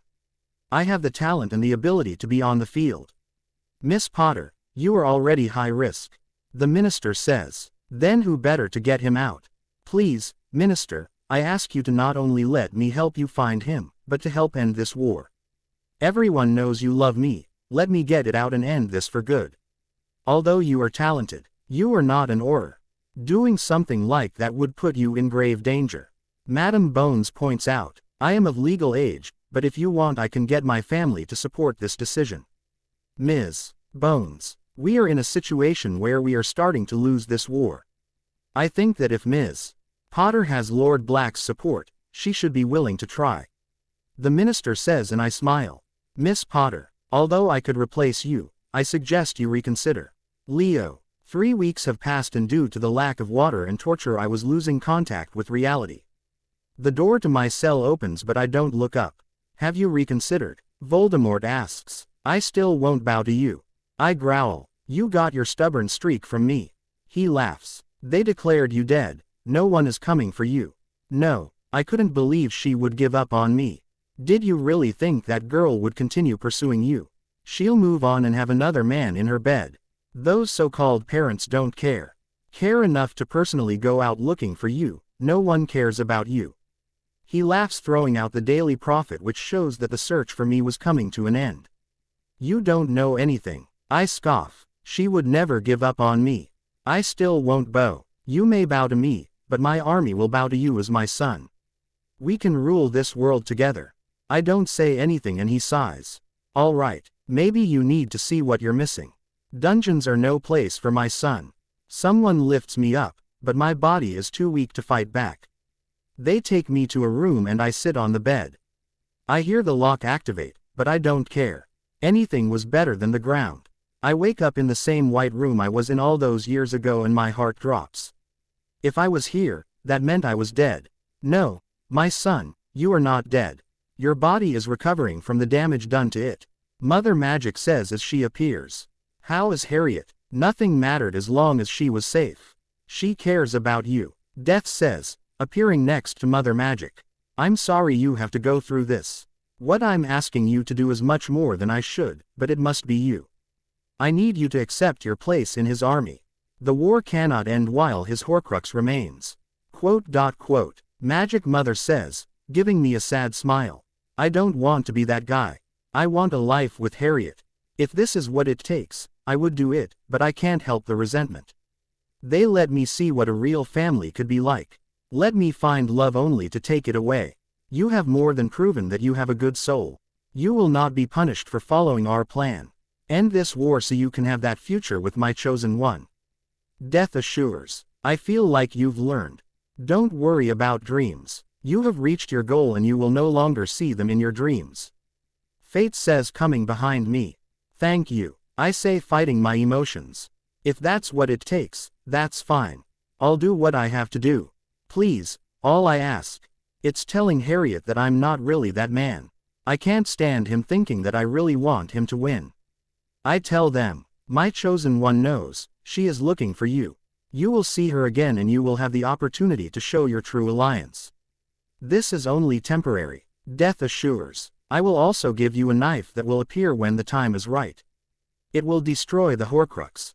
Let's do it. I'm ready for this war to end. I didn't know how I felt about Harriet looking for me, but I needed to focus on my task.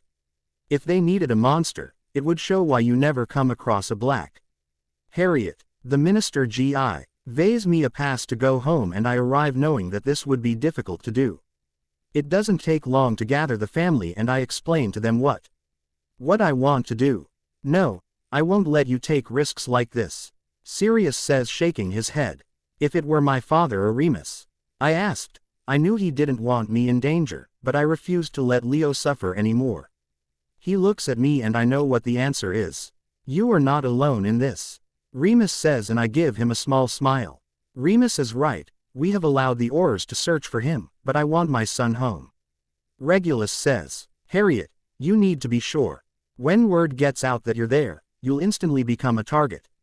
Orion warns, I know, but I need to do this. I was always going to be the one to finish this, and I can't think of a better time. I say with my head held high. I had accepted a long time ago that this would rest on my shoulders. Even my family couldn't do much when it came to me being the one to kill him. I can't lose you, Sirius says, sounding so defeated. You're not going to lose me. I'm going to get through this. I want this to end so we can move on with our lives. Rigel and the twins deserve to grow up without fear of war. I said, walking over and hugging him. Okay, I'll give you my blessing on this, but I want your word that you won't do anything reckless. I want my whole family to get to the end of this. Orion says, not riding dragons, I promise. I say, smiling, Promlet, that doesn't make me feel better. Sirius groans as the rest of the adults laugh. It was agreed that my appointment would be kept secret. The more time he had without them knowing he was hunting them, the better it would be. Now I pass my days in the field looking for someone who can give me information. Having access to the Aurors, notes and much freer reign than last time definitely helps. While I wanted to focus on just Leo, there was a lot to do. When the raids slow down, I just know that the end is near. Amelie is by my side every step of the way. Sirius and Barty team up while Regulus and Remus hang out together. We thought that if the worst happened, At least the children would always have one of their parents there. I didn't want to think about losing one of them, but war is war. Leo. This time, when the door opens, I'm sitting on the bed. The gods repairing my body. When Voldemort enters, I hold his gaze. You look much better than the last time I saw you. I want to show you where you were taken from. He says, and I stand up. Lead the way. I say, hating how cold my voice is, but it was necessary. He smiles and leaves the room, motioning for me to follow him. We walk through the mansion and I realize this is going to be harder than I thought. Seeing it all again irritated me. Voldemort keeps saying he's doing the best. How he's just trying to make our world better, and it takes everything in me to keep him from rolling his eyes. I see some Death Eaters mock me, but I ignore them. Eve. And without my wand I was not afraid of them. Once I'm done with my tour, he takes me to his office. Now, my son, I will ask you one last time. Join me and rule at my side. I will not bow to anyone else. If they come near me, I will not stop. I tell him, if they are stupid enough to think they can attack my son, then I don't need them. He assures. Also, if Harriet is captured, I will talk to her first. I will kill someone for hurting her. I can convince her to change sides. Like you said, she is powerful and would be beneficial to your movement. She couldn't watch her being tortured, no matter what the gods said. I will accept it, but if she refuses to bow, I cannot allow her to live. Power is of no use to me if she is fighting me. Acceptable. He knew that if she was captured, he could convince her to do what was necessary to end this. If they hurt her, she would burn the world and bring their deaths. His magic would have nothing against my fury. Then bow down and accept your mark. He says, standing up. I grit my teeth as I lean down and extend my arm. All I can think of, as the mark burns into my skin, is my future with Harriet. Let the games begin. Sirius. I watch as Harriet works herself to the bone. It feels like I'm rarely home anymore, and even though I had to believe I was safe. He knew the risks of war. I walk into my room after putting Rigel to bed and see Remus lying on the bed reading a book. You seem stressed, he says, without looking up from his book. Just worried. Part of me feels that James would feel disappointed that I let her do this. I always promised to protect her. But I can't protect her from this. I sigh. It had been bothering me since his return. How did I protect her if the gods themselves said she had? What to do this? He looks at me for a moment before closing his book and opening his arms. I relax as I lean into him, and he wraps his arms around me. I think James would be proud of how you raised her and the little girl she became. James and Lily would have done anything to help those in need, and Harriet is doing the same. I truly believe, who were looking down on her and cheering her on. You did well, Sirius, never forget that. He says, and I give him a small smile. It was different than when she said I did a good job with her. He knew James and Lily. If anyone knew what they would say, it would be him. Harriet. It was increasingly difficult to capture them. As the winter holidays approach, I'm losing faith in finding it. The nagging voice in my head saying it's been too long and my Leo is gone was getting louder. I knew he was alive because of the tapestry, but I didn't know if he was still dealing with my Leo or Nathaire. Voldemort could be persuasive, and he didn't know what he would do to get his claws into him. I wanted to believe he would come back to me as my Leo, but there was no guarantee. I lay down on the bed, tears streaming down my cheeks. I refused to break down in front of anyone, but I couldn't hold on to my mask when I was alone. Suddenly, the door opens and Rigel enters. I quickly dry my eyes so he doesn't notice. Are you okay? He asks, stopping at the door. I'm fine. I try to ensure. I know Leo's not normal. I know you're not normal either. Do you want to know why my old parents hated me? He asks, and I sit there shocked that he said that. Sure, buddy. Still trying to recover. He comes and sits on my bed. They tell me that Leo is fine. He no longer has nightmares. That no matter what he is doing now, he loves you and will come back to us. That he is just doing what the voices asked him to do, and don't judge him for that. He says, and I cover my mouth as a sob leaves me. Leo. I sit next to Voldemort in the meeting room as plans are reviewed. It took me a while to gain Voldemort's trust. But I was doing it. I try to ignore what I had to do to earn that trust. I needed him to give me free rein. For the first few weeks I got my mark. I always had someone with me when I left my room. Most didn't believe I could change my allegiance so quickly, but I had earned my freedom. I finally got my wand back and could now walk on my own. I had even gone to my first raid. Fortunately, the masks prevented anyone from noticing me. I could only imagine my family's devastation if they knew what I was doing. It's time for us to take over the ministry. This must end, and with us in control of the ministry we can take complete control. The army is finally complete. Voldemort informs us and I start to pay attention. What's wrong with the girl? Someone asks. I hadn't bothered to learn anyone's names.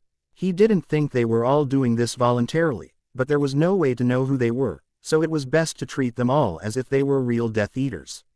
I'll take care of her, I say before Voldemort can respond. Remember our deal. She bows and receives her mark or dies. He says, looking at me. She can't be trusted. Someone screams. She doesn't know any better. I know how to get her on our side. If you try, she'll just kill you. Don't underestimate her power, I say, dazzling. I will give you the opportunity to try to bring her to our side. It would be valuable for the movement, Voldemort says, making his minions shut up. 1 week and we attack. We prepare for war. Let's end this. This was what he had been waiting for. Deadline was set and I needed to complete my task. Harriet, I'm in the ore department reviewing maps with Madam Bones when the sirens sound to attack the ministry. Due to the shortage of ores, we had people sign up to receive notifications of any major attacks. I couldn't risk losing because of the shortage of fighters. We run out of the room as she starts shouting orders. While we all knew an attack was likely, I didn't think it would be the same day the children returned from Hogwarts. When I came out, my eyes widened as I saw the little boys brandishing magic wands along with a wall of Death Eaters. I don't know how I'm going to do this.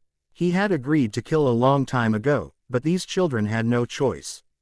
As the spells begin to fly, all I can do is be grateful that I am proficient in disarming and stunning. I thought you could use a little help. I startle at the sound and see Jasper along with Luna standing next to me. None of you should be here. I couldn't risk them getting hurt. Come on, you can't expect us to sit on this. We heard Uncle Rod got the notice. Let's show some Death Eaters why they should fear us. Jasper smiles as he casts spells. We'll be fine. It's time to end this, Luna says, and I nod as I go back to dazzling the kids. They were already here and all he could do was trust that they wouldn't put themselves in danger. Orion. We are sitting in the family room watching Rigel play with the twins when the notice of the attack comes.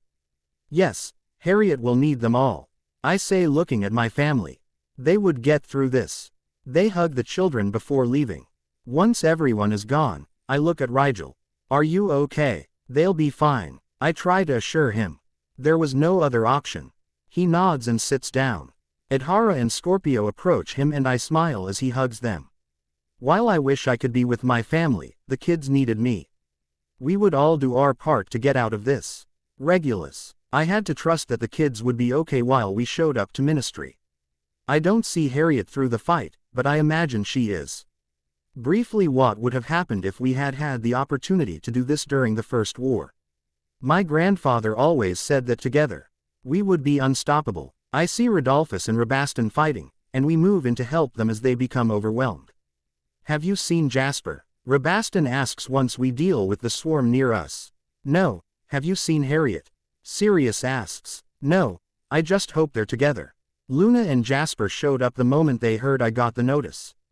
Rodolphus says, I pray that everyone get out of this. They were all too young for the war, but she knew they were loyal to Harriet and would want to support her. Sirius. I don't think about people's lives while I curse at them. Anyone in Death Eater robes. Word had spread that the Death Eaters had kids fighting, and all I can picture is Rigel. He had to admit that it was a good distraction technique. I refused to hurt a child, but the adults were not innocent. I see Cedric with the Weasley twins fighting alongside others.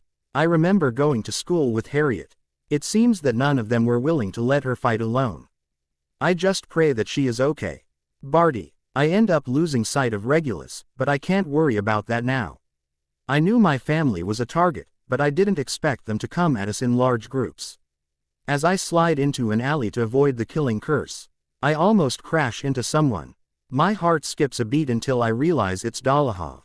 "I'm surprised you're not with your husband," he says while casting spells. I lost track of him. I say, rejoining the fight. "Well, stay close until we find him. It's better to have a partner," he says, and I nod. I couldn't stand the group following me alone, and I wouldn't refuse help. A group of children run towards us and push the image of the twins as we stun them. The gods would make sure the children and my family survived this. Remus. The smell of death is almost too much for my already heightened senses. Tonight was a full moon, and my wolf was closer to the surface than I thought. I preferred I see Greyback in the middle of the fray and have to stop myself from freezing. The moment he sees me, he gives me a sadistic smile. It occurs to me that I have my chance. I could get revenge for myself and all the children he had hurt. Even with the new protections and laws, he had avoided capture. As he charges at me, I brace myself for impact. I'd rip out his throat if it was the last thing. What to do? Harriet. I try not to think about the bodies piled up. Voldemort hasn't been seen yet, but you shouldn't expect anything less. A coward who sent his people into battle when he himself didn't want to fight. The Death Eaters retreat, and I feel like I'm standing in Hogwarts during the final battle again. People are assigned to begin removing children from the danger zone. I lean against the wall knowing I need to find my family, but my emotions were all over the place. This can't go on, for Merlin's sake. They're just kids, I say, trying to control myself. No matter what he did, he couldn't stop the children from fighting in this war. We will get through this and find loving homes for the children. Luna assures, approaching me. I hear my name being called and I look up to see Sirius. He runs over and pulls me into a hug. I was very worried, he whispers, refusing to let me go. I lost sight of them. "Well, let's go find them before another wave hits," Luna says, and all I can do is sigh. She's right, this is far from over. I tell Sirius. Finally he frees me, and we set out to hunt for our family. Fortunately, when we find everyone, the injuries are minimal. After assuring everyone that I'm fine, we move on to helping out. We can. The sun was starting to set, and I know we are about to have trouble. If you can't handle this, none of us will judge you for going to the wards. I say to Remus. He might be able to keep his mind when it changes, but there were still risks. Greyback was here. There will be more, and the best thing to take out a werewolf is another werewolf, he says without looking me in the eyes. I nod and point to Madame Bones. I hadn't thought about that. It will need to be noticed during the battle, she says. Change the color of your fur, Luna suggests, and I can't help but laugh at Remus' shocked expression. No one attacks a pink werewolf. Though maybe not pink, but changing the fur color would work. Madame Bones says, what about white? This way they are easily identified, Sirius suggests as poor Remus still looks torn at the change in skin color. That will work. We need to spread the word and round up any werewolves who will fight for us, Madame Bones says before shouting orders. Better than the time we turned you blue, Sirius smiles at Remus. Yeah, my problem is that the color didn't fade when I came back. I guess white is better than pink. Remus groans. You have to show me the memory of that. I laugh. By the time we get through this pronglet, Sirius says, giving me a small smile. Let's get through this. I assure you, I wouldn't accept anything less. Leo. I stand next to Voldemort as the next wave prepares. I wanted to find Harriet, but I needed to keep my cover. The only reason I was holding my ground were the reports that Harriet was still. I was alive. The first wave had been sent to pick off whoever they could. And I prayed they were ready for what was to come. It's time, Voldemort says as the last of the sun fades. The horde of Inferi and werewolves rushed towards the Ministry. I had to believe they would be okay. We were so close to finishing this. I had the Horcrux with me. Death helped hide the dark magic signature. It was too big a risk to destroy him before he became distracted by the fight. We would go in after the Inferi and werewolves took out whoever they could. I clench my fists at the sound of screams. This was getting out of control. As he points to the load, I feel death brush against me. It's time. I feel something appear in my pocket and I make it look like I'm swerving to take out some of the stragglers as I slide towards an alley. I take out the newspaper and plunge the knife into the center. Now we had a chance to finish this. Harriet. Chills through my body. The target of our werewolves. Although it was a good way to distinguish them, it also made them stand out more. I burn as much in fury as I can while my family stays together. Sirius, who has experience with werewolves, helps eliminate anyone who gets too close. Finish this, my chosen one. I take a calming breath and pull out the Elder Wand. I refuse to fail. Leo. Before I can get out of the alley, someone grabs me. As I turn around, I almost end up attacking Luna. Let me see your arm. She says she doesn't seem fazed. I almost hurt her. If someone else asked, I would have questions, but with Luna, I just lift my sleeve and show her the mark. She takes out the potion to remove it and apply the drops. There. As far as anyone knows, you used the battle as an opportunity to escape. You were being held to get Harriet out of Hogwarts. That won't work if they put me in the wards. I didn't know what was worse. Admitting what I did or lying and having to admit it anyway. It will work. The Raxperts will make sure of it. Now go find Harriet. The end is near. Well, take care of yourself. I tell him before running off to find Harriet. He couldn't leave her alone in the final battle. As I exit the alley, I see a group of Death Eaters walk towards a group of Aurors and place their wands on the ground. The Aurors seem as surprised as I am, but they don't let it pass. The opportunity to stop them. Shaking my head, I return to the search for Harriet. I imagine that it is closer to the entrance of the ministry and I begin to make my way through the crowd. I raise an eyebrow at the white werewolves, but I imagine they're already distracted by the other werewolves. When I get to Inferi, I see flames and I know it has to be Harriet. Fortunately, Voldemort was nowhere to be seen, but he knew that wouldn't last long. The moment I saw her, the vice that has held my heart captive since I was taken was released. The rest of the family isn't far from her, and I pray that my appearance won't be too much of a distraction. Harriet. With most of the Inferi eliminated, we began working on the Death Eaters. Even with their small numbers, we couldn't risk them getting too close to the ministry. If they got control, we would be finished. He had lost sight of Luna, but he couldn't concentrate on that. He had to believe that the gods would protect his messenger. One figure has me almost losing control over my fire. When it gets closer, I can't hold the flames as the emotions hit me. Leo smiles at me, taking his place next to me. We'll talk when this is over. He assures, and although he wanted to argue, now was not the time. I take a breath to calm myself as I call my fire back to me. Now he had more reason to end this quickly. As we fight, a group of Death Eaters practically falls from the sky. Unable to maintain our position near the entrance, we split up as we all try to avoid the multitude of flying curses. Amount of spells that hit them, and Leo grabs me just in time to prevent a large part of a building from falling on me. I call on the winds to prevent debris from falling on the Aurors and others on our side, but I can't be everywhere at once. Where is he? We can't go on like this, I say as I begin to feel the strain of using my magic for so long. I don't know. It seemed like he would arrive with the others. Leo says, dodging another spell. The battle was just meaningless deaths if we couldn't kill him. Sirius. The joy of seeing Leo is short-lived as we quickly separate. As I take cover, I realize I can't see anyone on our side. My eyes widen as I realize what they are doing. We are too powerful together. A deep growl has me frozen in my tracks. A large werewolf stands in front of me. The brown fur indicates that he was not a friend. While he could fight a werewolf, no wizard could take him out. My spells and curses seem to only succeed in pissing him off. Another growl comes from behind me, and all I can do is pray that my family knows how much I love them. Remus. While I am able to keep my mind, it doesn't stop my wolf's urges. When I notice that my family is separating, my instincts, wolf protectors, go crazy. It doesn't take me long to rip out the throat of the werewolf I'm fighting, my instincts prompting me to find my mate and kits. I head out in the direction I think Sirius took. He had seen Regulus and Barty but not Sirius. As I turn the corner, I freeze when I hear a werewolf growl. Pushing myself to move faster, I finally see Sirius facing off with a werewolf. I move closer and let out a growl of my own. No one threatened my partner and he survived.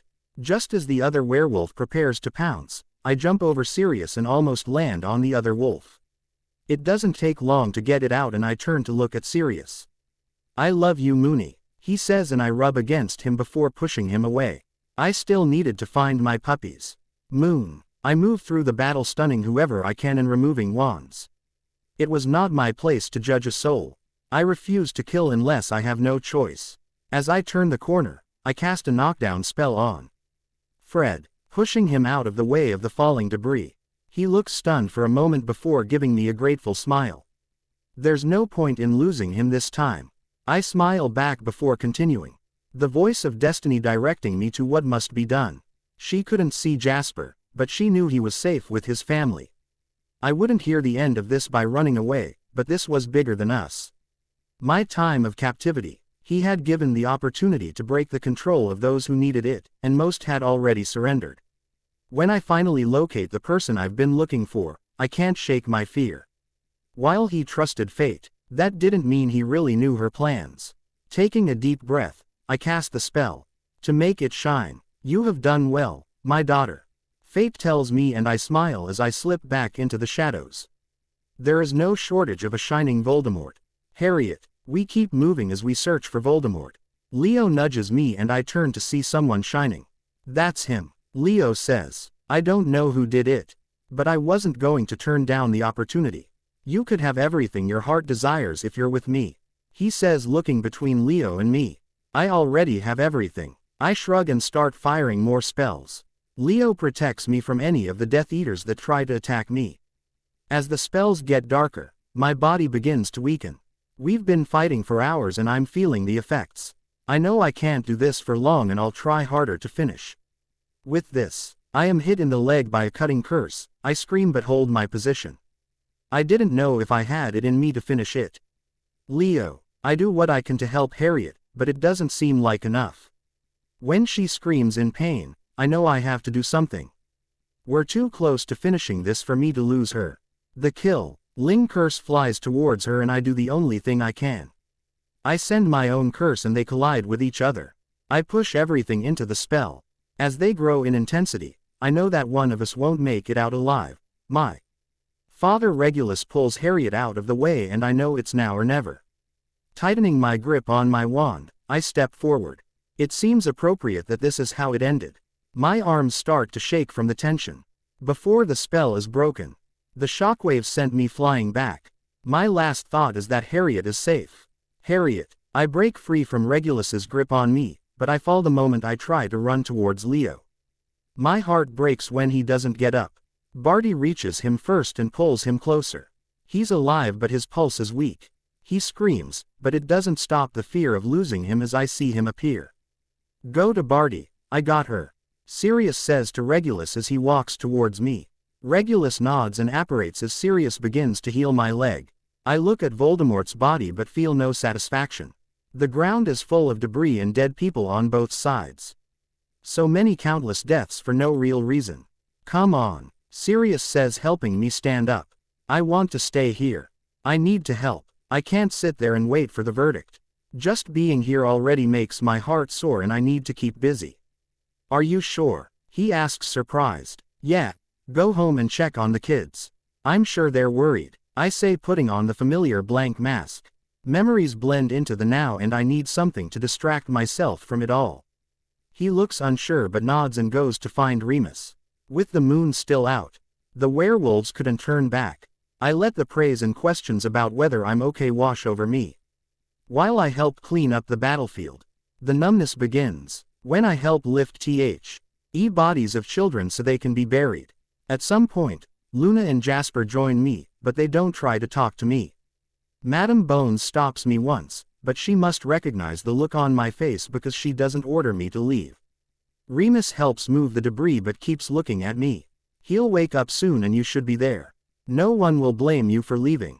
Don't let them know. You were disappointing by not staying to finish cleaning. You did it right and you couldn't have saved them. It's not your fault." His words hit me like a ton of bricks, shattering my mask blank. I hit my knees as tears ran down my cheeks. Arms wrap around me and I turn my head towards Remus's chest. Remus. I hug her tightly as she cries. I remember hugging her mother the same way as she cried at the thought of her daughter in danger. I had screamed and cried because it wasn't fair, because we were too young to face war. Now I hold Harriet and once again, it's surprising how young he is. Yes, she backed away, but that didn't matter. In both lives he had fought in the war too young. I'm here. No matter what happens or what emotions you have, I'm here. You won't go through this alone. I promise, holding her a little tighter. I allowed others to push me away after the last war, but I refused to go anywhere. Once her tears begin to fade, I help her to her feet and apparate us to St. Mungo's. They quickly take us to a room. Wait where the rest of the family is waiting. Rigel reaches me first and hugs me. He was no longer afraid of our touch and it helps lessen some of the pain. How is he? Harriet asks as Rigel moves to hug her. Harriet, I occupy my mind playing with the twins. You probably don't remember this and I'm grateful for that. Another 10 minutes pass before a healer comes out and we all stand up. When can we see it? I ask. I needed to see it with my own eyes. He's awake right now if you want to come in. The moment I enter the room I approach him hugging him. He holds me close as he whispers that he's okay. I don't want to let go, but I know. We spent the rest of the visiting hours talking about anything but the war. While there is still much to do, everything can wait. My family was safe and united. Right now, that's all that matters. Leo. I was discharged the next day and spent my first night at home. Just enjoying time with everyone. Hearing what Rigel is was a shock, but it doesn't matter. I love him regardless. The next day we are called to the ministry and although the twins did not want me to leave, I promise you that I will return. They question me about the Tim. I was captive and I tell them the story that Luna had told me. That would count. They don't question me much once they think they kept me to lure Harriet. I wasn't going to complain, it would be difficult to explain something so. That hadn't really happened. He goes on to talk about press conferences and reconstruction and I sit back. This was more of Harriet's department. Now there were even children who needed not only a home but also mental help for the things they witnessed. Raids on Death Eater homes were already underway and trials for those who had turned themselves in were scheduled. First in the books. We have been working for months and, although we are offered to return to Hogwarts to complete our education, we choose to take our newts to the ministry. School had little value when there was so much to do. When we finally get home, I take Harriet to my room and we lie on my bed, her head on my chest. You know nothing mattered when they captured me, as long as you were safe. The gods spoke to me again. I was willing to do anything as long as you got through this. I told her. I waited as long as I could, but when they told me they would stop the search, I was done. They made me an Auror. I was there every day looking for anything that would help me find you. This world didn't feel worth it. It's worth saving without you in it. She admits. Well, I'm back for good. We'll get through this reconstruction and we will continue to make sure nothing like this happens again. As long as you're by my side, I know we can do it. I say and raise his chin to kiss her. I didn't need anything else as long as she was by my side. I love you, she says when we separate. I love you too, I will never leave you again. I had done my job, now I wanted our future. Harriet, because we simply didn't have enough to treat everyone. Leo, he had opened up about some of what he went through during his time with Voldemort, and while she hated that he had to go through that, she would never judge him for doing what he had to do. I still had nightmares from both wars, but between my family and a magically linked mind healer, I'm learning that I wasn't responsible for saving everyone. Rigel now has a mentor for her gift and Luna really enjoyed having another psychic around. Jasper didn't move away from her, still upset because he had escaped during the battle. Leo wasn't much better, but I didn't care. I liked knowing where I was. Regulus is still working to take over Lord Black's position one day. I have been offered a junior minister position, but I turned it down. There was no point in simply changing Britain. I have plans to unite the wizarding world and I was looking forward to the challenge. Orion, we were powerful but a real family. Our alliances have become like family. And I am proud to be a Black. My family is still working to implement changes our community desperately needs. Leo and Harriet married 6 months after the battle and began to establish relationships with other countries. Although it forced them to travel, they always had time for family. Sirius. I smile at our latest addition. A girl had been born and, unfortunately, her mother had not survived. It had become apparent shortly after she was born that she was a werewolf, and I couldn't say no when Remus called me saying he was bringing home a child. Rigel now. He is 13 years old and acts like we did at Hogwarts. I swear if McGonagall didn't love us so much, she would have quit by now. The twins were growing like weeds and, while Scorpio was reserved and preferred to be in his room, Adhara was very much a leap first type of child. Regulus still blames me for that, but I don't care. Remus walks over and wraps his arms around me as he looks over my shoulder. Ready to deal with another girl. Be quiet, moan. She'll be 30 before I'll let her have a boyfriend. Harriet. I hold my son close to me as I walk through the party. Leo, as always, is not far behind. It has been 9 years since the war and our son was now 2 months old. We call him Arcturus Leo Black. We are celebrating the twins' 11 years. Leo and I are now part of the International Magical Protection Board. It had taken work to set it up, but we had done it. All sentient creatures had a representative on the board. Now schools around the world allowed not only werewolves, but also different creatures. Mug. Laborns were taken the day they were born and replaced with a Muggle child in an orphanage. While we still taught about Muggles, there was now a complete separation and better protections to keep the communities hidden. Give me my puppy, Sirius says as he approaches. You know that puppy is only good for Remus, right? I say laughing. Hey, leave me alone. I can call him my pup if I want, says. How are you? He asked walking towards them. Well, enjoying my last month of vacation before Hogwarts starts again. Luna says smiling. Had become the divination teacher and couldn't think of anyone better. Uncle Rod is around here somewhere with his new wife. Did you hear that the Weasley twins opened their 10th store? They've really grown up, Leo says, and I smile. The twins not only took Pruitt's seats, but they also opened their joke shop. They had taken off and were now the largest joke shop in the world. I also heard that you two are thinking about finally settling down. Luna smiles. It's not fair. You have a direct line to fate, so there is nothing that will surprise you. Yes, I'm finally getting my master's degree in elemental magic and Leo will be preparing to take over. With Regulus assuming the position of head of the house soon, I think it's time. Also, with Arcturus we want to be closer to family. I explain. Orion, although still, he was in good health, he planned to pass on the title to enjoy his retirement. It's about time, it will be good to have them closer.